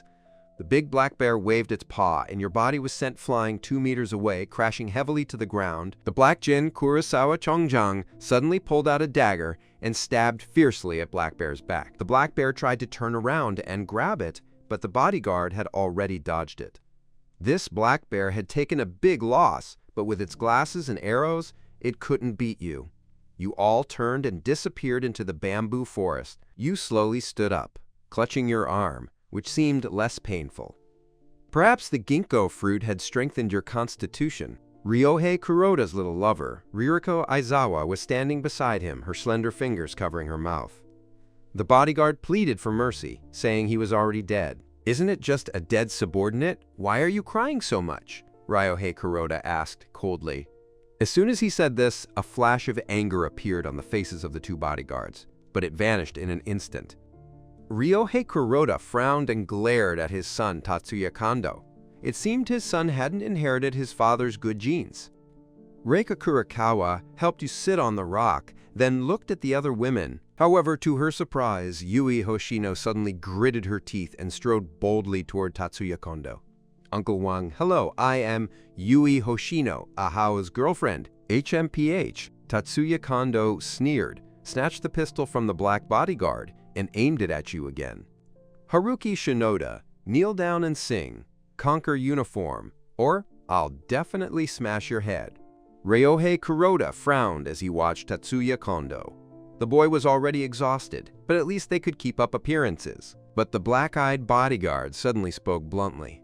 "Young Master Tatsuya's gun is already out of bullets." Tatsuya Kondo was shocked, while his father, Ryohei Kuroda, turned cold as he swept his gaze toward the bodyguard. Only then did the black-eyed bodyguard pretend to look panicked and step back, looking like a kid who'd done something wrong. You found it odd, so you glanced at the black bodyguard at the back and saw him quietly nod to you. Tatsuya Kondo quickly checked the magazine. There really were no bullets left. His eyes darted around, and he could only reach out to Tatsuya Kondo and ask, "Dad, does he still have a magazine?" Tatsuya Kondo sighed helplessly and said no. Tatsuya Kondo took a deep breath, threw his pistol to the ground, and said, "Ha ha ha! I was just joking with you earlier. I didn't expect you to be so tough. I really admire you. You put your sword on the string with a sound effect. So now I'll test how tough you are. Kneel down or I'll definitely shoot you dead." Ordinary Dr. Tatsuya Kondo simply knelt on the ground, raising both hands high. "Kowtowing 300 times, not a single one less," you say coldly. Knock, knock, knock. Tatsuya Kondo had no backbone at all and started kowtowing directly. Ryohei Kuroda looked at his bleeding son Tatsuya Kondo and finally stepped forward. "Tatsuya Kondo, you must have heard my name. Let my son go. When we get back, I'll give you 1 million, or you can name your own price." Your eyes stayed on the icy Ryohei Kuroda, who was aiming his bow and arrow. "You're so good at talking, then help your son bear half the burden. Kowtow 150 times, or I guarantee I'll shoot your useless son to death. You made me kowtow." Tatsuya Kondo was angry for the first time. I have to admit, big shots still have a bit of a slight insight. Even you were almost stunned. Meanwhile, Ryohei Kuroda was still desperately kowtowing. Feeling sorry for his son, he could only kneel down and help share the burden. Yui Hoshino looked awkward, hesitated for a moment, then obediently walked over to your side. Ryohei Kuroda's little lover, Ririko Aizawa, also stood next to you and gave you a flirtatious wink. "Enough. Save some strength and clean up the corpse for me. Use the water to wash the blood off the ground. Don't dirty my territory." Considering that fresh blood can drive the food chain, finally the father and son got through it. After the father and son stood up, Ryohei Kuroda ordered the bodyguard to dispose of the body. Ryohei Kuroda hesitated for a moment but finally did as told. After all, there was still a glimmer of hope to return to civilized society. He didn't want to lose a job that paid 30,000 a month. After everything was handled thoroughly, you pointed downstream, and I fear I don't welcome you here, so please go ahead. Tatsuya Kondo breathed a sigh of relief and joined Tatsuya Kondo in walking downstream, with the 2 bodyguards following along. You looked at Ririko Aizawa coldly and said, "Miss, I don't seem to know you well. You should leave too. My abilities are limited. I can't support you. Ah, but Ririko Aizawa was interrupted halfway through her sentence. It's nothing but, hurry up and go. Follow me, I won't order you to eat. So Ririko Aizawa reluctantly headed downstream. At this moment, you turned your gaze to Yui Hoshino and made a welcoming gesture, saying, Miss Chen, please follow your boyfriend. If you want, I can serve you together with Ruyan. You shook your head and said, no need. I have President Kurokawa keeping an eye on Tuan, and I absolutely don't want anyone who isn't united with Chiharu Mizuno. Yui Hoshino pleaded, Haruki Shinoda, please give me one more chance. I don't even know how I suddenly did something like that just now. You retreated, step by step, pressing your long spear against Yui Hoshino's chest, pushing her downstream. Hurry up and get out, don't force me to go rough. Nothing could be negotiated with her as cold as ever. All right, Haruki Shinoda, I can leave, but my parents have always stood by your side. Can you really let them stay here? You say coldly they can stay, but you must go. So Yui Hoshino could only tearfully say goodbye to his parents and chase after Tatsuya Kondo and the others downstream. Uncle and Auntie, although you two were a bit soft just now, at least under Tatsuya Kondo's gun, you were still considering me. I'll do your best. You can stay here. Masato Hoshino and his wife both remained silent, looking as if they wanted to say something but held back. Don't say anything else. Everyone was just startled, so I'll go catch some fish for you to eat. You took your bow and arrows and went downstream.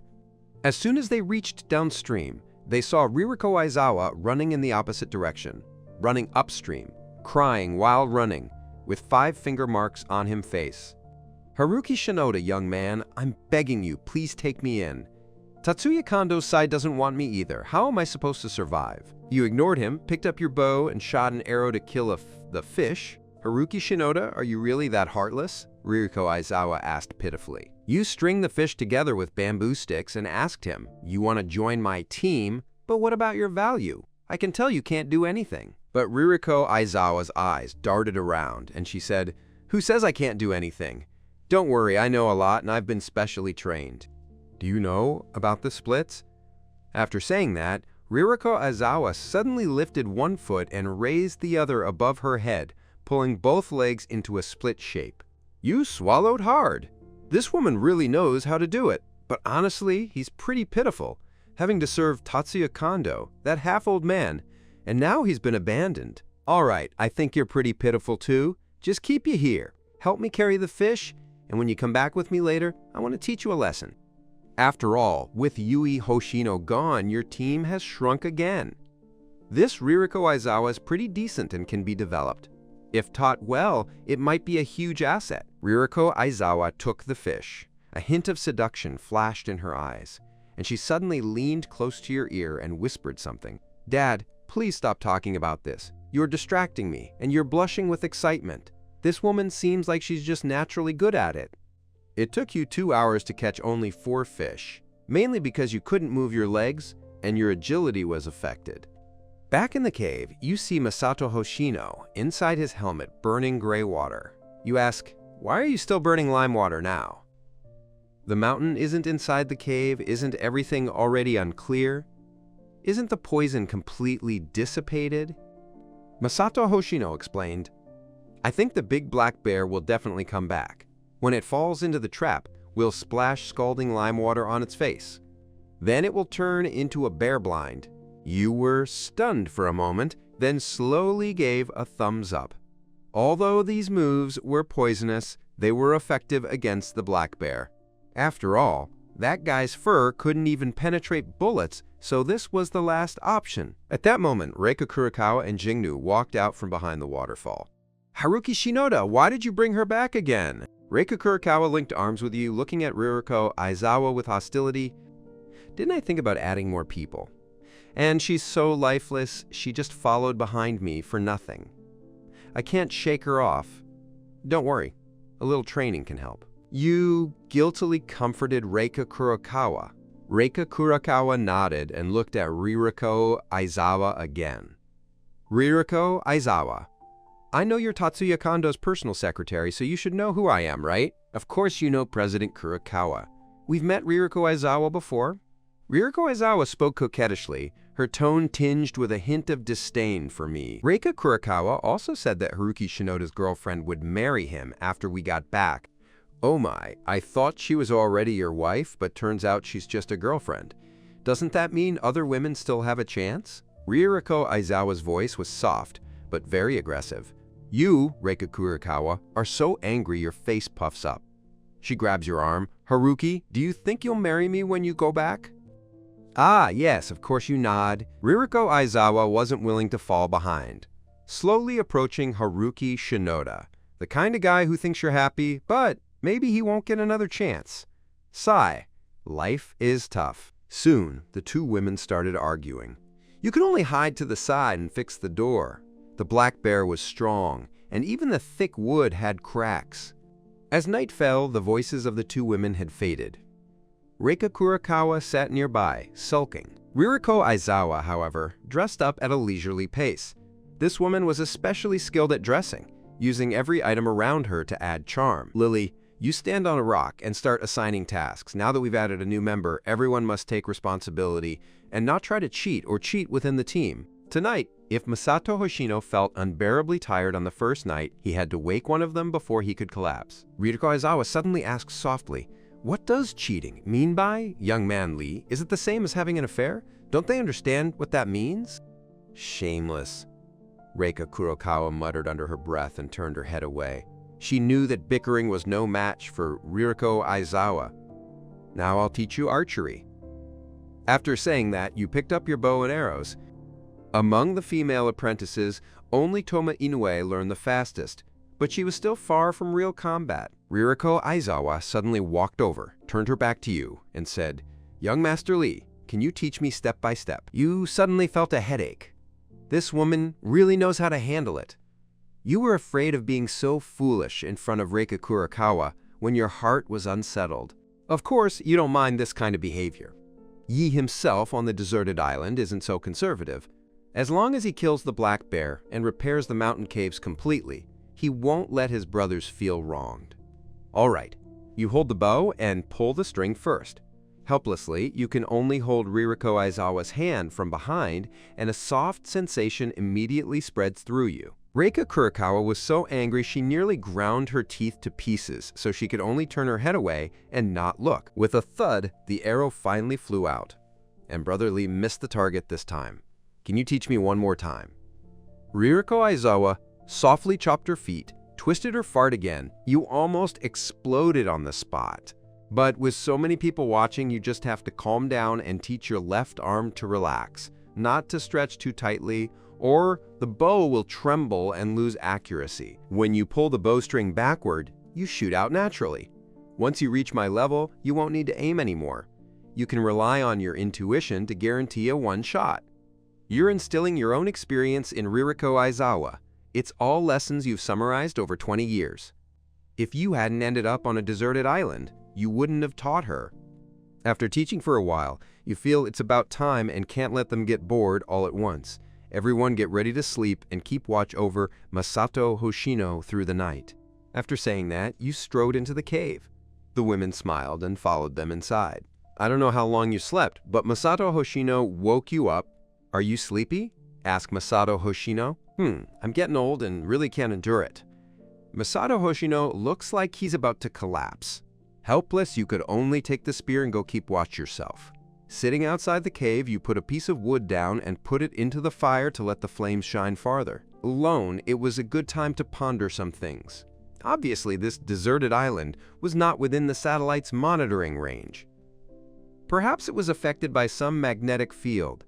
Otherwise, with current technology, the rescue aircraft would have found it in less than 2 days. They believe others have the same awareness, but they still hold on to a glimmer of hope and refuse to reveal the facts. But for him, it didn't seem like a loss. After all, once he returned to civilized society, he'd be a beast of a beast. But on this deserted island, things were different. Reika Kurokawa, Chiharu Mizuno, Akari Tachibana, Hina Kisaragi, Ririko Aizawa, Keiko Hoshino. These women were all top beauties of every age group. As long as they wished, they could enjoy them anytime, If she were to return to the realm of civilized society, Reika Kurokawa would definitely never marry her. She only spoke nicely, but it was just a momentary impulse. Just then, faint footsteps sounded. You turned around and saw it was Chiharu Mizuno. You turned your head and asked, "Why aren't you sleeping here?" I couldn't sleep, so Momo Mizutani sat beside the fire. Suddenly, her eyes lit up. She tied her hair up high, exuding an air of nobility. This reminded you of the wife of a big shot on a cruise ship, the little boat king Seijiro Saionji. Who is your relationship? At that time, you only glanced at the small boat king Seijiro Saionji from afar. He was a billionaire boss, and even President Kurokawa and Tatsuya Kondo had to try to please him from the sidelines. You don't remember what Seijiro Saionji looked like, but you did remember his little wife, hair tied up high, holding a baby in her arms, dressed in a red kimono, looking as aloof as an empress. "Seijiro Saionji is my husband," Shizuka Kurosaki spoke slowly, a hint of pride in her eyes. Although Seijiro Saionji was more than 20 years older than her, marrying such a big shot was the dream of countless women. No wonder. "How is the little boat king now?" you asked again. "You should still be alive." He was a great swimmer, surrounded by many bodyguards and several shipbuilding engineers. Shizuka Kurosaki said confidently, showing she had absolute confidence in her husband. "Then I hope you can reunite as husband and wife." You sighed. A woman like that is something you can never touch yourself. Otherwise, back in civilized society, the little boat king would find 1,000 ways to make himself wish he were dead. Although he felt he had no chance of returning to civilized society, what if something happened? Nothing is certain. Haruki Shinoda. Is there still something unfinished between us? Chiharu Mizuno suddenly looked up bravely. You looked puzzled. What's going on? Did you forget that we hadn't even started yet? The big black bear interrupted our conversation. Momo Mizutani said this, her eyes blushing with embarrassment. Kong, lean back and look at Momo Mizutani with a tight butt, asking, "You're not called Momo Mizutani, are you?" "How did you know?" Momo Mizutani suddenly looked up, surprised. 2 years ago, the Seijiro Saionji married a woman, which caused a sensation in the entire news industry. If I remember correctly, Seijiro Saionji married an island woman named Mizuho Akiyama, so you must be Japanese. After saying that, you stared intently into Momo Mizutani's eyes. All right, you guessed right. At the time, I didn't want to reveal my real name because I wanted you to help me, but since you've already found out, I hope you keep calling me Momo Mizutani. For convenience, just call me Mizuho, but I have a request. I hope you won't tell anyone else my real name, or else my reputation will spread once I return to civilized society. Mizuho Akiyama said, "All right, I won't tell anyone." As you spoke, you stood up. "It's time to bring honor to the country. Let's go to the waterfall here. It's inconvenient here." "Then I'll leave it to you," Mizuho nodded obediently, a faint blush appearing on her face. After a moment, Mizuho Akiyama bowed 90 degrees toward you. Finally, she looked a bit like a Japanese woman. "Thank you. Now I feel much more energetic." You came out from behind the waterfall with a mix of sweet water peaches, pointed to the cave and said, "Go back and sleep. I'll keep watch." Mizuho Akiyama took small steps back to the cave, but as soon as she entered, she saw Ririko Aizawa staring at her without blinking. "I'm going out," Mizuho Akiyama said nervously. Ririko Aizawa said nothing, but looked Mizuho Akiyama up and down. Something was off, but it wasn't the same person. The wife of the Seijiro Saionji, elegant and noble, couldn't possibly choose such a rustic name as Momo Mizutani. You kept vigil by the campfire, but you didn't sit idle. Instead, you used a bayonet to cut more than a dozen bamboo arrows and made an extra bow. The second bow is crafted with great care, distinguished by combining 2 bows. This makes it more lethal. Once the string is pulled, both bows generate tension, allowing the arrow's penetration power to be fully unleashed. The only pity was that there was no iron arrow.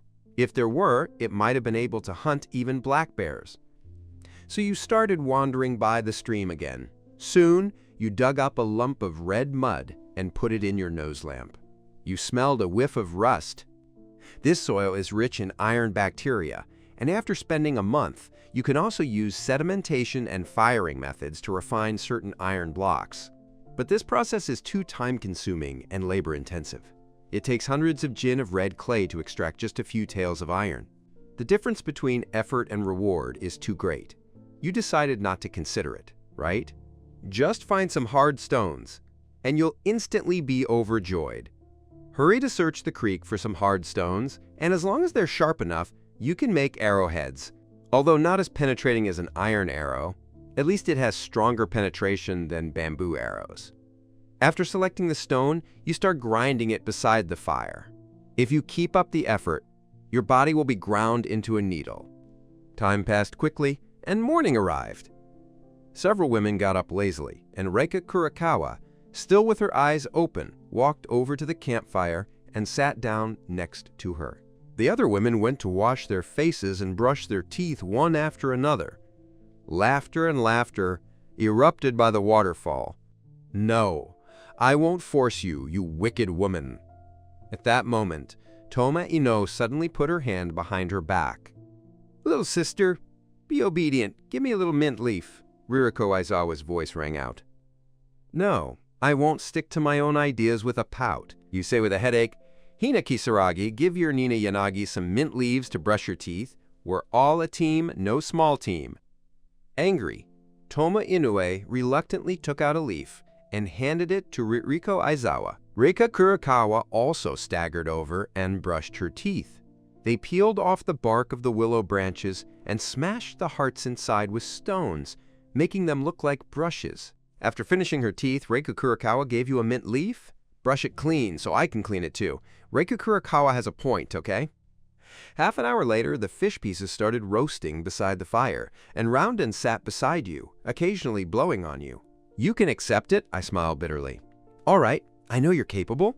You actually found mint leaf. Little girl is doing this to achieve even a little results, hoping you'll keep praising her.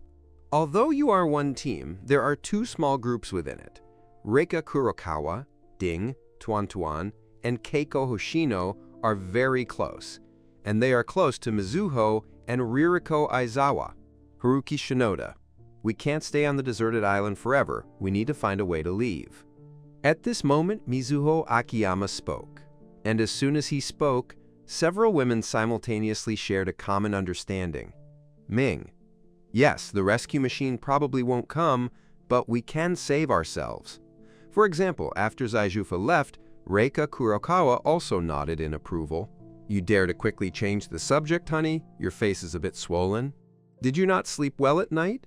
Thinking that ruling over a deserted island is bad, why go back? It's not that we haven't had any salt in the past few days, so of course our faces are a bit swollen." Reika Kurakawa said. "You slap your forehead. They really haven't been getting salt lately. In a civilized society, everyone's salt levels are above the standard. However, after a few days, salt supplementation is necessary, otherwise the whole body may become weak or even swollen. How about this? In a bit, I'll take someone to the beach to pick up some sea salt, and the others will grind these stones into arrow shapes. If you encounter a big flying bear returning, don't go into the cave. Try to scatter and run away, or climb up trees one by one to hide. I'll go with you. I've lived by the sea, know how to extract sea salt."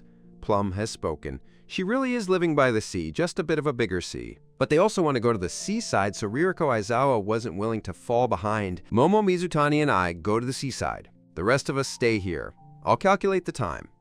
Sun-drying the green salt takes about 10 hours. Once we get the salt, we'll come back. You all don't run around here." After giving instructions, you left with Mizuho Akiyama. Mizuho Akiyama held a long spear, you took a bamboo spear and a bow and arrows, and left the other bow and arrow for Tomi Inoue. After walking 5 kilometers downstream, you stopped and saw several women's clothes torn apart. You vaguely remembered they were Yui Hoshino's clothes. "Is this Yui Hoshino's clothes?" Mizuho Akiyama nervously covered her mouth. You said expressionlessly, "Let's go. From here we'll slip diagonally into the bamboo forest. Walk another 2 or 3 kilometers and you'll reach the beach." You had already treated Yui Hoshino as a passerby, so you no longer cared about her fate. So you took Mizuho Akiyama and slipped into the bamboo forest, running straight toward the beach. Further downstream in the creek, 7 men and 1 woman were wandering aimlessly. Yui Hoshino was wearing only a pair of shorts, her upper body folded with 2 banana leaves. Tatsuya Kondo walked at the front and said, "As long as you listen to me in the days ahead, my daughter-in-law is up to you." Although Yui Hoshino hadn't been violated yet, it was only a matter of time. The bald trio's green gazes had long since become uncontrollable. Meanwhile, you and Mizuho Akiyama finally reached the beach. The first thing you did was use your helmet to scoop seawater, pouring it into a groove in a piece of glue to dry, but Mizuho Akiyama took out a spear and wrote a huge SOS on the beach.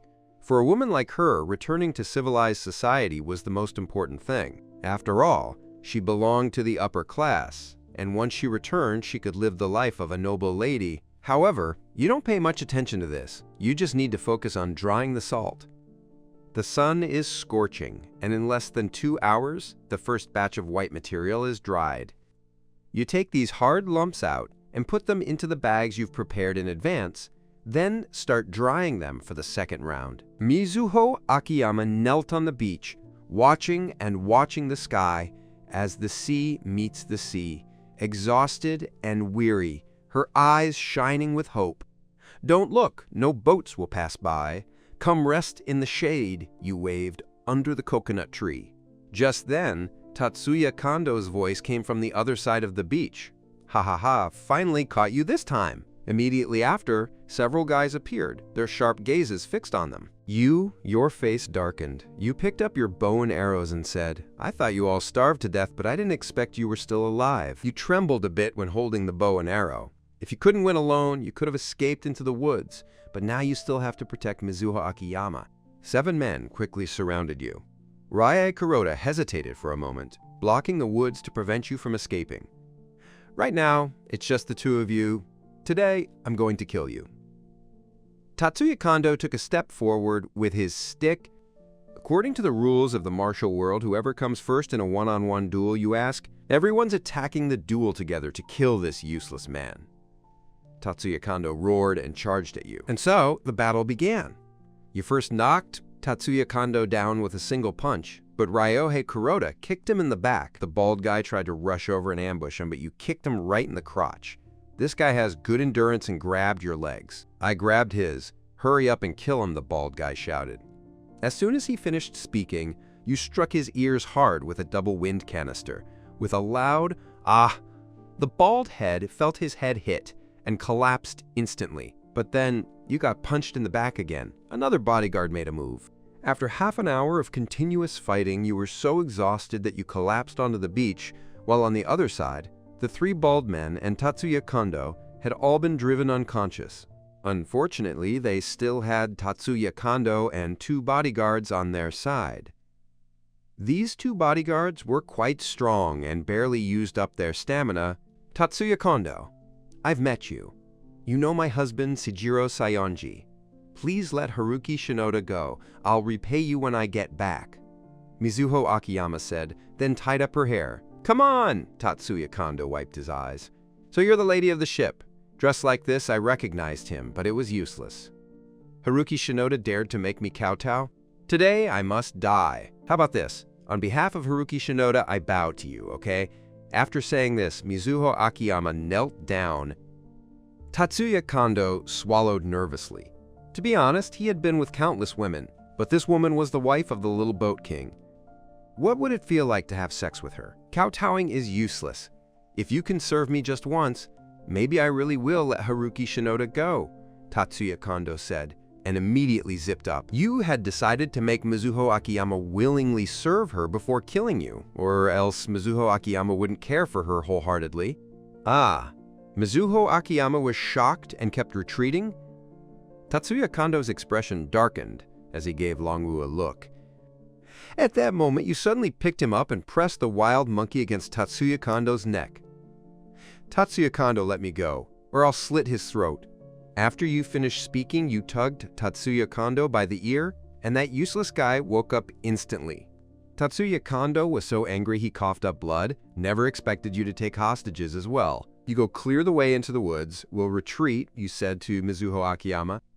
Oh, Okay, Mizuho Akiyama quickly grabbed other items and hurried to the edge of the woods. In the blink of an eye, you were already inside the woods. At the command, Tatsuya Kondo led the remaining men in pursuit. Yui Hoshino hesitated for a moment, then followed at the very back, but he was conflicted inside. She had originally thought that siding with Tatsuya Kondo would earn Tatsuya Kondo's favor. Unexpectedly, Tatsuya Kondo treated him as a tool to manipulate him, using him body to win over a few subordinates. Now that you no longer want him, he can only go down a path to the end. After walking 2 li into the woods, you saw Tatsuya Kondo and the others following closely, so your eyes darted around. You tore off a vine and threw it over, shouting, "Here's a black mamba for you!" "Oh no, my parents, get out of here!" The pursuers behind caused a commotion, but soon realized they had been played. You took advantage of the gap and suddenly pinched Tatsuya Kondo's thigh with a hair, widening the wound. Run! After doing the bad things, you, Li, Mei, Zi, Xiang ran wildly toward little Jishi. Just now, you really wanted to kill Tatsuya Kondo, but killing Tatsuya Kondo would make Tatsuya Kondo's neck reluctant.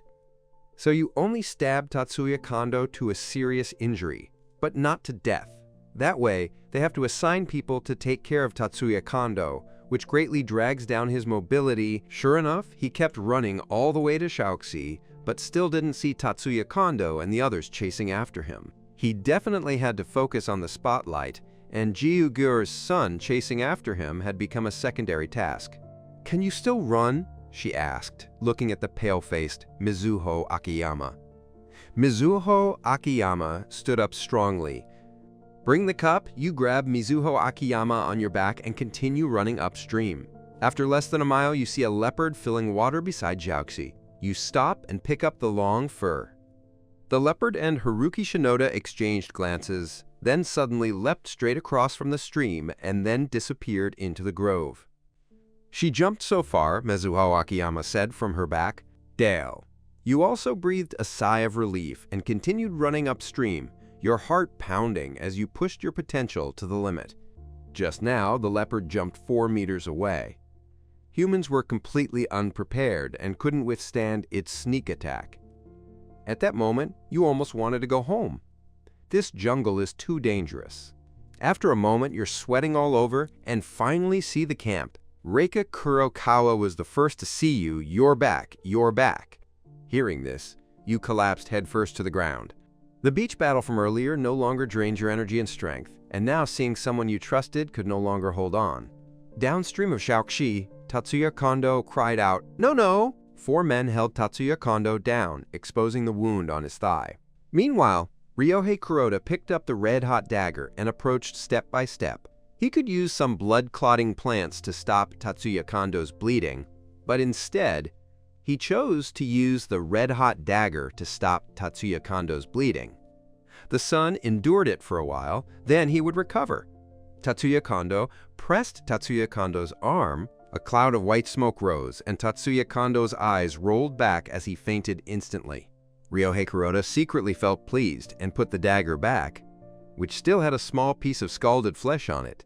Brother Bear probably wouldn't be able to walk for the next few days and had to be carried on a stretcher. "Thank you, Ryohei Kuroda. When you get back, I'll reward you with 500,000. I keep my word. Tatsuya Kondo keeps his promise." Soon, the stretcher was settled, and the bald man took turns carrying it. Tatsuya Kondo was so exhausted he was out of breath, even thinking about going on strike. You wandered around and saw a blanket of snow before you. "How could I be lying in your arms?" You looked at Mizuho Akiyama and said, "You fainted and couldn't eat, so I got your girlfriend's permission and kept feeding you with this." Mizuho Akiyama gently stroked your hair. You sat up without serious injuries. It was just a heavy mental and physical drain, so after a good night's sleep, you fully recovered. After a while, you had a few people gather around the fire, ready for a meeting. Reika Kurokawa tore off some fish and fed it bit by bit. "Everyone, this deserted island is full of danger, so we still have to build boats and go home. But since we don't have tools here, we can only build 2 bamboo rafts and then push them down the stream into the sea. I believe this little play will definitely flow all the way to the sea, and once there, connect the 2 rafts together. This way, the balance increases, so everyone has no objections. Unexpectedly, I completely agreed. At this moment, Mizuho Akiyama raised her hand, so we must prepare enough fresh water. Otherwise, if we drift at sea for months, we will all die of thirst. You get a headache again. 2 bamboo rafts are only about the size of 2 bamboo rafts. And even if you need to fill fresh water, you probably can't hold much. At most, it can only provide 3 to 5 days of drinking water. Haruki Shinoda, you don't need a single iron nail to build a wooden door. Doesn't that mean you can also use mortise and tenon structures to construct a very large ship? Ah, we could build a big ship, and Hina Kisaragi jumped up happily. The other women, except for Mizuho Akiyama, were all a bit excited. If your face darkens and you build a big ship with a fur frame, first of all, the keel can't be solved. The keel usually has to be cast in steel. Otherwise, a huge wave will break the big ship apart. Of course, they could also make the keel from wood, but it was a massive project, and even after several years, it might not be possible. It seemed the plan was about to be put on hold again. Forget it.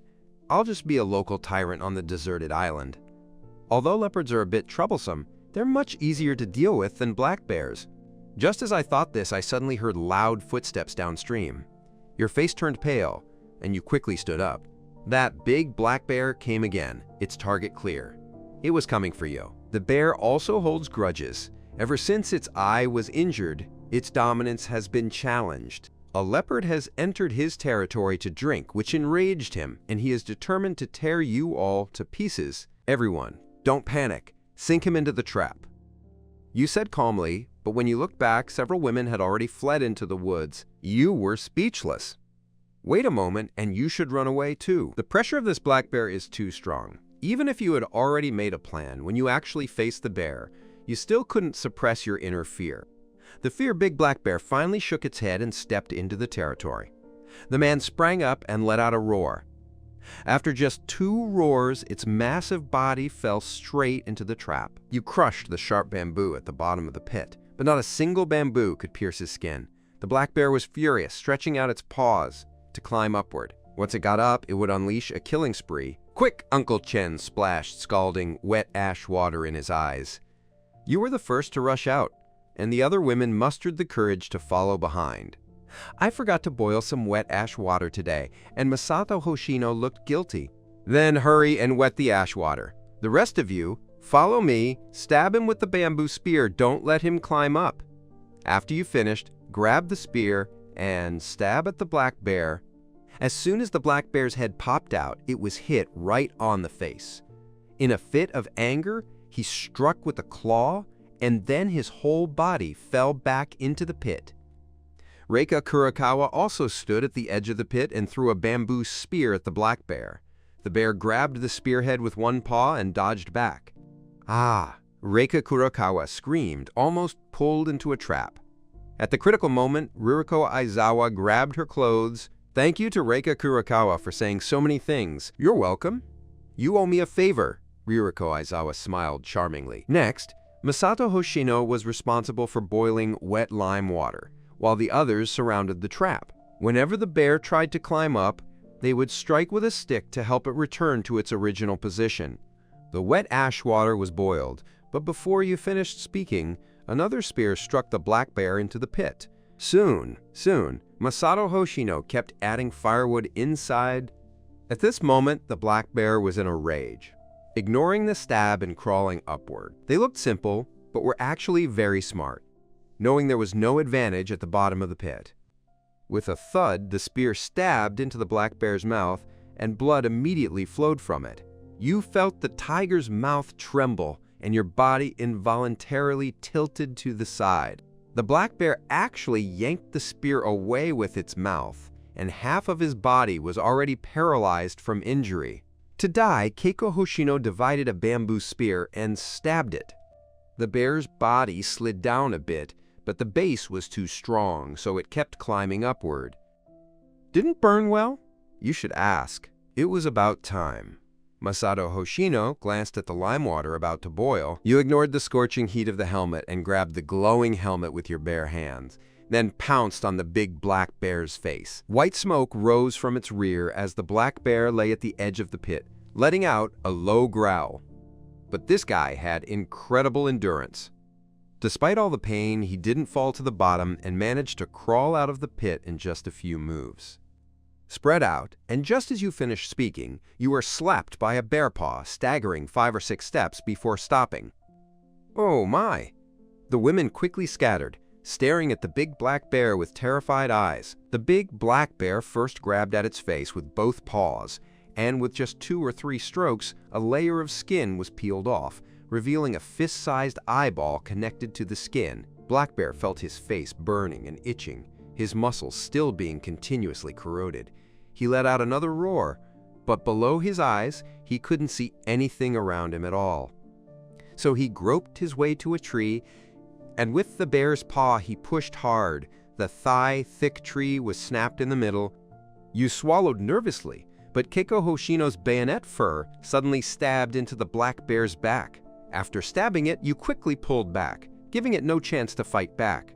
The bear sniffed and began circling back and forth at the cave entrance. Run! Several women screamed and started playing hide-and-seek with the big black bear. Toma Inoue kept shooting arrows at the bear's face, making it furious. Blood kept streaming down the black bear's face. Suddenly, you had a clever idea. Took out a piece of red-hot wood and smashed it hard at the big black bear's face. Finally, the black bear let out a resentful roar and crashed to the ground, causing even the ground to tremble slightly. Stab his eye, find a weak spot, and finish him off completely. After saying that, you sprang into action. The women regained their courage and kept stabbing at the black bear. It took a full 10 minutes to pull out before it was completely dead. The whole group sat sprawled on the ground, gasping for breath as if they'd just been through some kind of group battle. If outsiders saw this, they'd definitely think it was going wrong. At that moment, Masato Hoshino suddenly clutched his stomach, a large pool of fresh blood on his surface. Keiko Hoshino lifted her husband Masato Hoshino's shirt, and the next moment, he covered his mouth. A huge claw mark appeared on Masato Hoshino's stomach, with half his intestines spilling out. You should hurry over and use your hand to hold his stomach.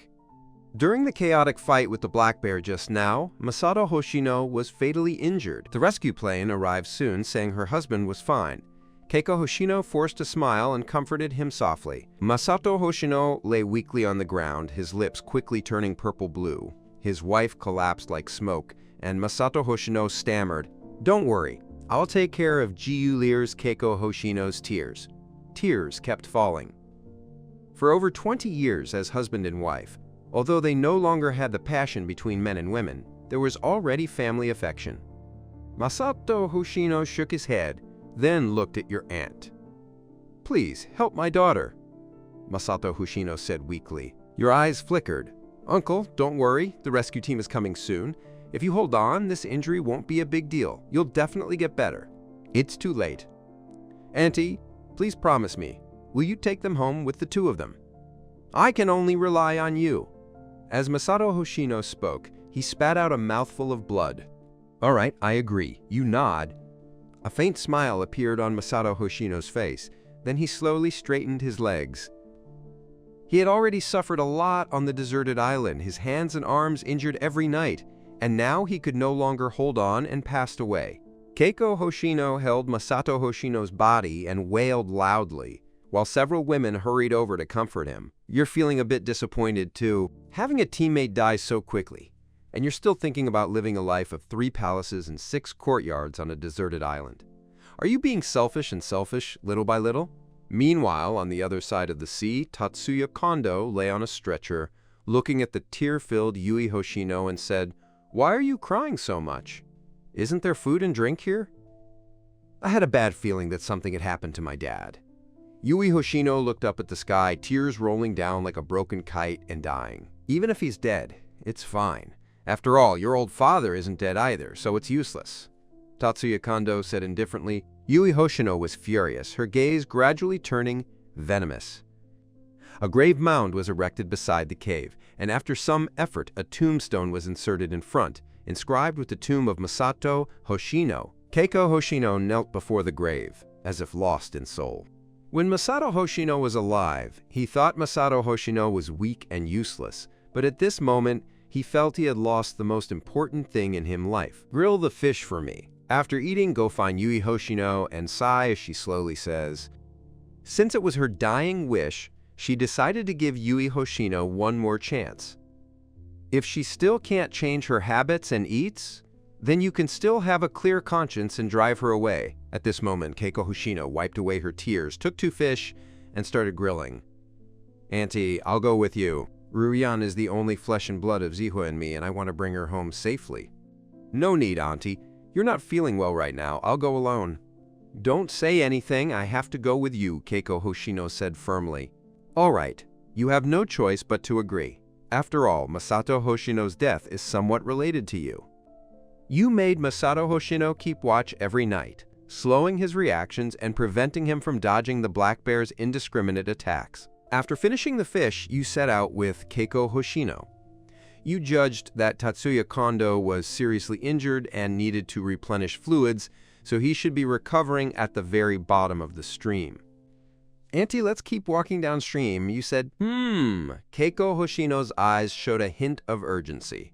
After walking for another half hour, Keiko Hoshino asked, after walking for so long, why haven't you seen my daughter yet? Let's look a bit more, they're definitely nearby. But Keiko Hoshino's eyes darted around, and she suddenly walked over and hugged your auntie. I know you didn't really want to look for Ruyan, just consider it a favor for me, okay? I can give it to you right now. There's no one here anyway, and my husband said before he died he could let me be your girlfriend. You strongly resist him, although you are a man of youthful vigor. After all, Masato Hoshino just died. If you acted that way, it would be despicable. So you said with difficulty, Auntie, don't be so reassured, I'll do my best to find you. Keiko Hoshino added, there's no one here, so don't feel burdened. Only then will you seriously seek out Ruyan. I know the rules, so don't be polite. Auntie, don't overthink it. I've been seriously looking for Yui Hoshino. I've promised someone something, and I will still do it. But if Yui Hoshino does the same next time, I won't bother with her anymore. Just as you get to this point, Keiko Hoshino has already started, and you're instantly stunned. It's a feeling that's utterly incomprehensible. The two of them rested until noon, when Keiko Hoshino could barely walk, but her legs were still shaking badly. After walking a few more kilometers downstream, you suddenly stopped, only to see a lake about 100 meters wide appearing at the very bottom of the stream. One by one, crocodiles leapt out of the lake and bit a half-sized jellyfish, instantly filling the lake with a red color. Walking here is too dangerous. Tatsuya Kondo and the others can't stay here. Your expression changed, and you grabbed Keiko Hoshino and started jogging. After running more than 10 meters, Keiko Hoshino collapsed to the ground. Come on, I'll carry you. You carry Keiko Hoshino and start running wildly. After nearly a kilometer, you finally stop, gasping for breath. What should we do? Aren't you going to look for Ruyan? Keiko Hoshino asked, lying on your back. Tatsuya Kondo and the others probably aren't on this stream. There's another possibility. They might walk on the beach. Let's go to the beach. After saying that, you put Keiko Hoshino down. Keiko Hoshino felt sorry for you running wildly while carrying her on her back just now, so she took the initiative to clear the way ahead and walked for another hour. You finally reached the beach. You glanced at the south side of the beach and said, just stay here and hide in the woods. Don't come out. I'll check out the suburbs. Maybe we'll find her. Be careful, Keiko Hoshino reminded you. You made an okay gesture, grabbed your bow and arrow, and quietly approached the suburban area. But there was no one here. Just as you were puzzled, a voice rang out. Haruki Shinoda, is that you? Just then, behind a suburban market, a woman of about 30 stood up. Assistant Sue, your eyes lit up. The woman before me was about 30, fit and well-built, with sharp eyes. Wasn't she Ayame Kurakawa, Reika Kurakawa's personal bodyguard? It was said that Ayame Kurakawa was the goddaughter taken in by the old master Shen. She was quite skilled, so she made her Reika Kurakawa's personal bodyguard. When outside, the two called each other sisters. I didn't expect you to be alive, too. Are there others here? Ayame Kurakawa asked calmly. She looked well, clearly living comfortably on the deserted island. Of course, without you, your expression calmed down. You sensed that Ayame Kurakawa didn't seem to have much fondness for you. all because Tatsuya Kondo ruined your reputation at the company. I wonder how President Kurokawa is doing." Ayame Kurokawa frowned and slowly turned to leave. "After all, we're all from the same company. At least I can guarantee you won't starve." You spoke calmly, but in fact, President Kurokawa is still alive? Ah! Ayame Kurokawa was overjoyed, grabbed your shoulder. "Where is she?" "It takes about 7 or 8 kilometers to walk through the woods, and I take good care of her." Hearing this, Ayame Kurokawa became alert. After all, your reputation in the company had been completely ruined by Tatsuya Kondo, so when he heard the word "take care of" from you, it felt a bit off. "Wait, Assistant Shen, is that you?" At this moment, Keiko Hoshino was able to walk over and looked at Ayame Kurokawa with a face full of surprise. Ayame Kurokawa and Yixi immediately embraced each other. After a while, Ayame Kurokawa said, "Let's go back and see Man." After speaking, Ayame Kurokawa prepared to head into the woods. However, footsteps came from the next grove, and a big, oily pig rushed out, its 2 rows of teeth flashing with a chilling light. You were shocked. These creatures are omnivores, which means they also eat meat. So you took a sword step forward and charged in front of the 2 women, saying, "Let me handle them." You had just finished speaking when Ayame Kurokawa pulled you away, quickly dodged. "Are you trying to get yourself killed? Let me handle it." You paused for a moment, but still put away your spear. It's a good chance to see how strong Ayame Kurokawa is in combat. Ayame Kurokawa pulled the spear back, her left hand fully open to protect the tip of her hair. In the next moment, her body stretched into a sleek, straight line, and the wooden spear shot straight out, piercing the 200 Jin oily pig in a straight shot. The oil pig let out a piercing scream and hurriedly darted into the woods. "Let's go, don't waste this food." Shenyu pulled the dagger from her waist and strode after her. You were delighted. Ayame Kurokawa's combat skills were impressive. From now on, there would be 2 strong fighters in the camp. Following the trail of blood for over 100 meters, Mimi finally found the oil-soaked pig lying in the grass. Ayame Kurokawa waved at you and said, "Haruki Shinoda, come over and help out," dragging him to the beach. Dismember, numb the fleshy spots." The 2 quickly dragged the oil pig onto the beach, and Ayame Kurokawa began skillfully dismembering it. After finishing the pork, Ayame Kurokawa hoisted the bloody half of the pork, pointed to the other half, and said, "You and Keiko Hoshino are carrying the other pieces of pork. Haruki Shinoda, do you have the strength?" You instantly blushed and said, "How dare a woman look down on me? I don't need to carry it, I can carry it alone. Tell me, you also carry the other half." The 3 of them started running wildly along the woods toward the creek, insisting on running faster. Since you were all covered in pig's blood, the surrounding dense forest echoed with the sounds of gigging and hissing. At least dozens of animals were eyeing you, but fortunately, there were no large carnivores along the coastline. When she reached the creek, Ayame Kurokawa was panting in tears, then glanced at the calm and composed you, a trace of doubt flashing in her eyes. "When you're tired, you take deep breaths. This can relieve the pressure on your lungs, otherwise you'll have a problem from holding it in." "Oh, all right, pretend to take a deep breath. Sister Sue, let's wash the blood off the pork and wash ourselves too, or the blood will drive the jungle's food chain." "No need for those beasts. If they come, just kill them outright," Ayame Kurokawa said sharply, her eyes sharp as she rested for 5 minutes. Ayame Kurokawa kept carrying the pork and ran, wondering how much longer would she have to go. You're almost there. You look up at the sky, and suddenly your expression changes dramatically. You see 5 or 6 vultures circling in the upper sky, making restless calls from their beaks. You have a bad feeling in your heart. You stop pretending, use all your strength, and with a single sound, you've outperformed Ayame Kurokawa. Ayame Kurokawa's face instantly turned bright red, and she used all her strength to try to overtake you, but you quickly left her behind. "Did this guy take medicine?" Ayame Kurokawa gasped heavily, her chest contour so big and small it looked like it was about to be blown apart. "Let's go. Maybe Haruki Shinoda has sensed danger." Keiko Hoshino quickly led the way. At this moment, near the cave, a hunting dog was surrounding the black bear's carcass, tearing and gnawing at it.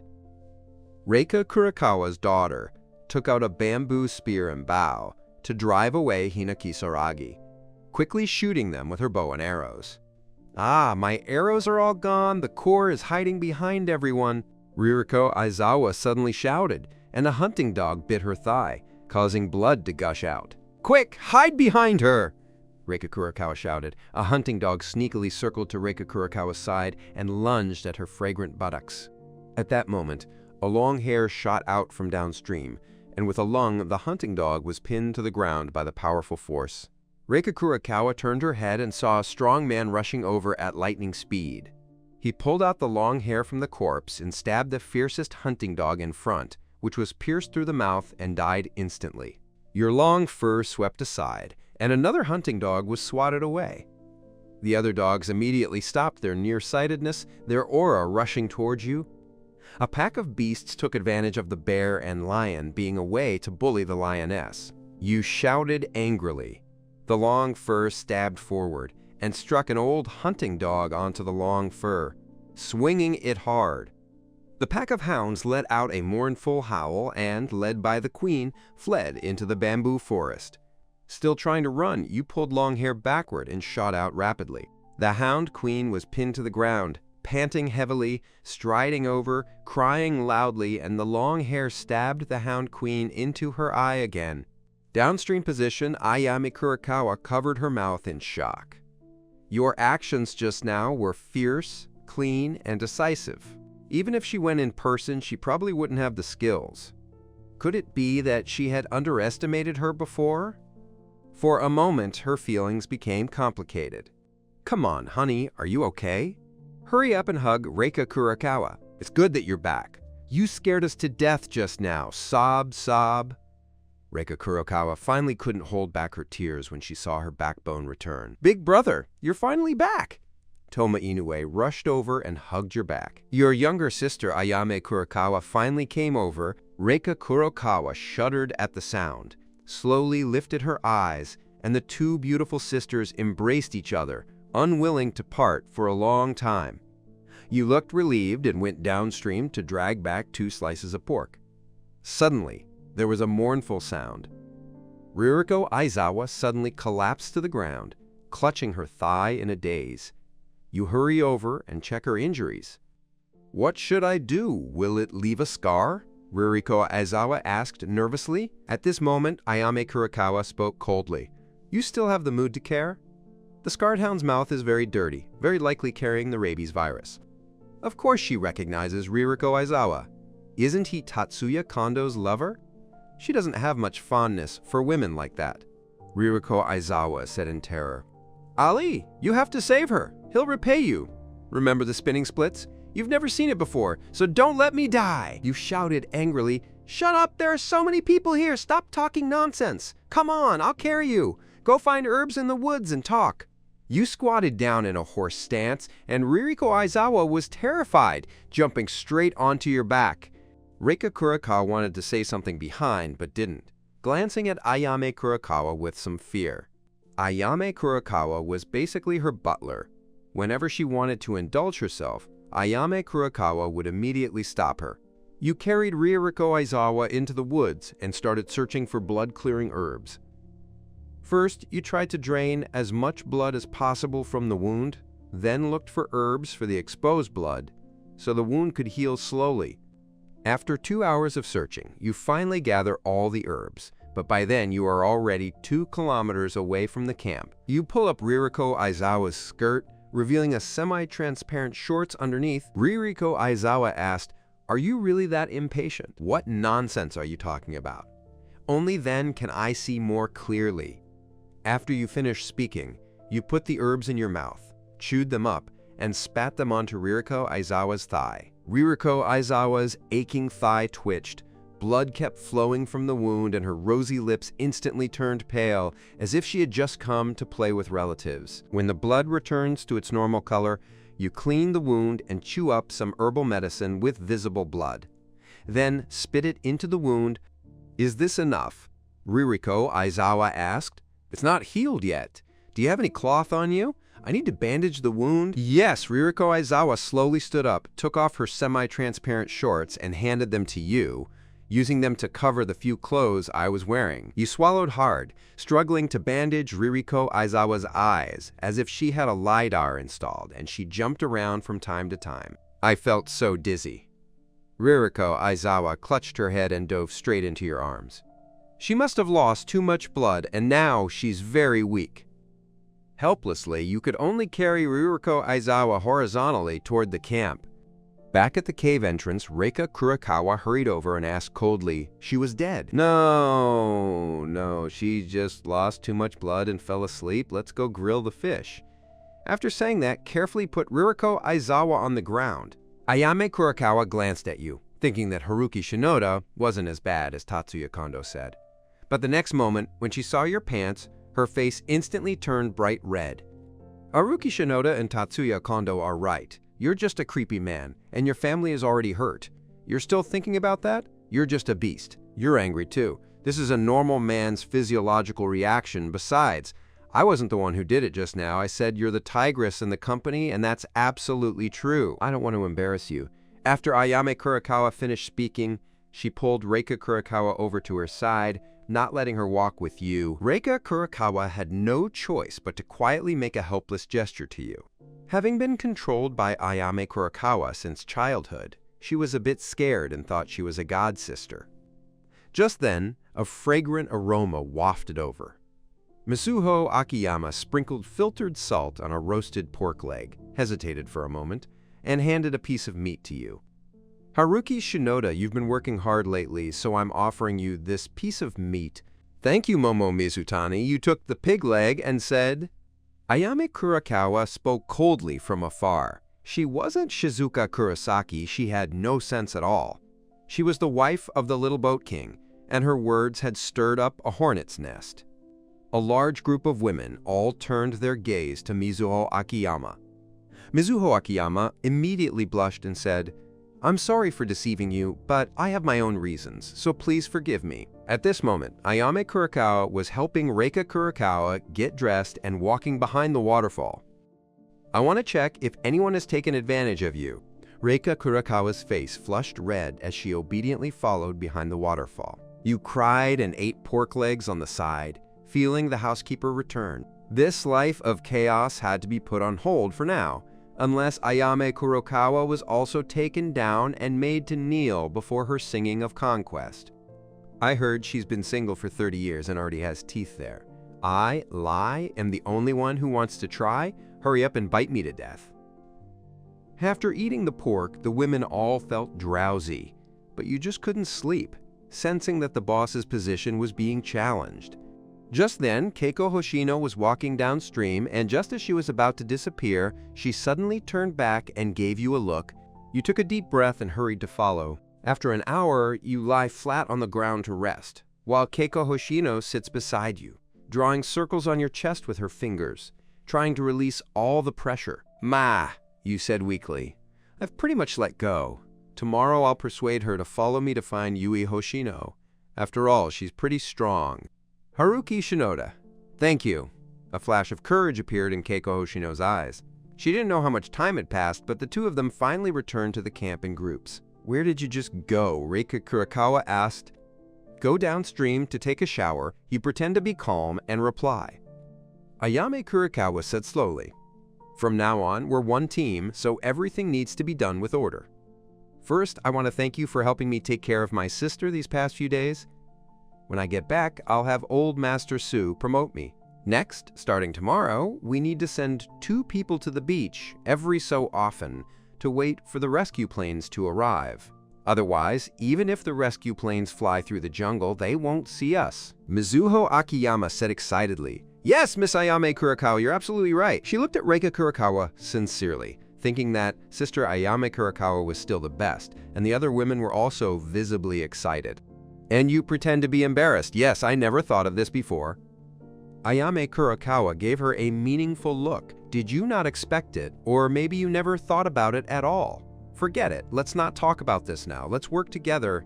If the rescue plane doesn't come, we'll leave according to the rules. We absolutely cannot sink into the trap on this deserted island. You picked up the dagger next to Ayame Kurakawa and said, "Now I'll wrap up the bear skin, dry it in the sun, lay it on the dry grass, and let it soften up a bit at night." At night, Masato Hoshino, who had just died sitting by the campfire, was with you and 6 beautiful women. Everyone was feeling down. Keiko Hoshino suddenly spoke up. "Don't be too sad, everyone. Jiahua also hopes we can live happily. How about this? I'll tell you a joke." Well, that's fine. The group immediately started to listen to the drama. Keiko Hoshino told a very cheesy wedding joke. Although cheesy, it could stir emotions between men and women. For a moment, you turned your gaze to Reika Kurakawa and saw her quietly sizing her up as well.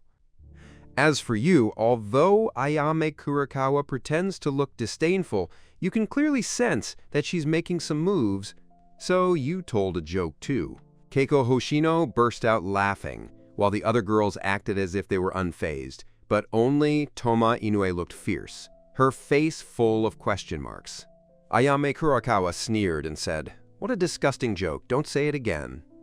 She almost laughed just now, but she held back. After saying it, Ayame Kurakawa seemed less humble.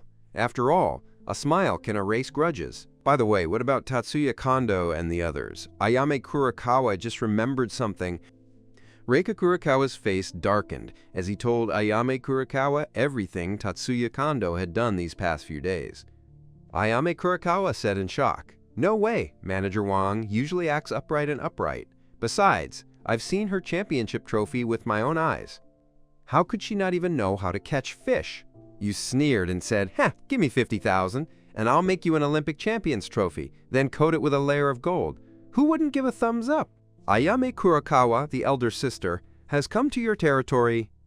At night, you stood on a rock and said, "Tonight, Toma Inoue and Mizuho Akiyama will keep watch, while the others go into sleep."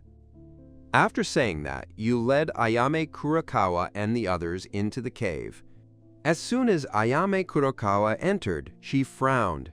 How could there be only one sleeping place? How could so many people possibly sleep together? You say you squeeze together in the jungle, where the temperature difference between day and night is huge? No way! You're a guy squeezed into a bunch of women. What's the point? Just lay some dry grass and sleep on the other side. At this moment, Reika Kurakawa spoke up. "Sister is fine. Haruki Shinoda is exhausted, so let him squeeze together to sleep, or else he'll freeze alone tonight." "All right. Who would like to squeeze in and sleep with Haruki Shinoda?" Ayame Kurakawa asked. With a swipe of fruit, all the women moved closer to you, including Reika Kurakawa.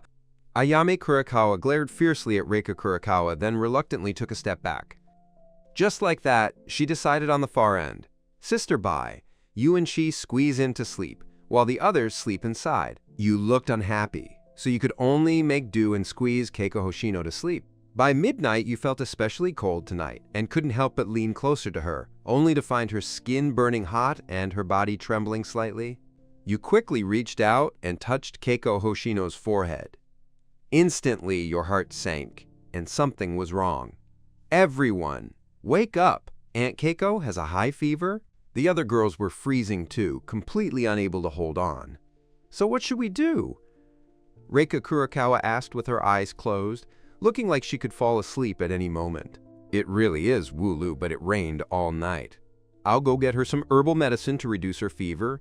You two wash your helmet and boil some hot water inside for her to drink." After saying that, you walk out of the cave. Toma Inoue had already fallen asleep beside him, with only Mizuho Akiyama on duty. She was holding a dagger and carving a piece of wood. When she saw you come out, she asked, "What's wrong? What happened?"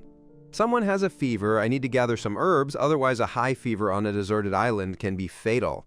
After you finished speaking, you dragged a torch out from the campfire, grabbed a spear, and charged into the pitch-black forest. As soon as you entered the forest, you were startled and saw a python as thick as a wrist struggling to devour a wild fox. You took a deep breath and quickly took a detour, your torch swaying side to side as the wind in the jungle blew from side to side. In the cave, Keiko Hoshino weakly opened her eyes, her face flushed red. The death of her husband was a huge blow to her, and the missing whereabouts of Yui Hoshino made her extremely anxious. "Auntie, have some hot water." "I've already cooled it down," Toma Inoue said, holding the water in her helmet. Keiko Hoshino gave a weak smile, took a small sip, and started coughing violently again. Ayame Kurokawa, squatted in a corner, suddenly leaned deep into the jungle and asked, "Can Haruki Shinoda handle it alone? Could it be dangerous? Sister, you should go find her quickly. Get her back." Reika Kurokawa immediately became anxious. Ayame Kurokawa's face darkened. "You don't have fallen for her, are you?" "Ah, no. Reika Kurokawa hurried to explain. At this moment, you finally return, holding a pile of herbs. These 3 herbs are put into the pot with cold water. Put these 2 herbs in the boiling water once the water boils, and finally add the last one after the water boils for 10 minutes. Mizuho Akiyama's eyes lit up and she said, "You actually know about traditional Chinese medicine." Of course, I come from a family of traditional Chinese medicine practitioners, so I said with a bit of pride. Growing up in Wukun, I often got damp and got injured from several villages, so over time, the villagers became doctors. You feel a bit sad inside. Keiko Hoshino is very weak, eyes half closed, struggling to produce the 2 words, like smoke. Probably because of the heavy psychological burden, Keiko Hoshino fell ill. Herbal medicine can only treat symptoms. The most important thing is the heart injury. It seems we still have to find Yui Hoshino. Otherwise, Keiko Hoshino's illness can't be cured. So you held Keiko Hoshino's hand and said firmly, "Don't worry, I will definitely find Yui Hoshino tomorrow." Sure enough, a faint smile appeared on Keiko Hoshino's face. Luoli Reika Kurokawa nudged Ayame Kurokawa and said, "Sister, you see, Haruki Shinoda is a very good person. He's not what Tatsuya Kondo said." Ayame Kurokawa's expression relaxed a little, but she was harsh with her words. Who knew if she was just pretending? Just then, a scream came from outside the cave. The poisonous snake Mizuho Akiyama was jumping around the fire and nearly knocked over the herbal medicine inside her helmet. You dashed out like a leopard, only to see a jet-black snake swimming beside the fire, its mouth wide open and biting Mizuho Akiyama. You look closely and your face changes dramatically because of this snake's mouth. It's all black. This is the Black Mamba. Dodge. After saying that, the spear in your hand has already been thrown out. But the Black Mamba easily dodged and bit at you again. Startled, you quickly turned to avoid the Black Mamba and swam back toward the cave. Ignoring anything else, you simply picked up the boiled Chinese medicine and poured it over the Black Mamba. Finally, it worked. The Black Mamba hissed and hurriedly swam into the stream. Mizuho Akiyama breathed a sigh of relief and collapsed to the ground. Did you get bitten? You stared closely at Mizuho Akiyama and asked, "Even if bitten by a god, it can't be cured. Even if you inhale it with your mouth, it can still be fatal." Probably not. After groping her body wildly, Mizuho Akiyama said flusteredly, "Well, it seems the cave entrance isn't safe either." You frown and ponder. First, there's no natural barrier to guard the cave. Wild animals can emerge from the woods to ambush at any moment. Second, venomous snakes are hard to guard against at night. Ayame Kurokawa also came out, looking unhappy. The others couldn't sleep either, so they all gathered around the fire to warm up. You looked at everyone and said, "This can't go on like this. Tomorrow I'll go find Yui Hoshino and Ririko Aizawa. Take Ayame Kurokawa to find limestone. Once you find it, bring back inkworm powder. Sprinkle lime powder around the cave. Although it can't ward off wild animals, it can still ward off some snakes and insects." Ayame Kurokawa nodded, obeying your orders for the first time. This is just the first step. After I find Yui Hoshino, I'll find a way to tear down the tomb, enclose the cave entrance, and make a courtyard. That way, we can keep out wild beasts. No objections, right? You asked again. All right, now we have a courtyard. We can freely move around there, Toma Inoue said excitedly. Although the other women didn't say anything, their expressions showed agreement. Ayame Kurokawa shook her head and said, "Our primary goal should be to build bamboo rafts and find a chance to leave the deserted island, not to build some shelter here. Of course, we have to build a bamboo raft, but we should prioritize survival. Stabilize our base before figuring out how to leave the deserted island. Isn't that the correct order?" Ask Ayame Kurokawa. Ayame Kurokawa hesitated for a moment, but finally nodded. "Haruki Shinoda, how about I go with you tomorrow?" Mizuho Akiyama suddenly said. If not, you have to stay here to take care of Aunt Keiko. You have more experience." Dawn comes quickly. You carry an archer on your back, grip your spear, and prepare to set out. Haruki Shinoda was careful along the way, and there was a whole family of women waiting for you to come back and protect you. Shiori Kurosawa helped tidy up his tattered collar and said, "You sighed and looked up at the sky. The wind was bleak, the clothes cold, and the water cold. Once the hero left, he would never return. If I hadn't returned, you'd better find someone to marry. Don't wait for me." After speaking, he made a search and ran downstream. Ayame Kurokawa and Ririko Aizawa exchanged a glance, then unplugged into the woods to look for limestone. At the spot, only one patient and 3 weak women remained. You ran along the creek, thinking that Tatsuya Kondo's pack of beasts weren't in the creek or the rocky area of the beach, so there was a possibility they were on the north side of the beach. After running for an hour, you finally saw the coconut grove. Your expression changed, and you suddenly bent down. You saw a group of people walking back and forth in the rocky area of the beach. It was Tatsuya Kondo and his group. Tatsuya Kondo's slicked-back hair had lost his aura, and the 2 women tied up their hair and saved up money. The bald guy's head also had Ching-Chacha's hair growing out. 2 bodyguards sat in the woods, discussing something. Tatsuya Kondo was even more obvious, sleeping on a single rack. You glanced around but didn't see Yui Hoshino. The next moment, you saw a blonde, blue-eyed foreign horse suddenly walk out from behind the woods. Her height was about 1.75 meters, and her figure could no longer be described as hot, only fiery could be used. Then Yui Hoshino also came out, and it seemed they had a new member joining their group, taking advantage of his body to assess the situation. The others weren't afraid of being surrounded or blocked, and were a bit wary of those 2 bodyguards. At this moment, Tatsuya Kondo couldn't help but ask, "Shiori Amane, didn't you say your boyfriend had already built a ship to look for rescue? Why hasn't he come back yet?" As for the bald 3, they all stared at Shiori Amane with bloodshot eyes, as if fire was about to burst from their glasses. "Come on, don't worry, he'll come back to find me." Shiori Amane flashed a bright smile. At this point, the bald guy couldn't hold back any longer. "Little knife? Just let me do it once, just once. I've been holding it in these past few days." But Ryohei Kuroda shook his head. "No, if his boyfriend really found the rescue machine, he'd definitely arrest all of us and put them in jail. Let's wait 2 more days. If the rescue plane still hasn't arrived in 2 days, I won't care about these 2 women." Tatsuya Kondo? Tatsuya Kondo glanced at Ryohei Kuroda, feeling anxious too. 3 days ago, he had already been unable to handle 2 bodyguards under his command. If this continued, he would become just a supporting figure. Thinking of this, Tatsuya Kondo walked over to Ryohei Kuroda. "Xiao Dao, your daughter has always wanted to study in Europe. Don't worry, as long as I can go back, I'll definitely send her to Europe. I also have 2 companies in Germany." Ryohei Kuroda nodded with indifference, then turned his gaze into the distance. Just then, Shiori Amane suddenly walked toward the woods, heading right in your direction. The bald man saw Shiori Amane walk away and suddenly asked, "Where are you going?" "Can't I go to relieve myself?" Facing bald Shiori Amane, his attitude was cold. "Don't even think about running. I'll keep an eye on you at all times." The bald man swallowed after speaking. Shiori Amane cursed and walked boldly into the woods. You were startled. If this woman saw you, would she shout and attract others?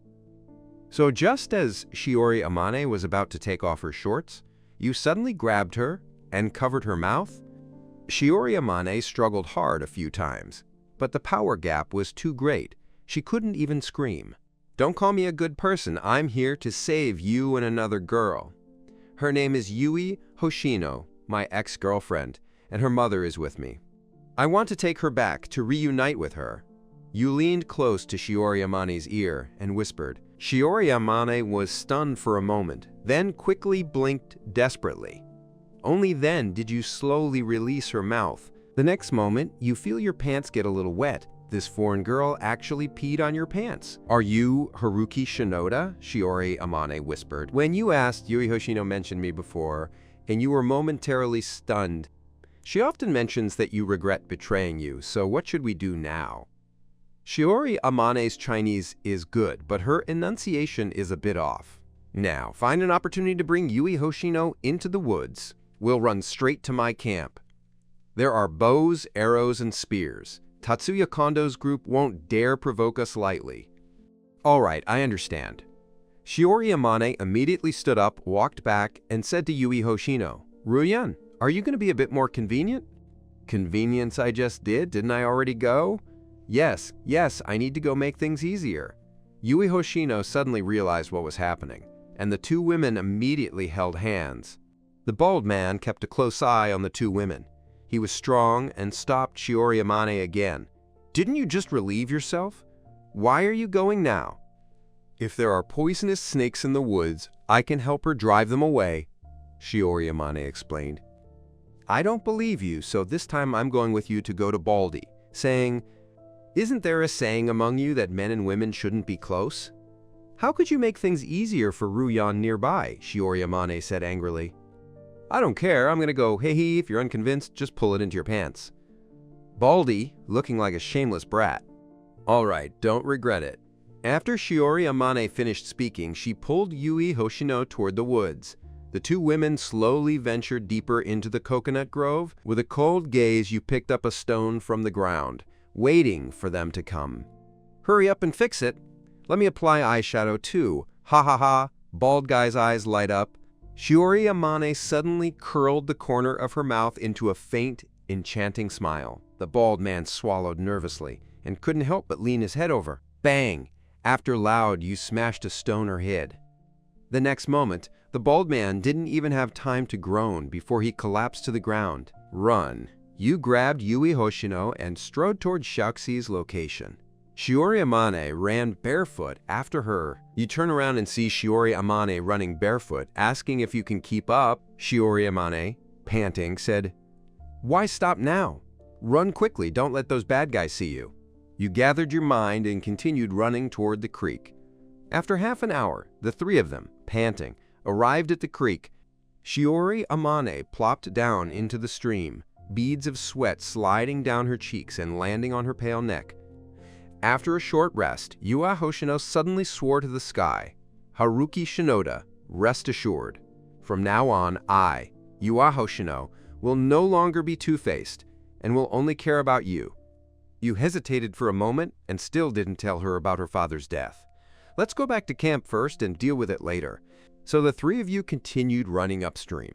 After less than 2 kilometers, you suddenly let go of Yui Hoshino and aimed your spear at the woods.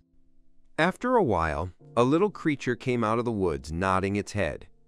It was a young black bear, roughly as big and silly as a dog. You recognized it too. This must be the cub of the big black bear. The so-called eradicate the roots is to prevent it from hurting people in the future. You picked up your spear and aimed it at the little black bear.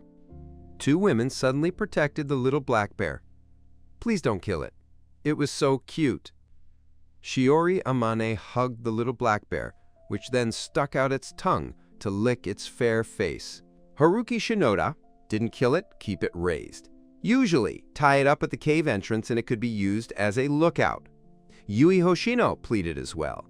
Your eyes flickered, and you finally put down your spear. Indeed, animals are much more alert than humans. This little black bear tied to the den entrance can also serve as a lookout. So you said you should be careful of it, scold it when it should be, or no one will be able to control it when it grows up. You drive the little black bear behind you, repeatedly stabbing its butt with a spear to help it speed up. The little black bear is angry, but helpless. After some effort, you finally returned to the camp. There you saw several women gathered together, crushing limestone into powder. Ayame Kurakawa took the lime and threw punches along the cave entrance. Dad was back, and Reika Kurakawa was overjoyed. She was about to throw herself into her arms, but when she held her, Ayame Kurakawa straightened up and looked at Reika Kurakawa with a warning gaze. Yes, you came back and brought a foreign friend, Shiori Amane. Let me introduce myself, you said with a smile. Hello everyone, my name is Shiori Amane. Ah, she's so cute! Bingtuan screamed and hugged the little black bear tightly. The bear held it high, then lowered it again. The women were clearly more interested in the bear than Shiori Amane, making Shiori Amane feel very embarrassed. I asked Neire Mizuho Akiyama to be happy. Only Mizuho Akiyama and Shiori Amane shook hands with me. Yui Hoshino seemed to ignore her, but she seemed to have a premonition. As soon as she returned to the camp, her expression became very uneasy. She stumbled into the cave, and soon Keiko Hoshino's surprised voice came from inside. But just 5 minutes later, Yui Hoshino's crying came from inside again. After a while, Yui Hoshino walked out of the cave and found Masato Hoshino's tombstone.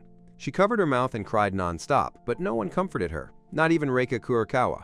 Clearly, ever since the last betrayal, the women in the camp no longer favored him. You stood on a high ground and said, "Now let's start logging and install walls around the perimeter." Toma Inuai, the master of Yoru Island, half-jokingly said, "You worked from noon until evening, and you and a few women cut down 3 big trees, then removed the branches from above. As night falls, you take out the bear meat from the water and roast it. Just then, the little black bear comes over and keeps rubbing its body against the bear's skin. This beast grows up and might seek revenge, warns you." "No, it's so cute." Toma Inoue hugged the little black bear tightly. "You can't be bothered to say more. Just find a chance to take out the little black bear, or else its size will keep growing, and it will be hard to control it when it grows up." After a while, Keiko Hoshino came out of the cave.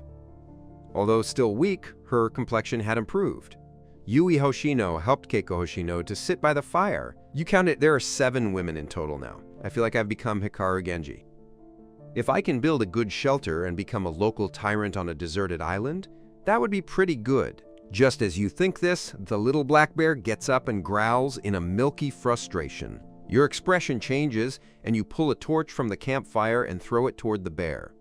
Amidst the flickering firelight, faces were revealed one after another. Several guys, seeing that the ambush was impossible, could only swagger out, "Tatsuya Kondo, why are you here again? You picked up your bow and arrows, and the other women weren't to be outdone. They all picked up their bamboo spears. Why take our woman away? Hand over Shiori Amane.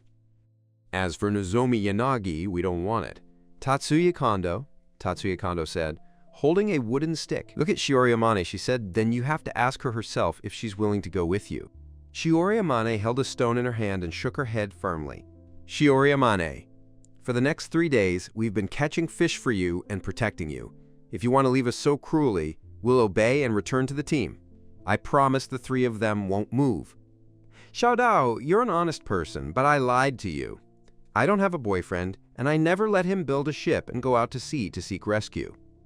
Hearing this, Ryohei Kuroda's eyes twitched uncontrollably. His face flushed bright red. After a long while, they were so angry that they were rarely played by a woman. "Why did you lie to me?" Tatsuya Kondo stood up and kept a calm face and closed the door. "You still have the nerve to question me. If I hadn't said that, I'd probably have been insulted by your men on the very first day," Shiori Amane said. You nod to yourself. Shiori Amane is very smart, far better than Yui Hoshino. Tatsuya Kondo hesitated for a moment, then suddenly gave you a smile. "Haruki Shinoda, you're quite capable, able to get so many women to revolve around you. But what are your plans to build a ship and go home? If you have this plan, it might take years to build a ship with just your manpower. Why not combine our 2 groups? Here, it's all men who can do selfish work, while the women on your side can replicate sales. That way, things will go much faster. No need, you guys should go back where you came from. Otherwise, don't blame me for being blind with my bow and arrows. You issued a bamboo code order to Tatsuya Kondo, but..." At that moment, Ayame Kurokawa suddenly stepped forward and said, "Wait, what she said is a bit of a point. Sister Lee, how can you cooperate with this group?" "They're really bad," Reika Kurokawa quickly said. "I don't care who is better or worse. As long as we can build a ship and go home, all grudges can be set aside." Ayame Kurokawa said. I agreed, and Mizuho Akiyama raised her hand too. Your expression turned ugly. After looking at the expressions of several women, except for Reika Kurokawa's objections, the other women didn't say anything, but their expressions spoke for themselves. Haruki Shinoda and the others may be bad, but what they said makes sense. Besides, we women can't do self-interest. Keiko Hoshino whispered to you in a negotiating tone. You didn't say anything, and after all the effort to become Hikaru Genji, 7 competitors suddenly appeared. The main thing is, it seems like you don't want to go home at all. Seeing through your thoughts, Keiko Hoshino leaned in close to your ear and whispered, "Don't worry, I won't like any of them. Right now, I only have feelings for you. Of course, if you still disagree, I'll also stand by your side." After hearing Keiko Hoshino's words, you looked at the others. Brother Yi asked if he wanted to cooperate with them. Okay, you sighed and looked at Tatsuya Kondo and the others. Your camp is more than 20 meters away from us. You are downstream, and we'll use this stone as a ring cup upstream. If you cross the line, I won't hold back. Ha ha ha, that's the decision. Tatsuya Kondo nodded and led the group downstream, ready to set up their own camp.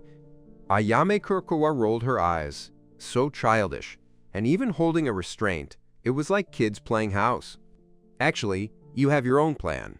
In a bit, you'll have Tatsuya Kondo and his group cut wood to build fences, then fence off the courtyard. You stood on the stone and said, "Come over and have a meeting around the campfire." Several women immediately gathered around the fire and got ready. Tatsuya Kondo's group only had one thing on their minds, so when working with them, try not to speak much. If there's anything to discuss, let me know and I'll coordinate with them. After giving a few instructions, you sent the women back to the cave to sleep and stayed behind to keep watch yourself. Beasts are easy to guard against, but humans are hard to guard against. Sure enough, at midnight, the bald man walked over to the drink cup. What are you doing? You picked up your bow and aimed it at the bald guy. Right now, you really want to shoot him outright. That guy is the most infuriating. Tatsuya Kondo asked me to borrow some food. When we catch fish tomorrow, I'll return it to you. The bald man looked a bit evasive. You dealt with him several times, and he's already left a psychological shadow. Then, leave hungry quickly, you took a step forward. Don't be like that, brothers. These women are all top-notch. Why not share them with the brothers and let them enjoy themselves? The next second, the bald guy screamed, "You damn guy, you really dare to shoot!" Ah, you pressed your lips tightly and pulled out another bamboo arrow. This time, you aimed at the bald man's neck. No, no, no, I can't go. The bald man limped away, punching and leaving a few bloodstains on the ground. Morning arrived quickly, and you were not a bit sleepy. Several women lazily walked out of the cave to wash up by the waterfall. With bloodshot eyes, you looked downstream and saw Tatsuya Kondo and 7 others washing by the stream, their lush green eyes occasionally sweeping upstream. This bald man had been shot with an arrow yesterday, still unwilling to change, constantly talking to the 2 bodyguards. The bird calls in the jungle were too intense. You might not have heard them clearly, but just by looking at his lecherous expression, you could tell he was inciting 2 bodyguards. After washing up, Ryohei Kuroda personally walked over and said, "Haruki Shinoda, let's start throwing stones at the bamboo and then cutting it to the right length. On your side, please weave canvas and wrap the green bark on the outside of the bamboo to weave it. I wonder if you can defeat the generals." You sized up Ryohei Kuroda from head to toe. His eyes still had a hint of righteousness. At least he wasn't staring fixedly at a few women. "I understand the Annihilation General. I'll teach them. You can start on your side." Okay. But Tatsuya Kondo walked up with a cane. "Brother Xiaodao's behavior isn't suitable, and all our work is physically demanding. They do handicrafts, so they have to provide us with 3 meals a day, otherwise we'd be losing out." That useless voice immediately drew others over. "My son was right. Haruki Shinoda's people were doing easy work, so they should provide us with food. If they don't, we'll just go our separate ways." Ryohei Kuroda's face turned blue, and he looked at you and asked if you wanted to do as they said. "Sure, I'll provide the eggs for all 6 of you. If not, Tatsuya Kondo, you cross your arms and say, 'Why are you deliberately targeting me, Haruki Shinoda?'" Tatsuya Kondo was furious. He fantasized about having a machine gun in his hand and then shooting you 100 times. Other people don't have lame legs and can do physical labor, but you're a lame loser who can't do physical labor, so you're not qualified to eat food. Ryohei Kuroda glanced at Tatsuya Kondo and nodded. "You have a point. Then could you please provide us with food for 6 people? Tatsuya Kondo was shocked. "Brother Dao, how could you do this?" "The 7 of us are one team," and Tatsuya Kondo was so frustrated he felt like vomiting blood. Haruki Shinoda wasn't wrong, and you really can't do the work. That bald guy, though his leg was hit by arrows, wasn't much worse, so his value was higher than Ryo Takashima's. But we're a team. Just because we're injured, does that mean we should be discarded? Doesn't that mean one day when you're injured, we can also abandon you? Tatsuya Kondo still wants to try to make things right. Haruki Shinoda, don't think about dividing us. Our bald man glared at you angrily. Although the arrow wound on his leg isn't deep, you've already him several times in a row. Anyway, I'll only provide food for 6 people. If the 3 of you want to team up with Tatsuya Kondo, I'll promise him your food. Hurry up and get to work. If you don't cut down 40 bamboo stalks before noon, I won't provide you with food either.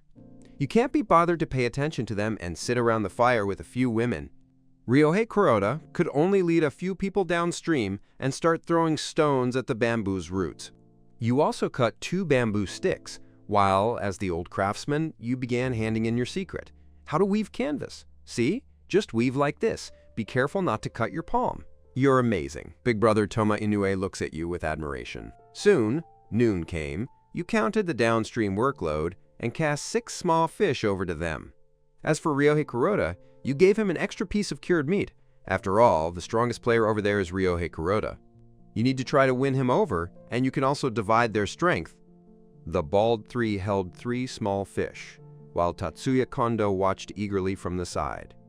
Don't worry, Tatsuya Kondo, I keep my word. Come on! The 3 of us each took a bite, so the 3 of us gave Tatsuya Kondo a bit, and the 4 of us drenched 3 small fish over them and ate them. Time passed slowly, and by now, a 5-square-meter bamboo mat had already been woven at the cave entrance. It could be used as a sail, or as a cooling mat.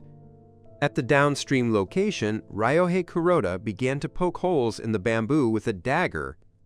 You grilled 6 more small fish and handed them to Ryohei Kuroda as usual. Ryohei Kuroda still had a small piece of cured meat. The 3 bald men hadn't eaten enough at noon, so now they grabbed 3 small fish and started carrying them. Hey, give me some cloud drops? I haven't eaten yet, Tatsuya Kondo was shocked. The bald man paused for a moment, then slowly said, You haven't done much work. Skipping a meal isn't a big deal. We're different. Today is a long day. Go to sleep. Once you fall asleep, you won't feel hungry. You guys can't do this. We're one team. Tatsuya Kondo winked. Ryohei Kuroda walked over and handed half a small fish to his son, Tatsuya Kondo. Eat it! However, Tatsuya Kondo snatched the whole fish and wolfed it down. Although this useless piece was useless, it was just a big piece sitting there, and in just a few seconds, he finished Tatsuya Kondo's fish. Feeling great, Tatsuya Kondo patted his stomach, looking very satisfied. Tatsuya Kondo sighed and could only sit to the side on an empty stomach. Suddenly, he caught a whiff of meat aroma drifting from upstream. You were putting a big piece of meat on the fire, sizzling and sizzling, while the crisp laughter of several women carried far away. Tatsuya Kondo looked at his side. Ryohei Kuroda and another bodyguard were already leaning against a rock and sleeping. The bald 3 were curled up on the ground, snoring, a true contrast between heaven and hell. Ahahaha, you're so annoying. You want to make me laugh to death. Ririko Aizawa lightly punched you. You just told another silly joke that almost made several women burst out laughing. Even Ayame Kurokawa couldn't help but turn her head. Otherwise, she would have laughed out loud too. Ladies, I even sewed gloves for you. Tomorrow, you won't scratch your hands. After you finished speaking, you took out 3 pairs of gloves from behind your back.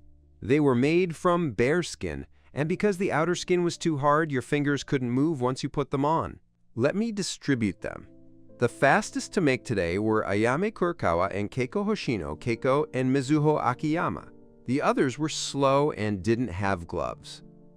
After you finished speaking, you gave the gloves to 3 hardworking women. Although Reika Kurokawa worked hard, she was used to being a young lady, and her hands-on skills were somewhat lacking. Ririko Aizawa was even worse. Her index finger was never touched by the water, and by the end of the day, she had woven less than 20 square centimeters. At worst, Tome Inoue could only help out on the sidelines. Big brother, I'll keep watch tonight, so I have to prove myself too, Toma Inoue suddenly said. All right.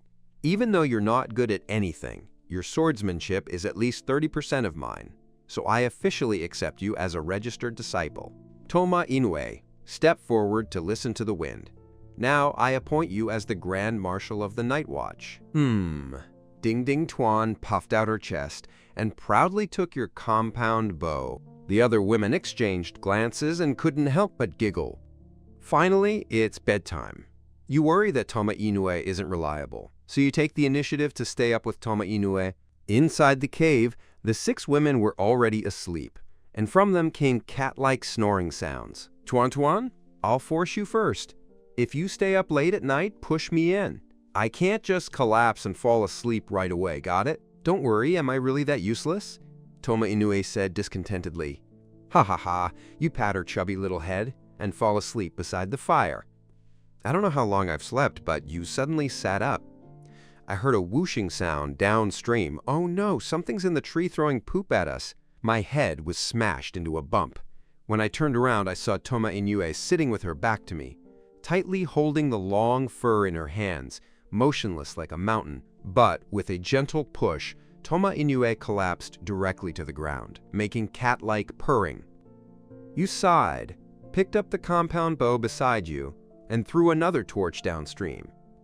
Downstream, Ryohei Kuroda and the others were all awake, running back and forth along the edge of the bamboo forest, their angry eyes fixed on the sky. You picked up a torch and threw it above the bamboo grove, where you saw a branch monkey leaping nimbly above the bamboo, occasionally dropping a lump of something.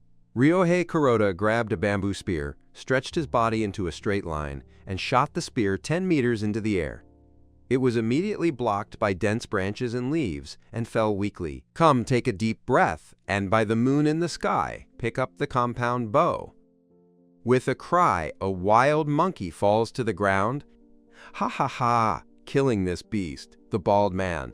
The 3 of them were overjoyed and rushed over to whip the wild monkey's corpse. You draw your bow and aim again at another wild monkey, but these monkeys are very clever, all shrinking into the depths of the bamboo forest. After a while, Ryohei Kuroda came up carrying the wild monkey. Thank you. Your manners and swordsmanship are impressive. After Ryohei Kuroda finished speaking, he threw the wild monkey's corpse to the ground. This is the game you caught. It's yours now. But as soon as he finished speaking, Tatsuya Kondo limped forward. Little Dao Gay, you don't know the hungry of a starving man? If you don't want to eat, you can give it to me. Why return it to Haruki Shinoda, you know? Picking up the dead monkey, Tatsuya Kondo's expression suddenly changed. Tatsuya Kondo, if you want to get food, fine. After dawn tomorrow, go to the beach alone to dry some salt. It will cost at least 5 kilograms. As long as you can do that, I'll guarantee your food from now on.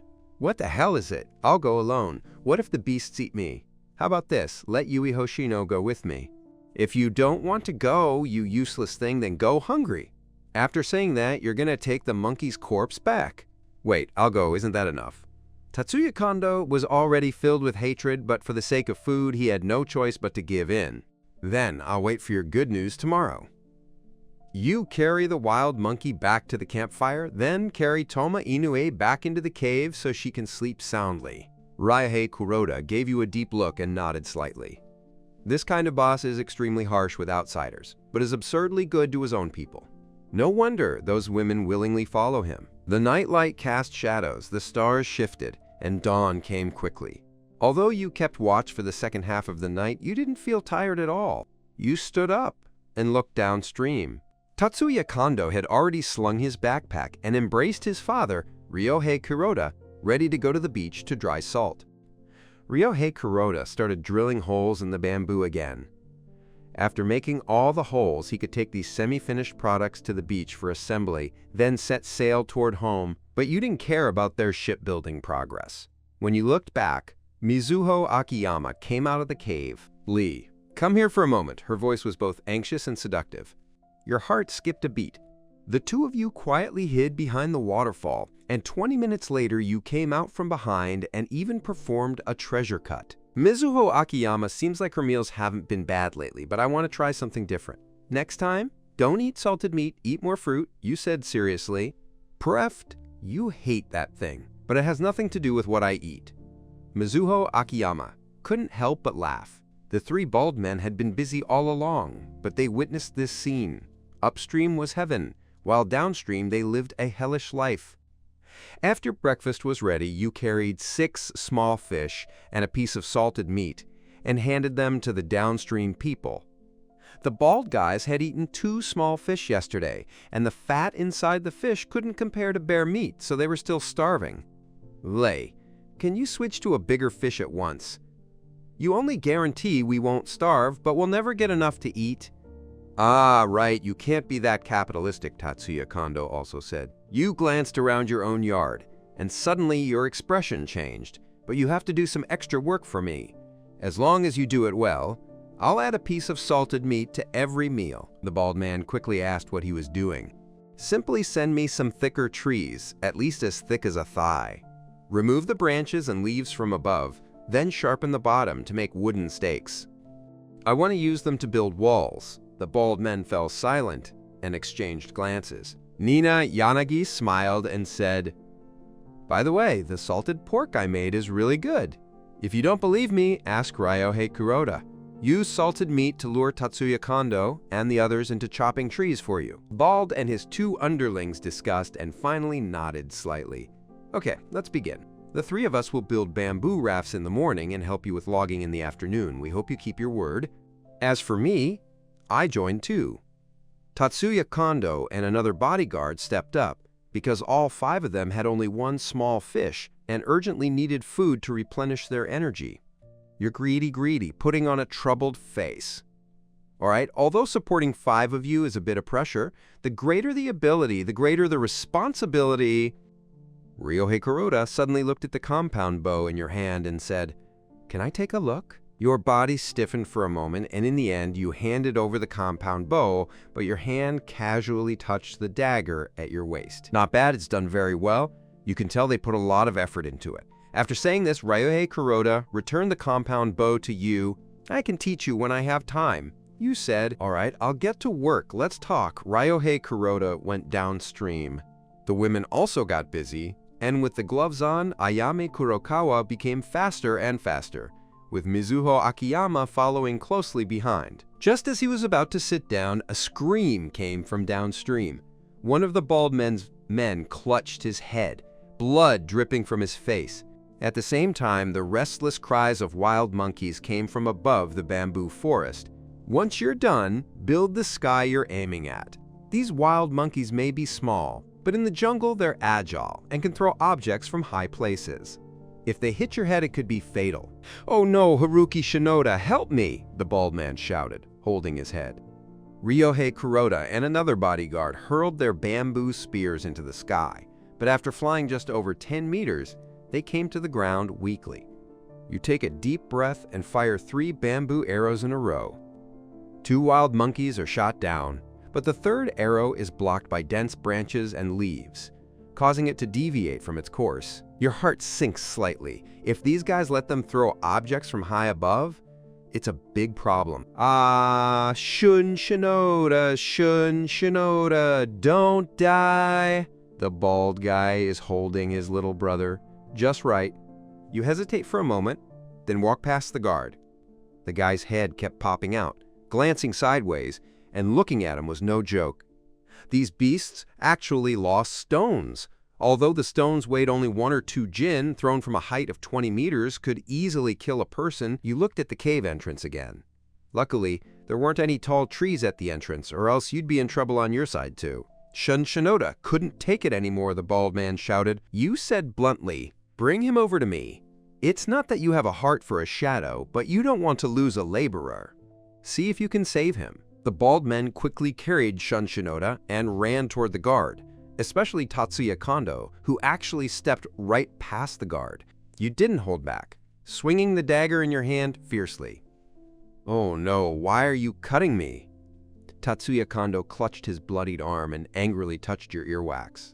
"Only Shun Shinoda can come over. Don't even think about fishing in troubled waters. Just go downstream to your downstream camp." After saying that, you brought the unconscious Shun Shinoda over. "Everyone, keep going downstream. I need to rescue him." You hoisted Shun Shinoda onto your shoulder and said coldly, "Use my brother. Can I stay by the side, crying with the bald guy?" A cold glint flashed in your eyes and said, "What do you think?" So the group had no choice but to obediently return downstream. 2 wild monkeys had been shot dead, so they wouldn't come to bother them for the time being. You placed Shun Shinoda by the fire and glanced at his head, which had been dented by the impact. You guessed he was rescued and brought back, but you still have to keep trying. Give him some meat soup with a helmet, and whether he survives depends on his fate. A few women were somewhat resistant, but still obeyed your orders. Time passed slowly, and soon it was noon. Shun Shinoda was still breathing faintly, but remained unconscious. "Ha ha ha, Lee, look, we cut down 5 logs. The bald man and 4 men each carried a log to the front of the guard. You said just stick wood into the soil and then pound the stakes hard with stones to make the stakes more secure." 4 guys immediately started piling up. You stood with your hands behind your back, directing them to dig deeper, at least burying all the wood in the ground, or you wouldn't be able to withstand the massive beast's assault. "All right, please, the 4 of you, this is the food you deserve." You took 4 pieces of fish and 4 pieces of salted meat and handed them over. The 4 bald men were panting from exhaustion, but when they saw the food, happy smiles appeared on their faces again. "So delicious. I feel like this salted pork is the best food I've ever eaten in my life. The bald guy can't bear to eat it all at once, but just a little. Chew, yes, it's truly a delicacy in the world. Even Tatsuya Kondo dares to see you." With a smile on his lips, he returned to his camp. 5 wooden stakes were just enough to build the wall. To enclose the entire cave entrance, it would probably take several hundred stakes. As night fell, Shun Shinoda was still unconscious, but Tatsuya Kondo had returned. He held a spear in his left hand and carried more than a dozen bamboo tubes on his back. "Haruki Shinoda, I'm back." Tatsuya Kondo walked up to the abstinence cup and placed a dozen bamboo tubes on the ground. When you open it, it's white inside, about 2 kilograms of material. "I've been hungry all day. Please give me something to eat," Tatsuya Kondo said anxiously. He had been out since morning and didn't return until night, chopping grass on the ground along the way, leaving no food in his stomach. You hesitated for a moment, picked the smallest fish and tossed it over to eat. "I risked my life and spent a whole day getting you salt. When you bring back, you'll give me this little fish." Tatsuya Kondo held the fish, his eyes bloodshot. "I told you to get 5 kilograms, but look, it's less than 2 kilograms. This little fish is given to you out of humanitarian spirit, otherwise you wouldn't even be able to eat poop." You know Tatsuya Kondo's character well. As soon as he eats his fill, he will find ways to mess with you. "You can't do this. Look at me, I've gotten this thin. I'm starving. What good does it do you a lot?" Tatsuya Kondo was trembling with anger. "If you don't want to eat, then give it back to me. As soon as you finish speaking, you have to take the little fish. Don't eat it." Tatsuya Kondo had no choice but to take the small fish downstream to Mizuho Akiyama. "Filter these white substances with wood ash into salt, and you will receive it." Mizuho Akiyama got busy. Line sat by the fire, stretching lazily with a relaxed expression. Life like this was just satisfying. It felt like you hadn't done anything and gained so much labor. No way. You can't let these guys react, so you suddenly sit up straight and slowly walk down to the bald guy downstream. "Starting tomorrow, I only need 2 people to help build the wall. The other 2 will go help make the bamboo raft." After all, going home is the top priority. You pretended to be difficult. "So, will the people who make the rafts also get extra salted meat?" Tatsuya Kondo suddenly asked. "Sorry, making bamboo rafts isn't my private job, so there's only a small fish, no salted meat. Only those who help me build the walls get salted meat. Also, recently my salted meat has been tighter, so I can only hire 2 people. I can't afford the other 2. Actually, you still have plenty of salted meat, but you have to make the 4 fight among themselves. Otherwise, once these 4 react, they'll definitely go on strike together. HMPH, whatever." Tatsuya Kondo was the first to respond. He used to be a capitalist, so he sensed his intentions. The others turned their heads away angrily. "The 4 of you can discuss it among yourselves. Anyway, I can only hire 2 people here." After saying that, you returned upstream. Thunder rumbled from the sky. and a torrential rain poured down. You quickly took the crucian carp and hid in the cave. Downstream, the bald men could only shiver in the rain. The night was already cold, and with their bodies soaked, the 6 men had no choice but to squeeze together to keep warm, occasionally sneezing. The cave had been splashed with wet ash water, so there were far fewer mosquitoes. A few women worked together and easily eliminated the remaining ones. Then, standing at the cave entrance, watching the miserable men downstream, a sense of superiority welled up in their hearts, and they couldn't help but lean toward you. After an hour, the rain stopped, but the night temperature was very low. It took Ryohei Kuroda a long time to start a flame. Then he found some wet firewood and placed it on top. The 6 men quickly gathered around the fire to warm themselves, suspecting that this person had just moved. Mizuho Akiyama suddenly said, "You hurried over," saw Shun Shinoda open his eyes, then slowly sat up. Inside the cave, the fat ring and longevity banquet made Shun Shinoda's gaze slowly turn red. But the next moment, he suddenly touched his pants. "What's going on? Usually, when I see you guys, I know them, but why don't I feel anything now?" Shun Shinoda rushed out of the cave in a panic, checked for a moment, and was instantly in despair. What on earth was going on? What on earth was wrong with me? What was wrong with him? Mizuho Akiyama looked puzzled. At that moment, Shiori Amane suddenly spoke up. "The injury on her head must have affected the pituitary gland, so that part is not allowed." Shiori Amane immediately looked up at him. This big goat really knew quite a bit. Doesn't that mean she's become a eunuch? Yui Hoshino said, "You could say it." After Shiori Amane finished speaking, she made a sign of the cross on her chest. Then you ask if her body will weaken. You ask again and say no. Because she cannot reproduce. Her energy is even more abundant than that of ordinary people. Shiori Amane added, "You felt a surge of joy." There were 7 women in the camp now, plus you as a man. To be honest, you were under a lot of pressure. If any danger arose, these women would have no fighting ability except for yourself. But having Shun Shinoda by his side would be a different matter. He could help a little, so you put on a fatherly smile, walked over, and patted Shun Shinoda on the shoulder. "Shun Shinoda, don't be too upset from now on. Just follow me. I'll find a way to treat you. I'm from a family of traditional Chinese medicine practitioners. With some time, I'm sure I can cure your illness." "Really?" "Haruki, then from now on I'll be counting on you." Shun Shinoda breathed a sigh of relief. "Don't worry. As long as I have some free time, I'll help you treat you properly. But you have to listen to me regularly.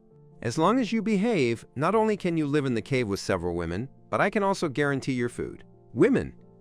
Shun Shinoda turned to look at the 7 women, then glanced at his own pants and let out a helpless sigh. "All right, from now on I'll listen to you, so you must cure me. Anyone who roasted a piece of salted meat for Brother Shun Shinoda would be considered one of his own. You said—" After a while, Shun Shinoda started gnawing on the salted meat, but you remain constantly alert to Shun Shinoda, afraid that once he recovers, the herbs you pick for him will go against the grain, making him never get up. Otherwise, once he recovers, a few women will be in trouble. The night went smoothly and the next day arrived quickly. The bald man immediately saw Shun Shinoda. "Kenta Shiraishi, you finally recovered? Come over here." However, Shun Shinoda turned his gaze to you and instead took a step back. "I'm already the little brother's underling, so don't call me Xiaochang anymore, understand?" "What do you mean?" The bald man's eyes narrowed. "You brought this up too. Baldy, you have to call Kenta Shiraishi from now on, because I'll leave the distribution of your food to Kenta Shiraishi. If you don't please him, he might spit on your food." The bald man shook his hand hard and angrily went downstream. After hesitating half-heartedly, Tatsuya Kondo picked up his bamboo tube and prepared to go to the beach to dry his cigarette. He had decided that this time he had to complete the 5-kilogram task, or he'd get scolded again. Downstream, only Ryohei Kuroda was busy, while the other 4 sat nearby, their faces furious as they discussed something. Sure enough, 5 minutes later, the 4 of them grabbed bamboo spears and stormed the ring cup with great momentum. "Yuji Sato, don't go too far. Today, the 4 of us have already agreed that if you want to remove 2 of us, we'll go on strike together." You breathed a sigh of relief. You thought the 4 guys were going to be tough? Whatever. So from now on, I'll only provide food for Ryohei Kuroda alone. As for the four, sorry, I even missed that little green strip. 4 of us guys fought him to the death, Tatsuya Kondo said, and led the 3 of them over the ring cup. Everyone, come help! You shouted coldly and fought with that bodyguard Niu. That bodyguard was never your match to begin with. Now, after starving for days and doing physical labor, you're beating him down. Meanwhile, on the other side, 7 women plus Shun Shinoda beat Tatsuya Kondo and the other 2 until they were bruised and bruised all over. The battle ended quickly.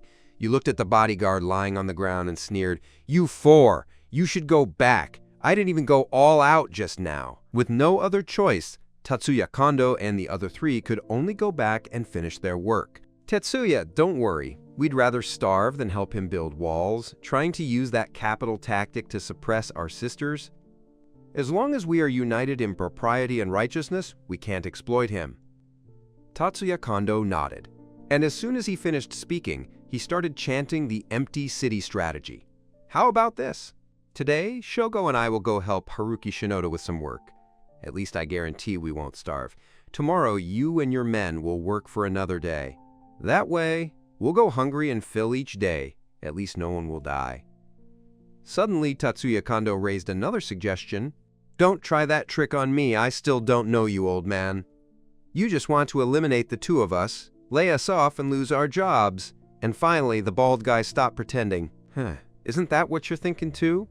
Tatsuya Kondo stood up too.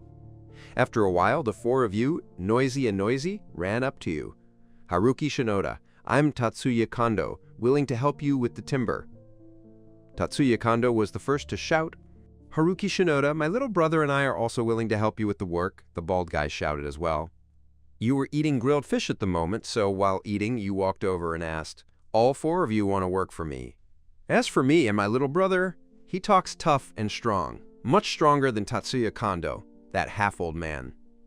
After saying this, the bald man began to show off his muscles. Tatsuya Kondo isn't about to fall behind. "Although I'm not as strong as him, I'm experienced, so I know how to use clever force to deal with you." Isn't Kioli just trying to slack off? The 2 of them immediately started arguing, almost roasting your head until it exploded. "How about this? You 4, try it out for a day first and see who cuts the more wood and does the best work."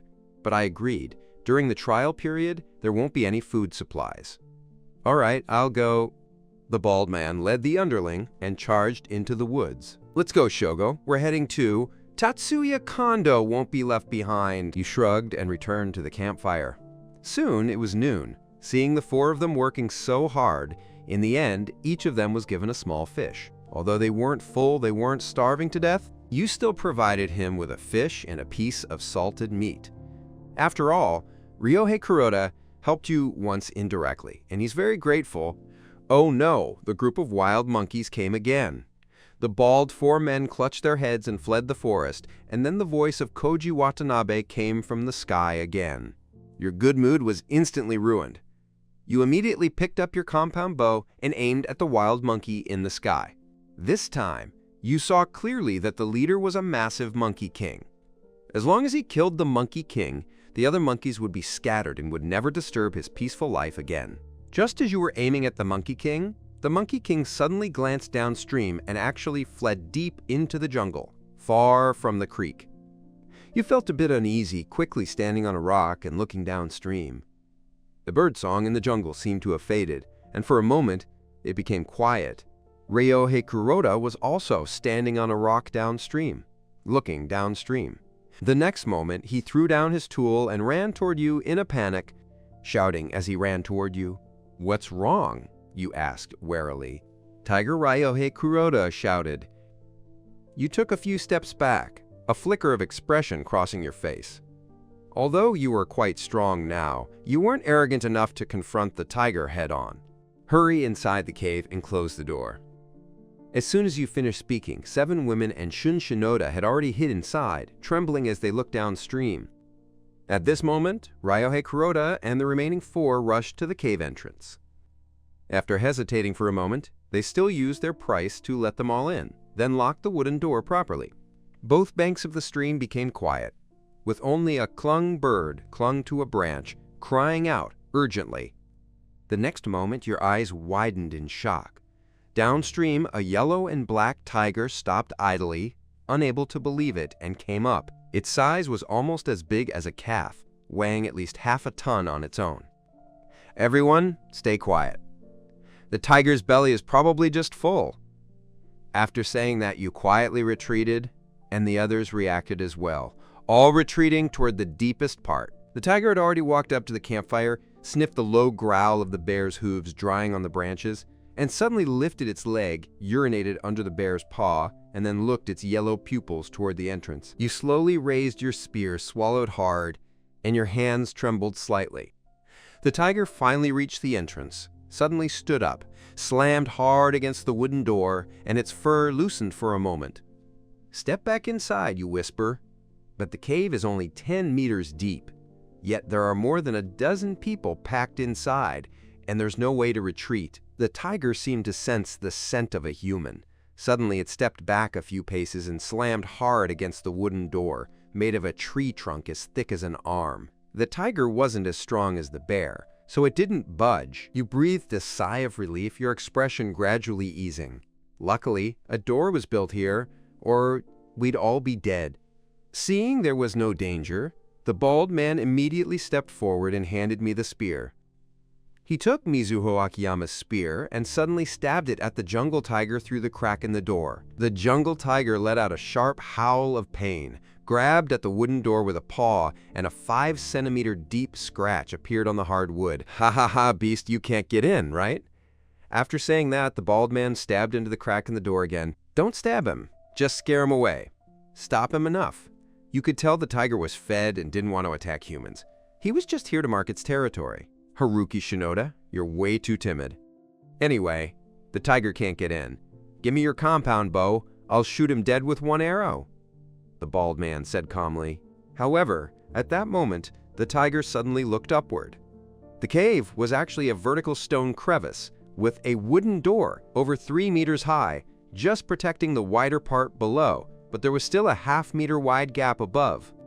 The next moment, the tiger leapt lightly, just like a cat, leaping directly above the wooden door. The bald man was so scared he wet himself and quickly squeezed into the crowd. Screw the trouble you caused. Hurry and block the tiger. And the bald man has already been pushed to the door. The tiger was huge, but it seemed to retract like a bow, squeezing through a half-meter wide gap in the rocks and landing in the cave with a thud. Toma Inoue was the first to scream, her sharp voice echoing through the cave. As soon as the tiger jumped into the cave, it strode toward the bald man. The bald man desperately pushed inside, but a huge tiger claw rested on his shoulder. The next moment, the tiger paw slid downward, and the flesh on the bald head's right arm looked as if it had been cooked, stripping off skin and flesh, revealing the bright red bones inside. Fight him to the death. You picked up a spear with a bayonet and stabbed fiercely at the tiger. Ryohei Kuroda was the second to react and thrust his bamboo spear forward once more.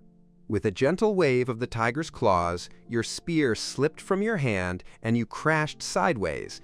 Ryohei Kuroda's bamboo spear did stab the tiger, but it didn't even damage its fur. At this moment, Ayame Kurakawa seized the opportunity. She grabbed the dagger and pulled her body backward. The next moment, the dagger flew out of her hand and landed directly on the tiger's face. The tiger was completely enraged. He leapt into the air and landed in the crowd, slapping down with his paw. Keiko Hoshino was immediately knocked to the ground. Mama Yui Hoshino wanted to pull Keiko Hoshino away, but the tiger bit her shoulder, and the next moment, a large amount of blood gushed out. You circled around to the cave entrance, picked up a spear, and stabbed the tiger's butt. But the tiger's anal tail struck your cheek, making you spin around and stumble to the ground. Ryohei Kuroda picked up the dagger from the ground, suddenly jumped onto the tiger's back, and stabbed it down hard. The tiger roared madly, trying to throw Ryohei Kuroda off its back. But Ryohei Kuroda grabbed the tiger's back fur with one hand and kept stabbing with the other. You knew the opportunity was too late, rushed over and grabbed the tiger's tail, grabbed Duan's spear with your other hand, and stabbed fiercely at the tiger's body. The tiger's voice finally turned into a scream. Suddenly, he flipped over, threw Ryohei Kuroda off his back, opened his mouth, and bit Ryohei Kuroda's butt. Ryohei Kuroda was drenched in blood. Lin Lily let out agonized screams from his mouth. Several women had already shrunk to the deepest part of the cave, but Ayame Kurokawa bravely stepped forward and picked up the compound bow from the ground. 1 arrow, 2 arrows, 3 arrows, finally 1 shot into the tiger's eye. The tiger cried out in pain, suddenly unleashing a powerful force, leaping directly above the wooden door and swimming downstream, fleeing in panic. After the tiger left, you covered your face as if your hand was swollen. Your palm had just slipped out of your hand with the bamboo spear that slipped out. The worst was Yui Hoshino, whose shoulder collapsed, blood streaming nonstop. Keiko Hoshino was struck in the chest and fell into a coma. As for the bald man, he had completely passed out, blood flowing nonstop, bone exposing his entire right arm, and even immortals could not save him. Later, he led them outside the cave and spoke with a slurred. It took several more minutes for the women to recover, and only then, in panic, did they carry the 3 injured men outside. Ryohei Kuroda was bitten on the butt, so he could only take out his bamboo spear as a cane and stand behind the 3 of them. Reika Kurokawa covered her mouth, not daring to look at the wounds of the 3 men. Water for me, Shui Yui Hoshino was the first to wake up, weakly calling out, "All right, quickly catch a peeping water and bring it to Yui Hoshino's mouth." She had just taken a sip before he spat it out.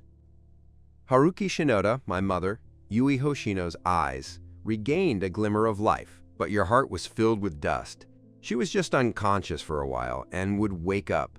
You placed Yui Hoshino's head on her lap and helped her tidy her hair back. "Haruki Shinoda, I'm sorry to you. Can you forgive me?" Yui Hoshino said weakly, "You haven't wronged me. In a civilized society, gold-digging women can live more comfortably. If I were a woman, I'd choose a wealthy boyfriend. That's only natural," and you gently comforted Yui Hoshino. "Thank you, Haruki Shinoda. You're such a good person. Please help me take care of my mother, Yui Hoshino," and as he spoke, blood even spilled from his mouth. The others gathered nearby, their expressions gloomy, and Shenmen quietly sobbing, "Even if you don't say it, I'll take care of you." "Aunt Keiko," you said gently. A faint smile appeared on Yui Hoshino's face. Suddenly, his eyes widened. "Haruki Shinoda, is it dark? Why can't I see you?" Yui Hoshino's voice was tinged with tears. You sighed and held Yui Hoshino tightly in your arms. By noon, Yui Hoshino was dead. In the moment she was disgusted, Keiko Hoshino, who had been unconscious, pulled out a few times. She couldn't take it anymore. Shun Shinoda sat next to the bald man and pointed at a bald man with a dark face. "Give him some water to drink," you said, then looked at Shun Shinoda. Shun Shinoda could no longer sit upright and lay on the ground to rest. "Shun Shinoda, this cave entrance doesn't seem safe either. That tiger can jump far too well. Even if I fence off the cave entrance, it can still jump in and bite people. Once you're healed, we'll hunt that tiger together." Shun Shinoda nodded weakly and soon drifted into a deep sleep. You were injured too, but you didn't dare rest. Instead, you carried the wood yourself, preparing to fill the gap above the wooden door. Since tigers can jump in and leopards can jump in, you must be on guard before it happens. So you hoisted 100 gin log and struggled toward the main gate. Just then, a hand took the log from you. It was Shizuka Kurosaki.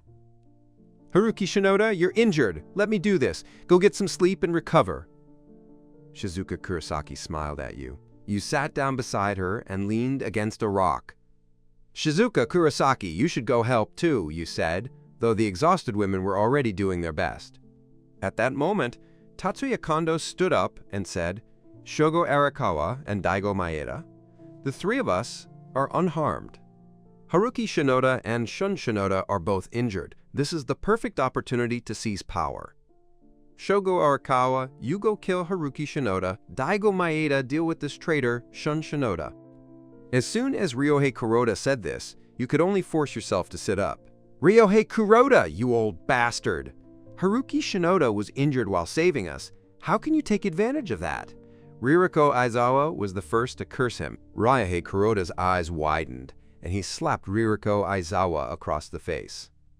"I spent 300,000 a month keeping you, and you still have the nerve to question me?" There are no laws here anyway. Once we throw morality aside, we can do whatever we want. You can spend the night in the cave too, Ryohei Kuroda said. Shogo Arakawa nodded, holding a bamboo spear and stepping toward you, while Daigo Maeda moved toward the unconscious Shun Shinoda.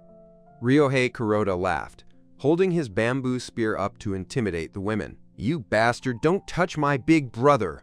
Hina Kisaragi suddenly rushed forward and clawed at Shogo Arakawa. Get lost, Shogo Arakawa slapped Hina Kisaragi to the ground. Even though you were injured, he still approached you cautiously. You feel your vision is a bit blurry because of the injury on your face, but even if you're hurt, dealing with Shogo Arakawa shouldn't be a problem. Have you all forgotten that I'm still here? Just then, Ayame Kurokawa's cold voice rang out from behind. You only keep your back on your back, let me try it. Hey, little girl, I'll play first later. You love your abstinent look. Tatsuya Kondo grinned darkly, like an eagle chasing a chick, and walked toward Ayame Kurokawa. The next moment, Ayame Kurokawa kicked her in the crotch. Without thinking, Tatsuya Kondo collapsed to the ground, his body still convulsing uncontrollably. Shogo Arakawa had already turned his mind again, turning him attention to Ayame Kurokawa. Ayame Kurokawa quickly picked up the compound bow, knocked the bow, and aimed it at Shogo Arakawa's chest. Beauty, put down the toy bow in your hand, or I'll risk giving you a single sword to kill you. Shogo Arakawa threatened him, but as soon as he finished speaking, his head sank and he collapsed limply to the ground. You tossed the stone in your hand and clapped your hands. With this little skill, you still dare to play with me, rebel? At this moment, Daigo Maeda had already aimed his spear at Ryohei Kuroda, but since it was his first time killing, he couldn't bring himself to do it. Seeing that the situation was settled, Daigo Maeda decisively dropped his spear, raised his hands, and knelt on the ground. Ayame Kurokawa asked, "How should we deal with these three people?" Mizuho Akiyama took the dagger. You took it, dragged Shogo Arakawa over to the stream, and held the dagger across his neck. The dagger slid past, blood spraying into the stream, while Shogo Arakawa's body was convulsing uncontrollably. After an unknown amount of time, Shogo Arakawa finally stopped moving. The women were so frightened their faces turned pale, and the look in their eyes as they looked at you was gone. The usual affection was replaced only by fear. Ayame Kurokawa, on the other hand, nodded at you with a blank expression. Your hand trembled a little. This was the first time in your life you had killed. Your heart pounding fast, your mouth dry, and tongue parched, but you couldn't stop. You grabbed Tatsuya Kondo's collar and dragged him toward Xiaoxi. No, Haruki Shinoda, please spare me, I still have use. I can help you build a wall, hunt for you, and I'll give it to you when we get back.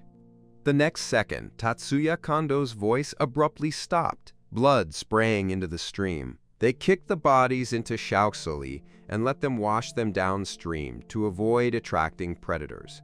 Now it was Daigo Maeda's turn. His mind suddenly sped and he fled downstream. Ayame Kurokawa calmly picked up the compound bow. The aim was a bit insufficient, but he only aimed at Daigo Maeda's side. Just as he was about to draw his bow, Daigo Maeda suddenly jumped into Xiaoxi, letting the rushing stream carry him downstream. Forget it, he's the only one left alone in the jungle for a few days. You said calmly. After saying that, you walked toward the other women. Mizuho Akiyama, who was closest to you, stepped back a few paces in terror, her eyes flickering a little. Your heart sank. Then you looked at Reika Kurokawa and the other women. Sure enough, none of them dared to meet your gaze. Shun Shinoda, go check if the bald guy is dead. Yes, I'm going right away, big brother. Shun Shinoda nodded like a garlic, his face full of fear and terror. You leaned your back against the rock, your eyes slowly narrowing. Shizuka Kurosaki led several women to capture the phoenix figure above. I don't know how long you slept, but you were awakened by a piercing scream. When you opened your eyes, you saw Keiko Hoshino lying on Yui Hoshino's corpse, silently smoking. You glanced at the sky again. It was already nighttime. Haruki, you're awake. Shun Shinoda stood carefully at a distance, smiling along. Where's the bald guy? You asked. She was already dead. Sister Ayame Kurokawa threw him body into the creek, and he should have washed downstream, Shun Shinoda said. Dying is better to suffer less. You stand up and feel your strength has mostly recovered, though your face is still a bit swollen.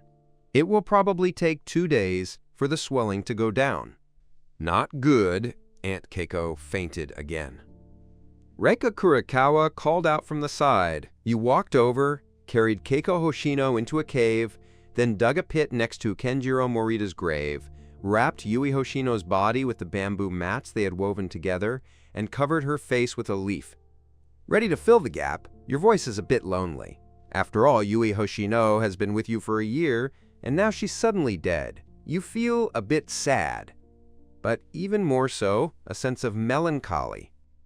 After burying Yui Hoshino, Keiko Hoshino woke up again. This time, she didn't cry, but stood silently before the 2 graves, her eyes somewhat vacant. Reika Kurikawa, go talk to Aunt Keiko and say some nice things, don't let her go crazy. The others sat around the campfire, but Ayame Kurikawa sat down leaning against you. The other women all kept their distance. Everyone, don't look at me like that. Let me tell you something. Maybe from today on we'll have to live on this deserted island forever. You said seriously, it's impossible. On the day we'll leave in a few days, Mizuho Akiyama was the first to object, her eyes full of resentment. Didn't you notice, seeing this moss, it's not obviously a frigid plant, and then looking at this obviously temperate plant? Temperate and frigid plants grow in the same place, which may be a place humans simply cannot reach. Moreover, the temperature on this deserted island is extremely abnormal. 40 degrees during the day, but only 10 degrees, even 7 or 8 degrees at night. Spotted hounds live on the African savanna, yet suddenly appear in the tropical rainforest. No, you're talking nonsense. We'll definitely be able to go back. Toma Inoue covered her ears. Shiori Amane shook her head, her eyes flustered. Reika Kurikawa was shaken all over. What Aunt Lee said was very likely the day she arrived at the cave. I saw a strange snake. I can guarantee that such a snake would never exist in this world, because it looked like a giant python, but had a mechanism on its head. Hearing Reika Kurikawa's words, even Ayame Kurikawa's expression darkened. But the next moment, she let out a light laugh. All right, you two are done with your jokes, but they're not funny at all. There's no need to say more about them anymore. After Shen Shenyue finished speaking, she returned to the cave alone. You look downstream and suddenly ask, "It's so late, and Tatsuya Kondo still hasn't finished drying his cigarette." At the same time, a dozen men and women on the beach were sitting together, loudly discussing something. Tatsuya Kondo was talking to a middle-aged man. "Mr. Ma, don't worry, I can guarantee your wife is still alive. She's with Haruki Shinoda and the others." "All right," the little boat king Seijiro Sayonji said, touching the pistol at his waist. "Your dad and I are basically partners. If you say Haruki Shinoda really bullied you, I'll kill him. This is a deserted island with no legal restrictions, and all these people are my subordinates. They won't betray me. Thank you, President Sayonji. As long as you're willing to stand up for me, I'll lead you all at dawn." At night, you wrapped yourself in thick bearskins and hid with Ayame Kurokawa on a banyan tree downstream, from a spot where you could see the cave entrance from afar. By the campfire, Ryohei Kuroda and Shun Shinoda sat down, and all the other women had gone to sleep in the cave. "Enough, you get some sleep first. If I'm tired, I'll wake you up," you said to Ayame Kurikawa. However, the next tree echoed with a squeaking sound, and in no time the squeaking sound was very close to you. Could it be another wild monkey? You look at the creature swaying back and forth on the branches, a trace of confusion flashing across your face. Monkeys aren't nocturnal predators, so why should they move at night? But after a while, you'll understand. Suddenly, several monkeys were shot by something and fell straight from the tree, followed by their piercing screams from the ground. The other monkeys were so scared they wet themselves, but they didn't bother running up the trees and all jumped to the ground, rushing toward the opposite bank of the stream at high speed. A faint sound of air breaking through the air came from below. The slowest monkeys were struck by something and collapsed to the ground, convulsing. What is chasing them? You ask in confusion. Ayame Kurikawa shook her head. The place where they were hiding could only see both banks of the stream, not the dense forest ground. Immediately after, a deep roar rang out. You were startled, and quickly picked up the bow and arrow, gripping it in your hand. But the next moment, you froze. This was indeed a tiger that appeared during the day, but at this moment, the tiger was also panicking and fleeing, quickly rushing to the creek. What's inside? Even tigers flee in panic when they see it. You swallow hard, open your eyes to the maximum, and see the ground clearly. The tiger trembled, as if trying to shake something off. As soon as it stepped into the stream, its massive body fell into the water and began convulsing violently. One shadow after another appeared in the next grove. These shadows were very dark, about a meter tall, but each one held a long staff. The stick was half its height above their bodies. At that moment, one of the dark shadows suddenly raised its head and looked up at the tree. The eye was pitch black all over, but the eyes emitted a glowing green glow. Soon, the dozen or so dark figures rushed up to the tiger. They tossed aside their sticks and extended their paws to scratch at the tiger. With just a few pulls, the tiger's tough fur and internal organs came out, and a strong stench of blood drifted far and wide. You quickly cover your mouth to keep yourself from vomiting, because these dozen or so shadows are randomly stuffing the tiger's entrails into your mouth. What exactly is this thing? You've never seen this creature before. Judging by its size, it looks like a monkey, but its eyes are green, and it can use tools. The most terrifying thing is their razor-sharp claws, which can easily slice through tough tiger skin. Ayame Kurakawa, do you recognize this creature? You turned to ask, but Ayame Kurakawa shook her head with a pale face. What's wrong? You asked again. I felt terrible holding my urine, and Ayame Kurakawa said with difficulty. You glanced again at the shadow below. This thing was still eating tiger meat, not knowing how long it would take to delay. If you held on a bit longer, once they were full, they should leave. Ayame Kurakawa could only nod, but her expression was grim. In fact, she had been holding her urine just now, but she was too embarrassed to tell you. When she finally couldn't hold it anymore, she happened to run into those dark spots under the tree. After waiting for nearly half an hour, the shadows finally showed signs of preparing to leave. They then used their sharp claws to cut off the tiger's head. Come. You and Ayame Kurakawa slipped down from the tree separately. Ayame Kurakawa quickly found a place to relieve herself while you checked the ground.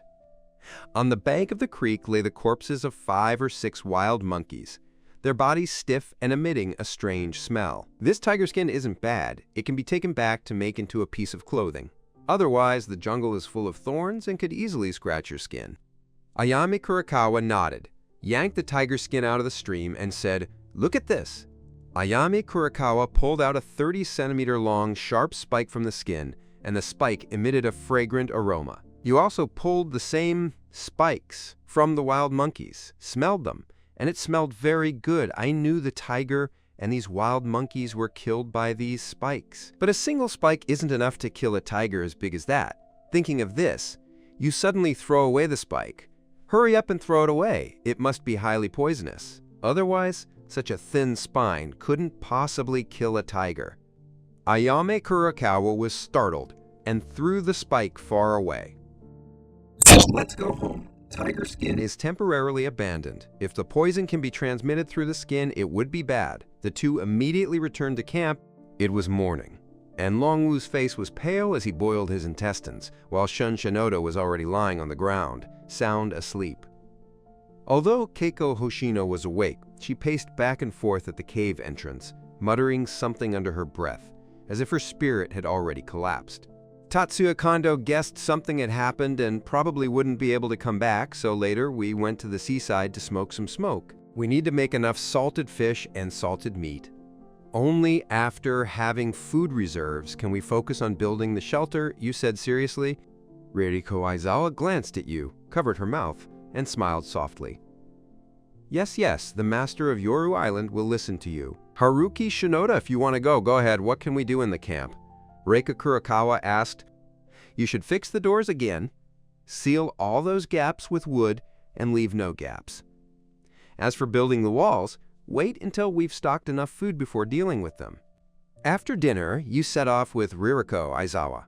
The two of them started walking downstream. Ririko Aizawa was very well behaved at first, but once out of sight, she became overly well behaved. Haruki Shinoda, young man, look, is the wound on my leg healed?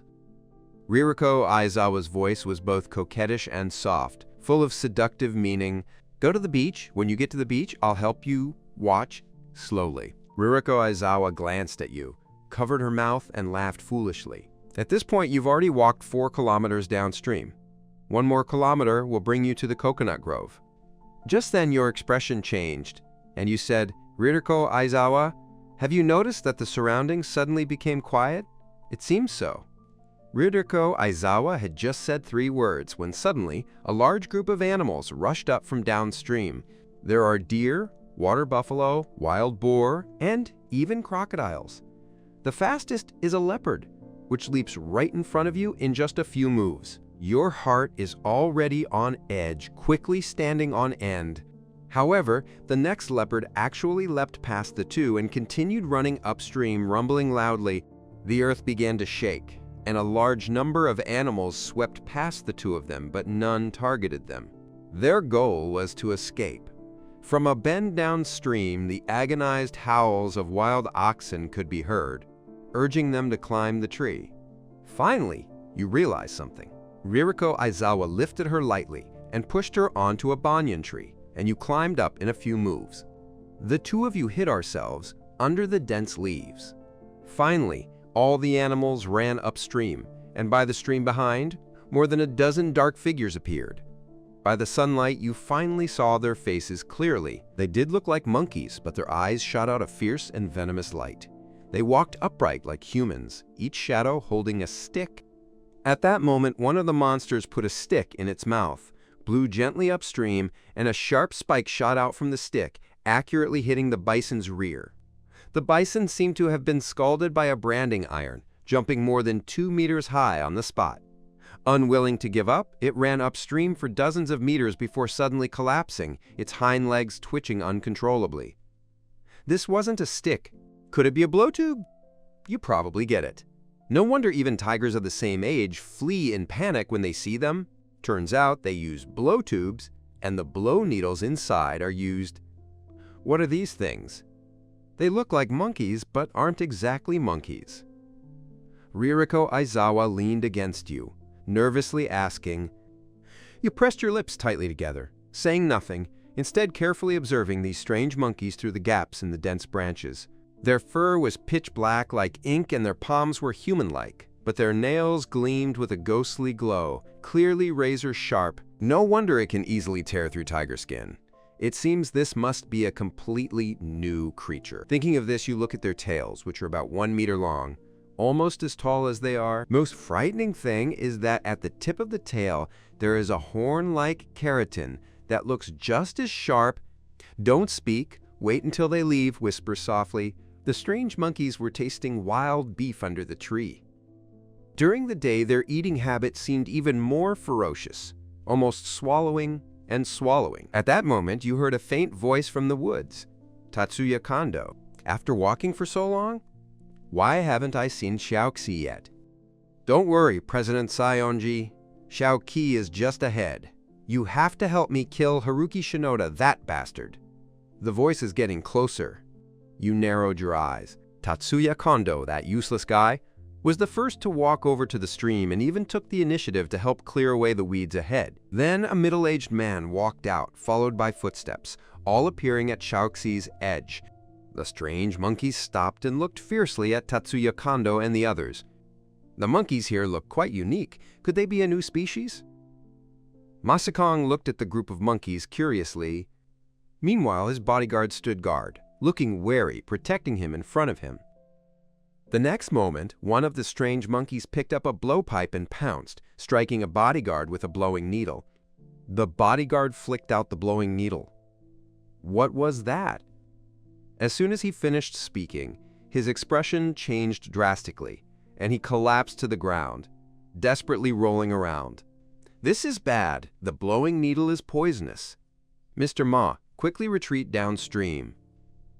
Another bodyguard finished speaking, getting hit in both the face and chest and collapsed to the ground, convulsing. The other 5 bodyguards couldn't hold back any longer. They simultaneously pulled out their pistols and banged their bodies. The monster monkeys in front were instantly blasted, but the liquid that came out was green fluid, which was unhealthy. These guys moved so nimbly and quickly that they retreated. Several bodyguards ran while firing shots, fleeing toward the lower reaches. Only 4 or 5 human corpses and 7 or 8 strange monkey corpses remained at the spot. This was the present. Hurry up and get down the tree. After you finish speaking, you helped Ririko Aizawa down the tree. The tree has a pistol. You picked up a pistol, filled with 7 bullets in total, and Ririko Aizawa picked up a pistol too. The bullets inside were full. He quickly checked the others, but the magazine of the remaining pistol had already been emptied. Forget it. Having 2 guns isn't bad either. Suddenly, you look at the corpse of the strange monkey, pick up your spear, and poke at it. The corpse of this thing was like dead wood, dry and hard, with no softness at all. Let's go to the seaside. You pulled Ririko Aizawa into the coconut grove, and after running for who knows how long, the 2 finally reached the sea. Breathing in the salty sea breeze, you don't feel the slightest discomfort and immediately start entering the seawater. Ririko Aizawa was fiddling with the pistol, her face full of excitement, careful not to accidentally discharge. You said warily, "Don't worry, I've played with guns before. As long as I don't use the safety, it's fine." After Ririko Aizawa finished speaking, she aimed the muzzle. Every hair on your body stood on end. Frustrated, she walked over, pressed Ririko Aizawa into her arms, and slapped her the buttocks several times, even daring to point a gun at me. "Oh, you're hitting me so much, use some force," Ayame Kurakawa said coquettishly. After drying the salt, you look across the Minato Bay area and see many oysters stuck to the stone wall, opposite. You instantly rejoiced and waded toward the other side, with Ririko Aizawa following behind. After walking 200 meters, the 2 finally reached the stone wall, where the shells of oysters were densely packed and hideous. You took off your t-shirt, tied 2 cuffs inside, and packed more than 20 large oysters, ready to take home for the women in the cave. Let's hurry back. If the oysters die, they won't taste good. Just as you were about to head back, something suddenly occurred. You remember, oysters should grow at the boundary of brackish and freshwater water. But here's all seawater. How could there be oysters? So you let Ririko Aizawa wait where you are, while you climb the stone wall ahead with your bare hands. There is a dense forest on the stone walls. As soon as you climb up, all the seabirds fly into the sky and scream at you. After walking about 100 or 200 meters, you suddenly hear the sound of a huge rush of water. Pulling aside the branches, you look down at the round wooden benches. A river stretching dozens of kilometers wide flowed from the depths of the deserted island into the sea, where 2 different colored waters became distinct and distinct, blending together. There's actually such a huge river. You widen your eyes. Could this not be a deserted island, but a support for some continent? If you follow this inland river upstream, will you find a human city? Just thinking about it makes your face twist with emotion. There was a lot of trash in the water, such as branches, driftwood, and a few animal carcasses, but there were no plastic bags or other civilized social items, indicating that the upper reaches of the Great River probably had no cities or towns. Forget it, let's go home first. There are still so many women waiting for us in the cave. You smiled carefreely, turned around, and slipped back into the woods. Back in the woods, you carried oysters and dried sea salt. Ririko Aizawa led the way, and after walking for an unknown length of time, you suddenly stopped. A human voice came from ahead, sounding like Tatsuya Kondo, President Sayonji. "Are you really not going to find your wife? What are you looking for? Didn't you see that monster lingering by the stream? Once the monster leaves, we'll head upstream and help you deal with it while you're at it." You and Ririko Aizawa quickly hid in a broadleaf and roughly counted. Seijiro Sayonji still had 8 men and 5 women left. Among these 5 women, 2 were white, plus 1 very beautiful black woman, and 2 were Asian. In short, none of them were unattractive. After all, he was following the Seijiro Sayonji. If him figure and looks were lacking, the Seijiro Sayonji wouldn't stay by his side. Finally, a group of people passed by you and disappeared from sight. Walking home, Your expression darkened. You really wanted to take out these guys with a pistol just now, but bullets are too precious, and Seijiro Sionji's bodyguards are definitely better marksmanship than you are, so they might not be able to win. The main thing is to save ammo for dealing with large carnivores. On the way home, you notice that the nearby bird calls have become sparse, and you haven't encountered any large carnivores. Finally, when they arrived at the camp, Ryohei Kuroda was already awake. He was carrying a piece of wood, sinking into the soil, trying to build a courtyard. "You're back!" Ryohei Kuroda smiled honestly, showing a mouthful of white teeth. "Yeah, if your injury isn't healed, don't do heavy work. Leave these tasks to others." "Haruki Shinoda, you're back." Groups of women surrounded you, coming over and saying, "You said." You smiled at everyone, noticed Shun Shinoda wasn't there, and asked about him. Shun Shinoda went to the waterfall and had been there for 2 hours, still not coming out. You nodded, thinking, Shun Shinoda's temperament isn't settled, so he wouldn't do anything bad for me. So you picked up your long spear and headed toward the waterfall. Walking behind it, as soon as you got behind the waterfall, you saw Shun Shinoda sitting on the ground, muttering to himself, "I'm not married yet. How am I already a eunuch? Wait until I get married and have a child, okay?" Shun Shinoda's voice was filled with anxiety and helplessness, making you feel sorry for him. "Kenta Shiraishi, you've been here for 2 hours, and you've been up to all sorts of things." Shun Shinoda turned around, exuding a sense of despair, completely lacking any energy. "Haruki, I'm not a man, woo?" You patted him on the shoulder, actually. Being a woman isn't so bad either. "Ugh, I don't want to be a woman. I want to be a man, you." With a backhand, he slapped Shun Shinoda and dragged him out. If you want to be a man, you have to act like one, especially when men cry easily. You pulled Shun Shinoda out and saw the women dividing up oysters. The women immediately broke into smiles, each getting an oyster. After dividing the oysters, you looked at Shun Shinoda and said, "Shun Shinoda, you didn't have any." "Ah," Shun Shinoda looked unwilling. "You have your own plans." If Shun Shinoda is so twisted and recovers after eating oysters, even the women in the cave will be doomed. Still, let him continue being a eunuch. After eating the oysters, you let Ryohei Kuroda rest, while you start chopping wood, planning to enclose the entire cave entrance and part of the stream. From then on, the women can move around in the courtyard, avoiding the evil world outside. A man should let a woman live with a sense of security, and then he could be a local tyrant here. Thinking about the future life in the palaces and courtyards would make him very motivated. At that moment, thunder and lightning flashed in the sky, and a torrential rain poured down. Everyone hid in caves, but you didn't stop. Working on rainy days actually made it cooler.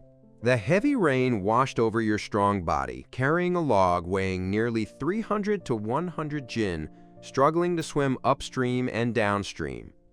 At the cave entrance, Ayame Kurokawa gazed at you in the pouring rain with deep eyes. She actually felt a hint of sympathy after all. Everything you did was for their safety. The downpour turned into moderate rain, then to light rain, and it actually rained all day without stopping. You repaired the courtyard walls for about 10 meters. But there were still no tears, so you were gasping for breath and could only return to the cave to sit down. Haruki Shinoda quickly put on the bearskin, Reika Kurokawa holding it in hand, him face full of concern. "Hurry up and put on the bearskin. We won't peek, so be careful not to catch a cold." After speaking, Ayame Kurokawa turned her head to the side. You nodded, took the bear pelt, and went deep into the cave. After a while, you became a native, wrapped only in a bearskin around your lower body. Ryohei Kuroda was quite principled. He laid a layer of dry grass at the cave entrance. Shun Shinoda was also pulled over, and the two men were huddled together. In the middle of the night, the drizzle kept falling and the temperature dropped to 2 or 3 degrees. You woke up from the cold, and several women crowded together, shivering from the cold. Dawn soon broke. You passed through the cave and looked at the rainy sky. Your face looked a bit grim. You didn't expect it to be the rainy season, and still not stocked up on enough food. Doesn't that mean you'll have to go hunting in the rain from now on? No, you can't just hide in a cave. You have to find a way to store food. When you think of this, you stand up and look at the salted meat hanging at the cave entrance. It's less than 50 jin. 10 people could finish it in 3 days. The 7 women were still sound asleep. You didn't wake them up, but instead sat at the cave entrance, pondering. Staying here for a long time didn't seem like it would work. If that doesn't work, changing to another camp, like that huge inland river, would be a good option. Build a medium-sized ship, and as long as it can hold 10 people, that's enough. From then on, the ship could be treated like a moving home. If danger came, it could escape, and when there was no danger, the boat would be moored to the shore, and everyone would sing and dance on deck, doing some mechanical exercise. Soon, everyone woke up, one after another. It was so cold during the day, and Toma Inoue curled up into a ball. "Let's light a fire in the cave, then cut a few bamboo sticks to divert the smoke outside," Ryohei Kuroda said. He's freezing too, and his whole body is trembling because his injury hasn't healed yet. "Fine, I'll go chop bamboo." After you finished speaking, you took off your bearskin, put on your underwear, and dashed into the cold drizzle. After spending a whole day, they finally set up the cave's smoke exhaust system, and the cave became warm. "Come, thank you, Haruki Shinoda," Shizuka Kurosaki suddenly said. "Everyone in the cave calls you brother, including Ryohei Kuroda and Shun Shinoda." "Everyone calls me bro, and I appreciate it too. Now let's plan again. It's time to hunt animals and store food." Then I peeled off the skin to make some leather clothes and pants for you. It's probably autumn now, and once winter arrives, wearing only a single layer won't make a living. When the rain stops, I'll go with you. Crocodile meat and buffalo meat can also be made into jerky for storage. Ryohei Kuroda said, "No, it's just the two of us here. We have to keep one man to guard the house, otherwise the cave will be full of women. If danger arises, there's no way to resist." "Haruki, I'm a man too," Shun Shinoda said discontentedly.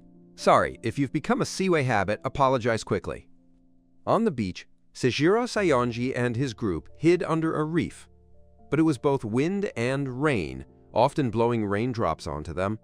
Tatsuya Kondo sneezed, and immediately his tendons flowed longer than water. The others weren't much better. "Something's wrong, Kanai Morita is running a fever," a white woman said anxiously. Seijiro Sayonji walked over to Kanai Morita and placed his hand on her forehead, patting it out. "What should I do?" Several women turned their gaze to Seijiro Sayonji. "What can I do?" "She'll rely on her own immunity. If she can't handle it, he'll have to abandon her. After all, everyone can't protect themselves right now." Seijiro Sayonji said coldly. Half-conscious Kanai Morita heard this, a flash of despair, and then coughed violently twice. Seijiro Sayonji quickly stepped back a few paces. "This cold isn't contagious, right? If it really doesn't work, put her in the woods instead of sitting next to us." "But Kanai Morita is a physics PhD and has been with you for 3 years. Is it really okay to leave her behind like this?" the white woman questioned. "There are thousands of senior executives in my company who have worked with me for over 10 years. Do I have to take care of every single one of them? Besides, a physics PhD is impressive. Our company isn't short of such highly educated talent." After speaking, Seijiro Sayonji gave his 2 bodyguards a look. This was his last bodyguard. Although his gun was out of bullets, he was physically strong and loyal. "Wait, President Sayonji, since this woman is already going to be thrown away, why not let me get past him?" Tatsuya Kondo suddenly burst with joy. Isui said Seijiro Sayonji at a distance, afraid of catching the fire. Tatsuya Kondo was so excited that his hair stood on end as he limped over to Kanai Morita. However, after half a while, he broke down and roared, "Get up, get up!" You stabbed him in the thigh, causing him to bleed a lot. After starving every day, he had temporarily become a eunuch. "If love can't be stirred, then forget it," Seijiro Sayonji said. "Since that's the case, the 5 of us sisters are going together. We can't leave Kanai Morita behind," the white woman said. "No, you 4 should just stay here and be my mattress at night, and someone will warm my feet."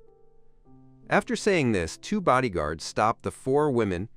"Imi Nakahara, don't beg him. I'll walk on my own.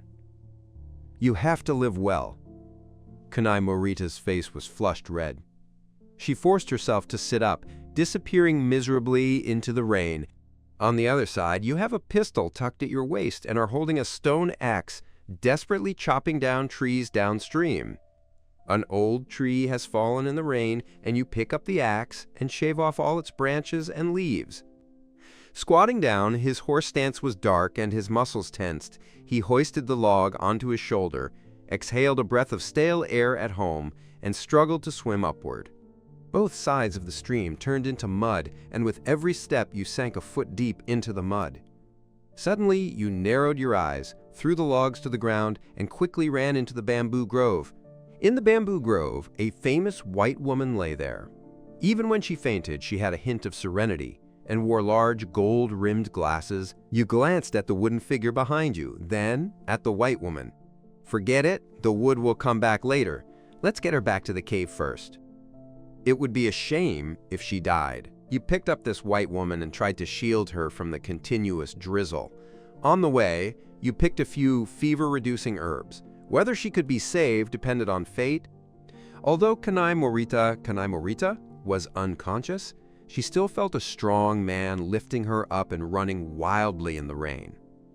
At that moment, a tear actually rolled down the corner of her eye, but it was quickly washed away by the rain. Finally, when you arrived at the cave, you carried Kanai Morita inside and said, "Boil these herbs into a bowl of water, let it cool, and then give it to her to drink." "All right, I'm here." Mizuho Akiyama got busy. She seemed very interested in traditional Chinese medicine. "Is there still a piece of wood downstream that you haven't carried back? I'll go carry it back." After saying that, you disappeared into the wind and rain again. Reika Kurakawa leaned against the door, watching you disappear in the direction you disappeared. There was a trace of worry on her face, and for some reason, she felt a bit anxious inside. Ryohei Kuroda may seem decent, but he doesn't have much of his own opinion. But whatever you ask him to do, he's actually very good at execution, and he's very capable. The cave was very warm, and several women covered Kanai Morita with bearskins. Mizuho Akiyama finally prepared the herbal medicine, lifted Kanai Morita's head, and fed her little by little. After waiting another 2 hours, Kanai Morita woke up. Although still weak, she felt her body was slowly recovering.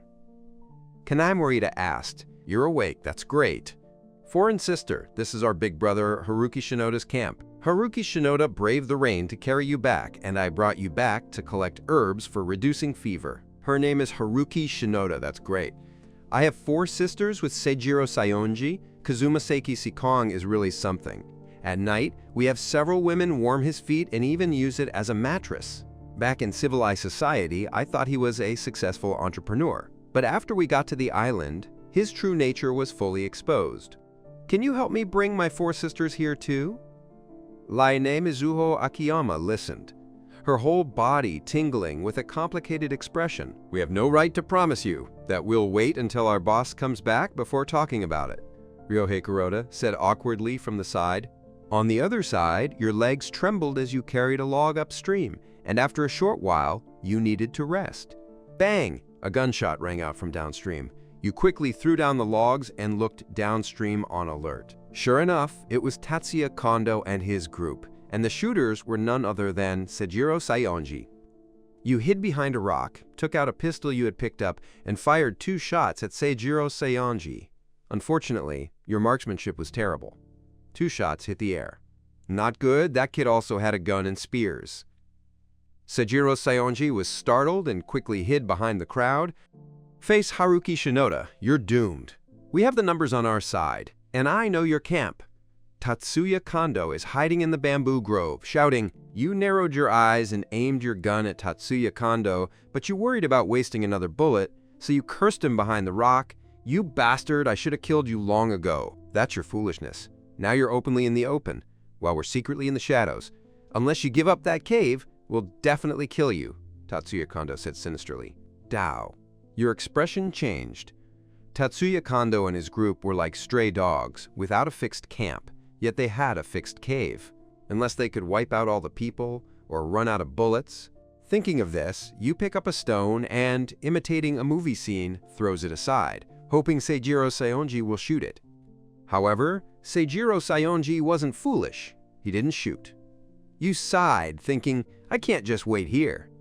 I have to go back to the camp and notify those women, otherwise Seijiro Saionji might bypass me and go straight to the camp.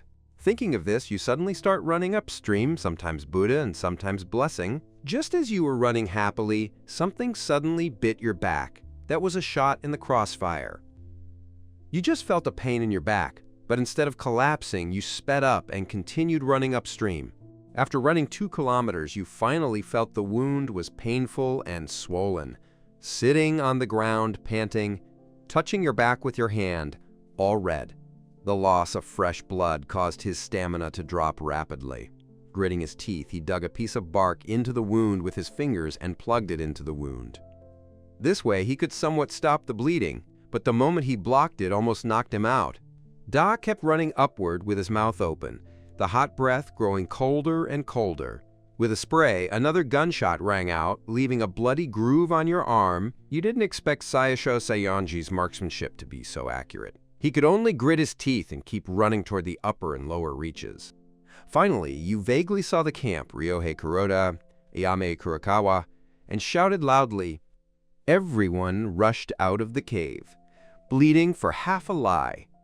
Reika Kurokawa was the first to rush over and helped you into the cave. Downstream, Tatsuya Kondo's men have appeared. Among them is a sharpshooter. I want you to go downstream and find a tree to use as a sentry post. If those people come, focus on the one carrying the pistol. Good Dragon Wu took the pistol and charged into Xiaoyu. Ayame Kurokawa glanced at her pistol and said, I'm going to lie in wait behind the waterfall. Before you could tell me, Ayame Kurokawa rushed into the rain. You instruct Ding, Tuan, and Tuan. Take the compound bow and keep an eye on the cave entrance. When the enemy approaches, shoot directly. Don't show mercy. Kanae Morita, standing nearby, was already shooting her eyes wide open, curiously sizing it up. As your top brother, as a man, I can do some work. Tell me, what do you want me to do? Shun Shinoda asked, holding his spear. As soon as you said this, your vision went black and you fainted immediately. I don't know how much time passed, but you were woken up by a gunshot. You opened your eyes and looked up at the sky. It was already completely dark, with only a few stars left. Judging by the gunshot, it must have been Ryohei Kuroda firing a shot. You made a sound, but your back hurt terribly, as if a strange energy was healing the wound. Holoki Shinoda, you're finally awake. Several women gathered around, as if you found your backbone. When I passed out, did you help me remove the bullets? You asked. No, we don't have any tools, Reika Kurokawa said. All right, what about Shun Shinoda? Why isn't he in the cave? You asked again. Shun Shinoda took another bow and arrow and went downstream. He said he was a man and wanted to do something for the team. Reika Kurokawa said. You feel a wave of relief. It seems rescuing Shun Shinoda back then was the right decision. Tuan, give me the bow and I'll go downstream to check it out. No, you're so badly hurt. What if you die? Toma Inoue shook her head vigorously. Bring it here. You grab a cloth-stealing compound bow and head downstream. Just as he reached downstream, he saw Shun Shinoda hiding behind a rock with a bow and arrows. He turned around and thought, Haruki, you're amazing, you've already recovered. You nodded. You and Shun Shinoda lay in ambush behind the rocks. Where's Ryohei Kuroda? Shun Shinoda pointed to a banyan tree west of the stream, where a branch swayed slightly. It was Ryohei Kuroda signaling you. Not bad, those bad guys. They had just been shot by Fifth Brother and ran downstream, but probably hadn't gone far, Shun Shinoda said. Good, beautiful. You keep guarding here. After saying that, you went back to the cave.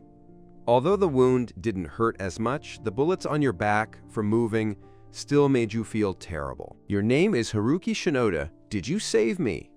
Kanae Morita walked over and said, Yes, I didn't expect you to come back to life, you said with a smile. My name is Kanae Morita. I'm German. Thank you for saving me. After saying this, Kanae Morita gestured a handshake gesture toward you. That's right. You nod. Your expression suddenly changed. You immediately took out the notebook you found on the corpse earlier. Kanae Morita, help me check what kind of writing is written on it. Kanae Morita quickly took the notebook, her lips opening and closing as she recited a passage of German. But when she was halfway through, her expression suddenly changed drastically. What's wrong? Just ask for a moment, you're stunned. Kanae Morita didn't answer but continued flipping through her notebook, but her expression grew increasingly ugly as she flipped through the pages. Impossible, absolutely impossible. Is this notebook a forgery? What on earth is going on? You grabbed Lilinana's shoulders and shook them vigorously. Kanai Marita's eyes suddenly rolled back, and she fainted instantly. Go, looks like it's not over yet. I guess this notebook contains some scary information. Take good care of her and wait until she wakes up before talking. That night, you didn't dare sleep. You forced yourself to sit at the cave entrance, wary of Seijiro Saionji and his group, afraid they might launch another surprise attack at midnight. Dawn came quickly, but the light rain still hadn't stopped. Shun Shinoda came back. After eating a piece of barbecue, he wrapped another piece in leaves and ran downstream to bring it to Ryohei Kuroda. After waiting a bit longer, Ayame Kurakawa returned looking exhausted. "Sis, have something to eat." Reika Kurokawa handed over a piece of grilled meat. After finishing the barbecue, Ayame Kurakawa sat in the cave to rest for a while, then went behind the waterfall. You felt sorry for her as she watched, but there was nothing she could do. In extraordinary times, everyone had to contribute. Time passed again until noon. Ayame Kurakawa was sharpening a knife on a stone, ready to take the bullet from your back. You're lying on a piece of bare skin, biting a wooden stick in your mouth, your eyes full of terror. "Ayame Kurokawa, you really have to be gentle, I thank you." Ayame Kurokawa pressed her lips tightly together, said nothing, and heated the dagger over the fire a few times, treating it all as if it were sterile. When you weren't paying attention, Ayame Kurokawa didn't hesitate to swipe open your wound. Whoa! The sudden pain made your screams echo through the sky, and then you feel Ayame Kurokawa slip her finger into your wound. Psst. Ayame Kurokawa pulled a bullet out of your wound. The bullet was already deformed and covered in fresh blood. Hurry and help stop the bleeding. Mizuho Akiyama chewed up the herbal medicine you had prepared in advance, applied it to the wound, then took one of her short sleeves from the wooden door. Your lips turned pale, your face weak as you lay on your side on the bear's paw. The next moment, you drifted off to sleep. This time, you slept through the afternoon, feeling the wound on your back no longer hurt and felt especially itchy. That strange power was miraculously healing your wound. 2 kilometers downstream, Tatsuya Kondo and the others were sheltering from the rain under a big tree, but they were still soaked to the bone. "I'm so hungry." Seijiro Saionji rubbed his stomach and said, "The hungrier I got, the colder it got." He felt like his body temperature had dropped several degrees. Tatsuya Kondo suggested to Seijiro Saionji, "Mr. Ma, why don't we reconcile with Haruki Shinoda? You have the world's top shipbuilding engineers, the navigation engineers. They must also want to build ships and go home. We can use our engineer status to stay in Haruki Shinoda's cave and find a chance to wipe them all out." Everyone else looked up, clearly uneasy. After being outside for so long, they might be able to hold out for a few more days. But staying long wasn't a solution. But they had guns. Who would want to negotiate with them? As soon as Seijiro Saionji finished speaking, with a swish, everyone's eyes turned to Tatsuya Kondo. "Don't let me have a grudge against Haruki Shinoda. I'm afraid he'll shoot me before I even show my face. If it really doesn't work, send a woman." "Haruki Shinoda is lecherous. He wouldn't kill a woman." Tatsuya Kondo looked at Imi Nakahara and said, "At the entrance of the mountain cave, you were leaning against the stone wall, leisurely admiring the light rain outside. The other women gathered around the fire, occasionally chuckling softly. They didn't say it out loud, but in their hearts they had already reached a consensus to serve together. Life is just too great. I must protect this hard-won life, and that's what you think in your heart. Haruki Shinoda, I want to ask for your help." Haruki Shinoda's sister suddenly leaned in close to you and whispered, "What are you busy with?" "I know my husband is just located downstream." "You clearly think this is okay?" You were almost shocked by Mizuho Akiyama's request. "Why not? Do you think I would like a 40-year-old man? The reason I married him was because I was attracted to his family's wealth. Seijiro Saionji is worth hundreds of billions. Once I succeed, I'll have no worries about food or clothing in the future. Of course, you'll be able to help me with our children. Would you be willing to help me with this?" But with the Ma family being so big, they definitely do something low blood, identified, or even a mud test. You definitely can't hide it. Mizuho Akiyama shook her head confidently. "No, I have no way. I forgot to tell you, I also have another identity, a master's degree in genetics. Master of Genetics and Factor Science, Niyunyu. Ah, you gave Mizuho Akiyama a thumbs up. But honestly, you're still tempted. You don't have any other thoughts, but you want to contribute to the continuation of humanity. Haruki Shinoda. Don't hesitate. I'm Shueiji, a genetics learner, and I know how to do it. I can mobilize all your chi and blood and give you an unprecedented experience. How about that? Mizuho Akiyama said this. A hint of charm flashed in his eyes. Although this might seem a bit unethical, Maskong shot me one shot, so I definitely have to get revenge for it. How about this? Once I'm healed, we'll start right away.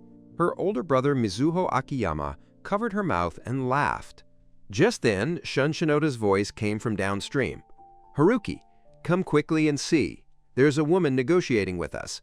What is Emi Nakahara's? Yui Hoshino, upon hearing this, you immediately stood up, and Kanai Morita in the cave actually stood up as well. What are you doing?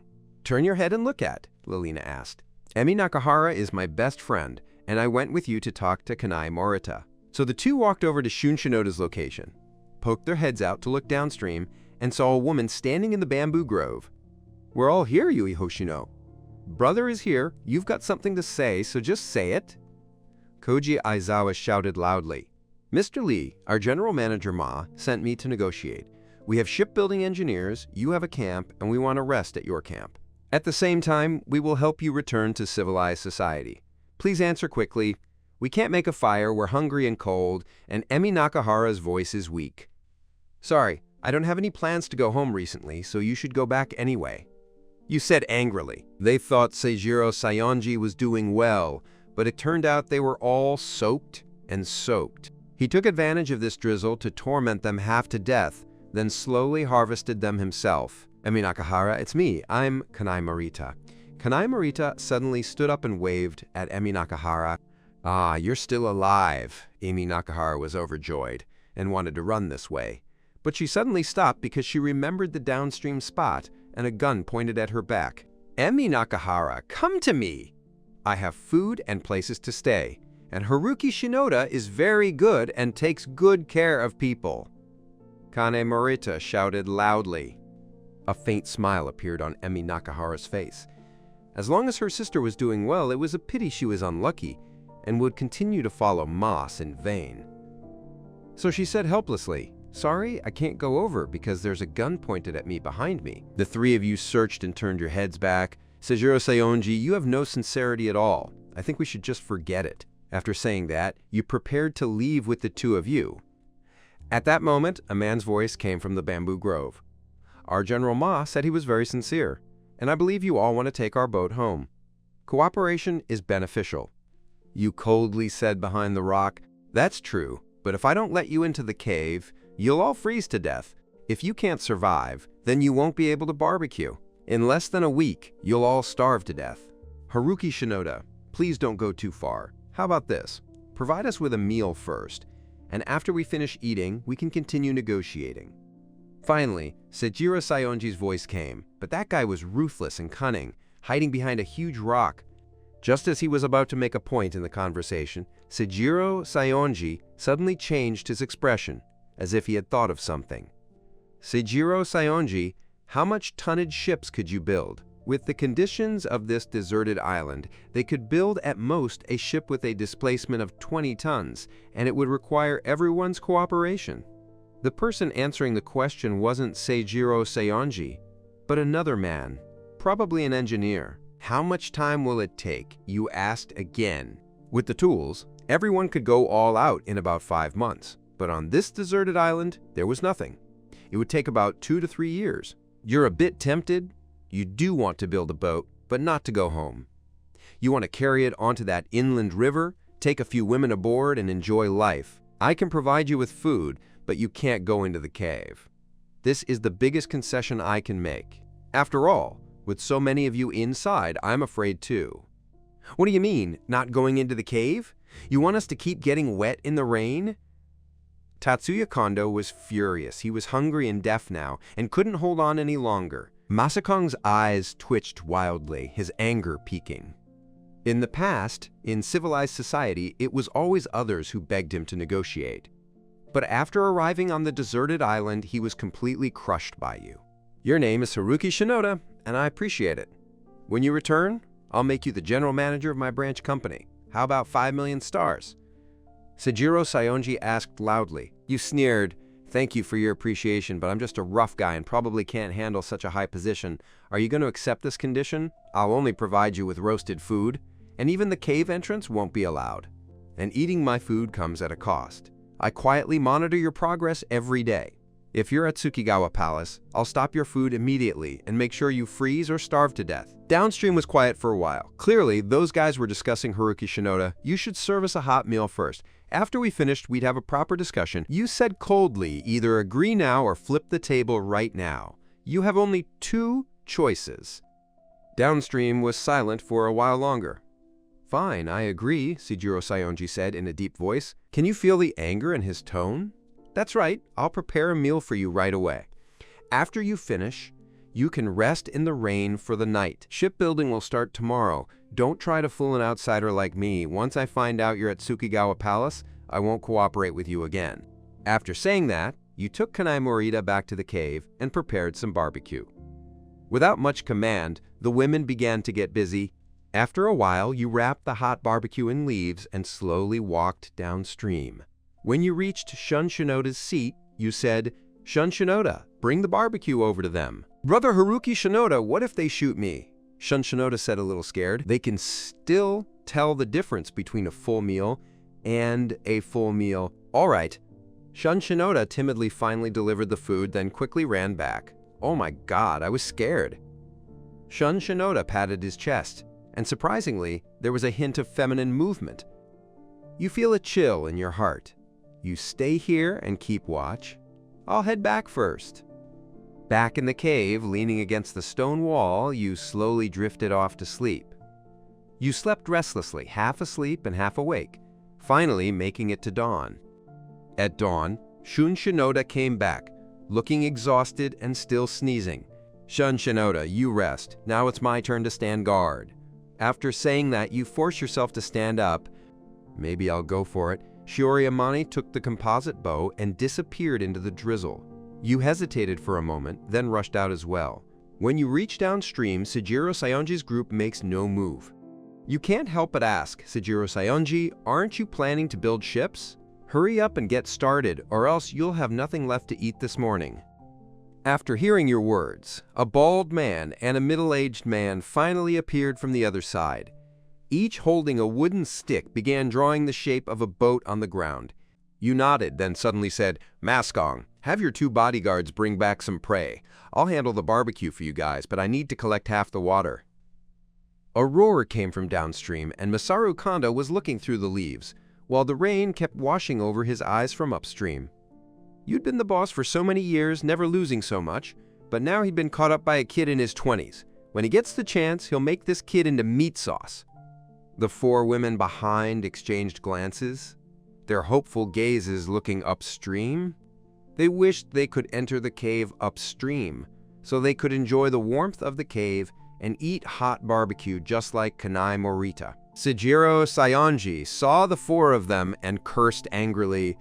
Where are you 4 wretches looking? Are you trying to escape to Haruki Shinoda's camp? No, Mr. Ma, why would you think that? Emi Nakahara was already thinking about it.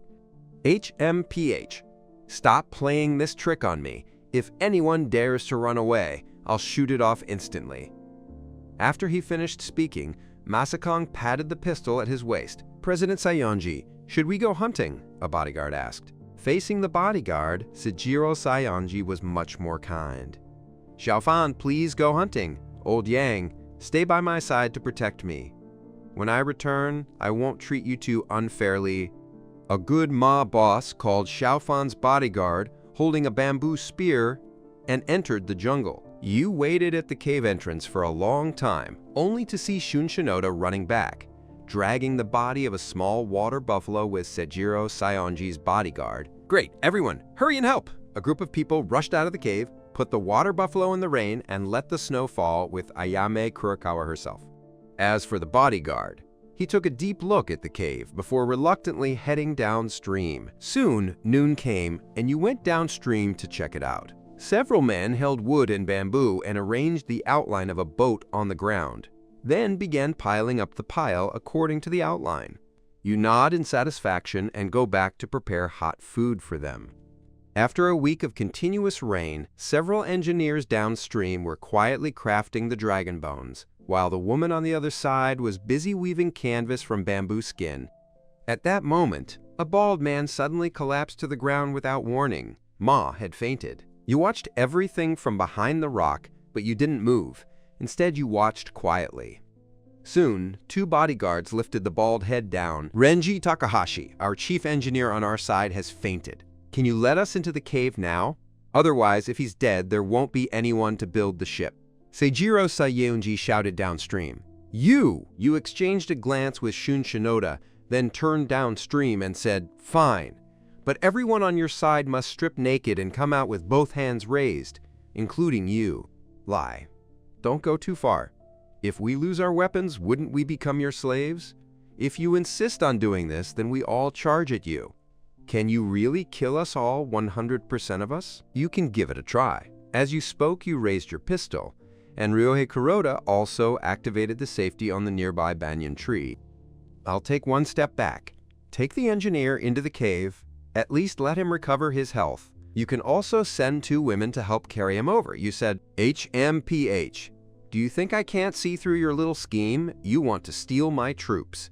The sound of the horse being empty fell as a bodyguard with a bald head headed upstream. You sighed, thinking to yourself you originally wanted to save two more women, but Ma was never fooled. First Brother Ma asked me to bring the bodyguards over, and he solemnly replied, I said, Xiaofan, forget it, you should go back. You originally wanted to poach someone, but you were afraid of attracting blind entry, so in the end you didn't recruit this bodyguard.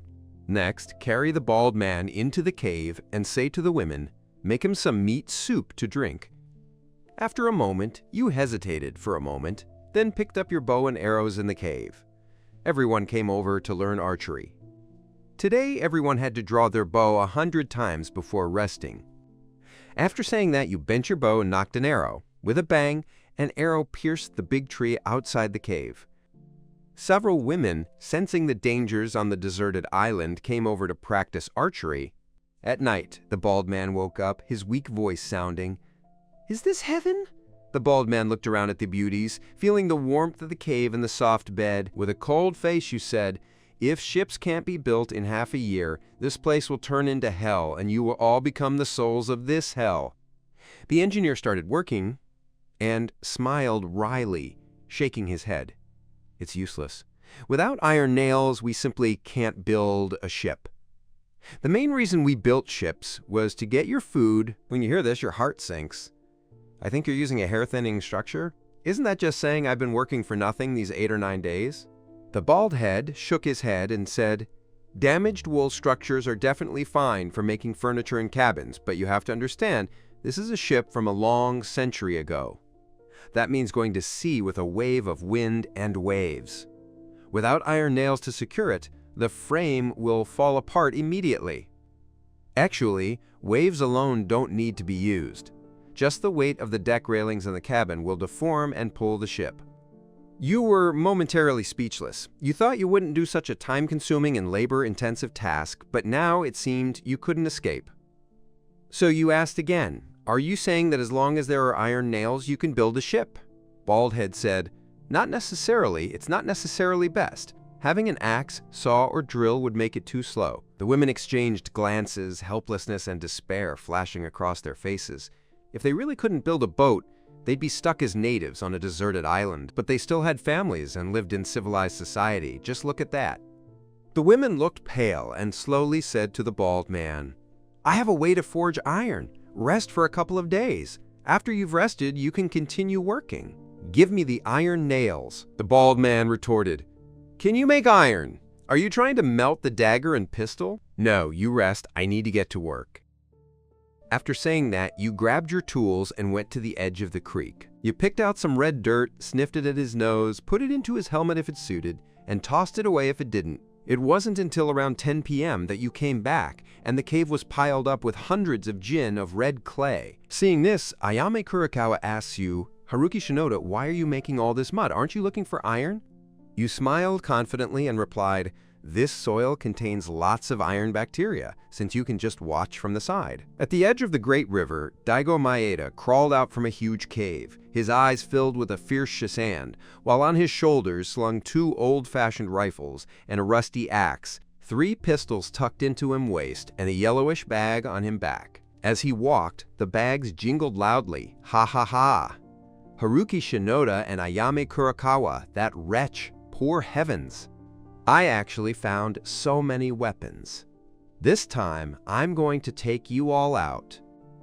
At that moment, at the edge of the river, a herd of water buffalo was boiling in the water.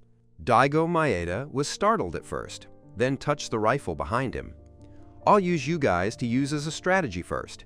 After speaking, Daigo Maeda loaded a bullet into the barrel of a gun. With a bang, one water buffalo fell into the water, while the others fled toward the middle of the river. Ha ha ha, there's food to eat.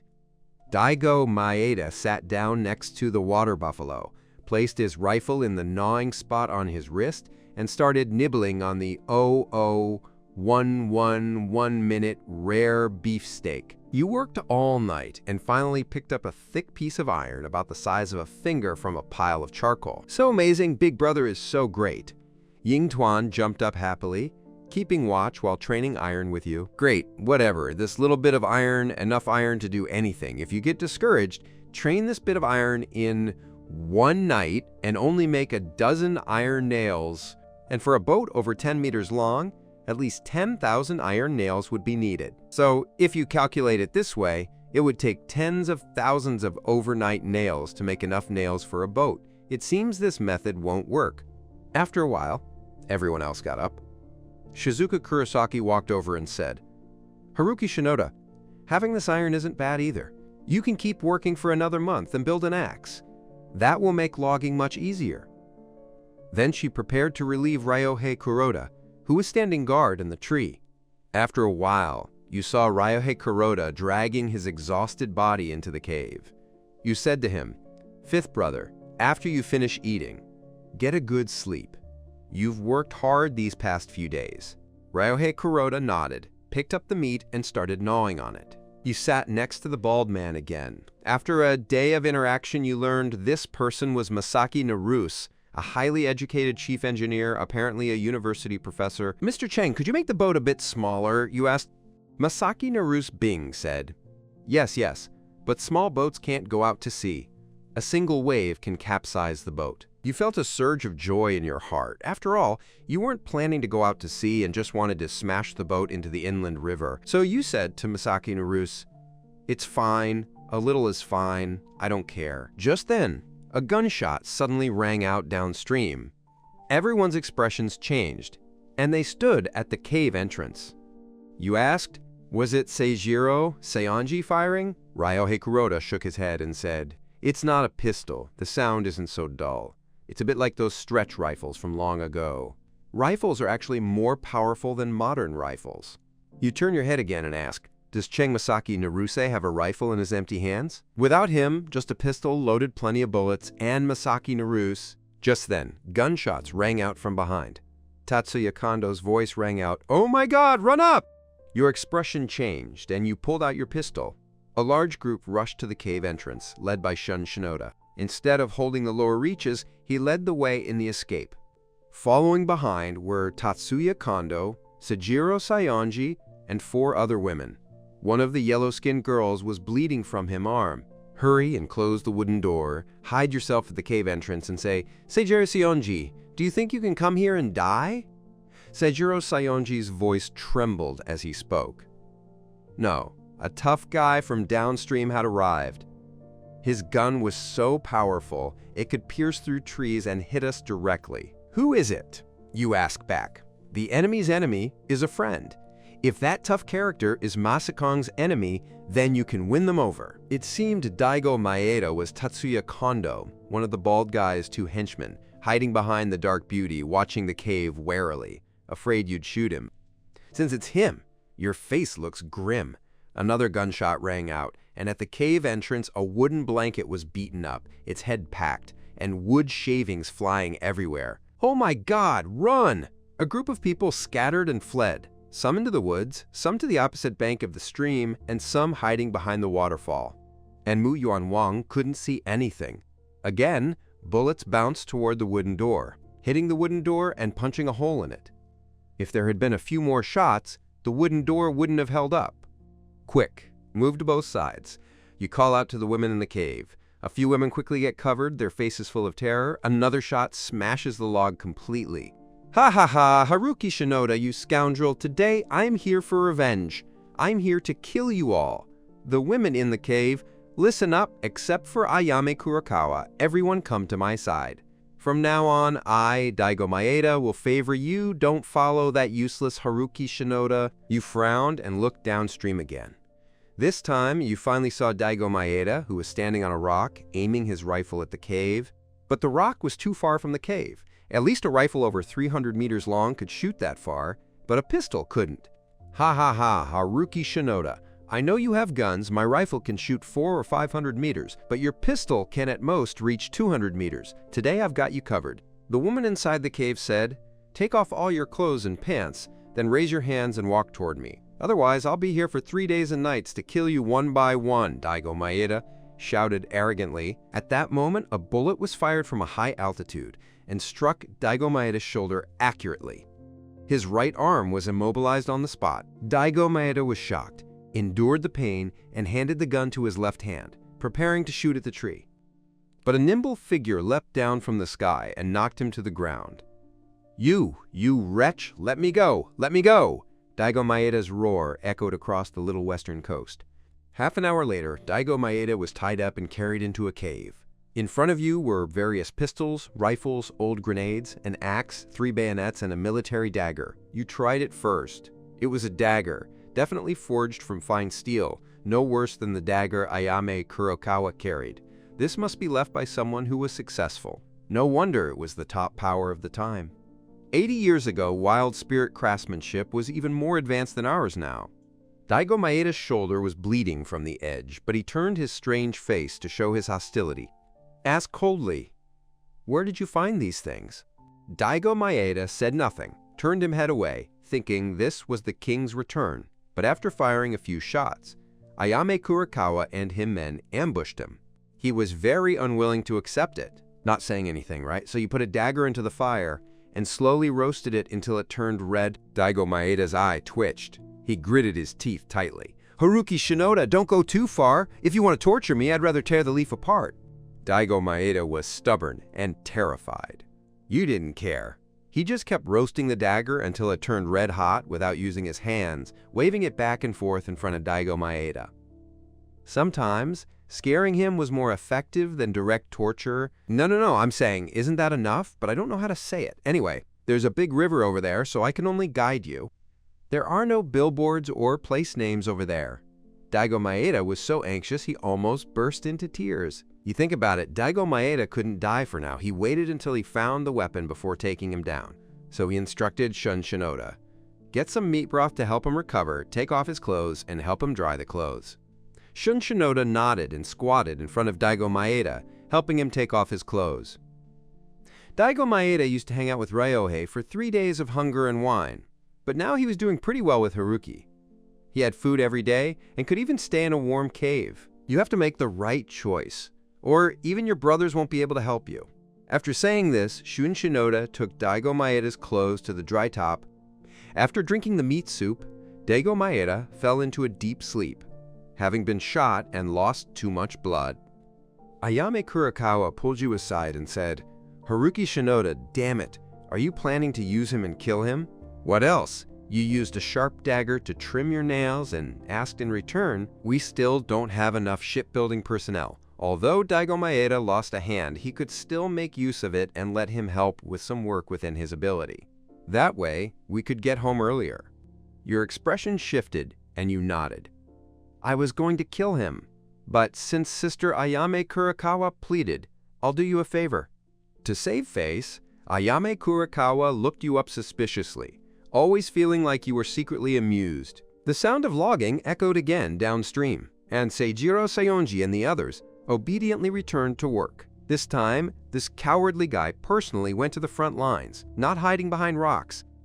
Just now, when they escaped to the cave entrance, you had a chance to kill him, but you didn't, so he judged he was useful. You smiled lightly and said to Ayame Kurakawa, "It's almost dark now. Tomorrow you'll take Daigo Maeda to look for firearms and ironware. If we can find the engineer's warehouse, that would be great. It's guaranteed to have nails and all kinds of bunker construction tools." Shizuka Kurosaki said gravely, Letting Ryohei Kuroda stay home to keep watch makes us feel at ease. You suddenly asked again, Ayame Kurakawa-ji. Let me give you an example. If we really can't return to civilized society, would you be my partner? What did you say?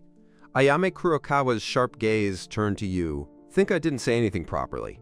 Your heart tightens. Ayame Kurokawa's gaze is too sharp, full of murderous intent. Looks a bit tricky, but it's okay, you'll get her sooner or later. Unexpectedly, the next second, Ayame Kurakawa's tone was cold. Fine, but there's one thing. If you don't make it 24 in one night, I'll drown you. You were so scared that you quickly protected your pants. The night was uneventful, and the next day arrived quickly. You and Ayame Kurakawa got up, just about to wake Daigo Maeda, but found that this guy had a high fever, him heavily repelled, shoulder swollen with a large lump. Wake up, wake up, wake up. You pat Daigo Maeda's face, but he feels like he's fallen onto a cross, motionless, falling into a deep coma. Your face looks a bit grim as you ask, is he really dead? Help him remove the bullet, pull the bullet tip, and if the poison remains inside the body, it will keep him unconscious. After speaking, Ayame Kurakawa helped Daigo Maeda untie the rope and took out a dagger to roast over the fire. Shun Shinoda hesitated for a moment, then rested Daigo Maeda's head on his lap and said, "Brother, you must hold on, don't die."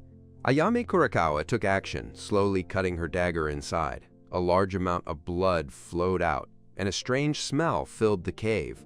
Daigo Maeda pulled out a few times, then suddenly his legs lifted. You said no, and quickly pinched Daigo Maeda's philtrum, but it still didn't work. Daigo Maeda pulled out a few more times, then his legs slammed down completely.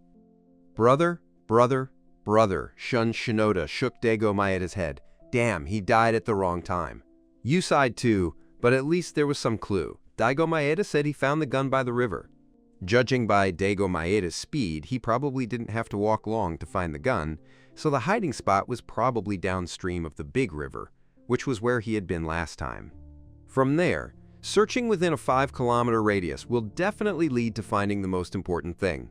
Find the engineer's toolbox so you can build a large ship. Shun Shinoda, carry your brother out and let his body be carried away by the current. Ayame Kurakawa, the two of us set out as usual. At least we know he found the gun by the riverside. Ayame Kurakawa looked puzzled and said, "Do you know where the big river is?"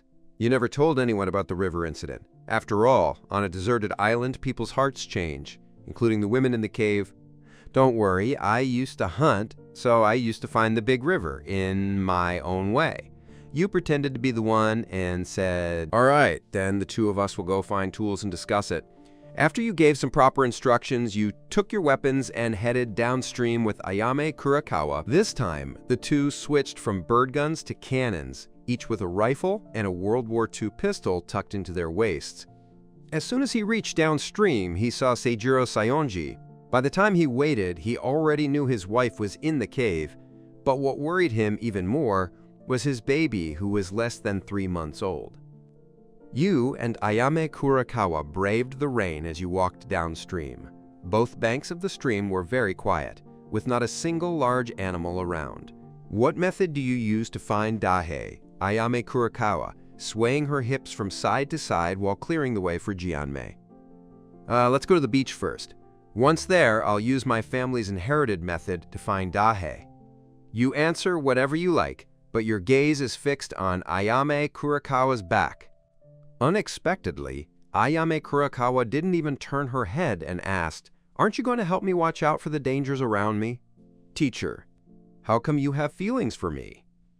To be honest, any normal man would have feelings for you, let alone a strong man like me. If you muster up the courage to talk about Ayame Kurakawa, the more cold Ayame Kurokawa is, the more you want to challenge her. Haruki Shinoda: if you want, it's not impossible. If you need it, I need it too. But the premise is that we build the ship first. Ayame Kurokawa sighed and said slowly, she's a normal woman, usually cold and aloof, but deep down she wants a man's care. In the past, someone like you wouldn't even glance at someone like you, but after arriving on the island, she slowly saw your true nature. Although you may be a bit lecherous, you are also very responsible, and you give women only real things. In civilized society, those playboys only talk about being tough, but if you really want them to give something and run faster than rabbits, is that real? You look at your pants. Even the cold rain can't diminish the current heat. You have a certain confidence in winning over all the women in the cave, but you have zero confidence in Ayame Kurokawa. Yet you never expected Ayame Kurokawa to speak so bluntly today. I, Ayame Kurokawa, never joke. I've promised others I will always do it. You think I'm one of those old moms, only knowing how to lie. Ayame Kurokawa kept leading the way forward. Then you remembered what Ayame Kurokawa said to you the day before, so you cautiously asked, Ayame Kurokawa, you said before that if I didn't come 20 times in one night, you'd drown me. Is that true? Ayame Kurokawa stopped again, slowly turned around, and a wicked smile appeared on her face as she said, take a guess.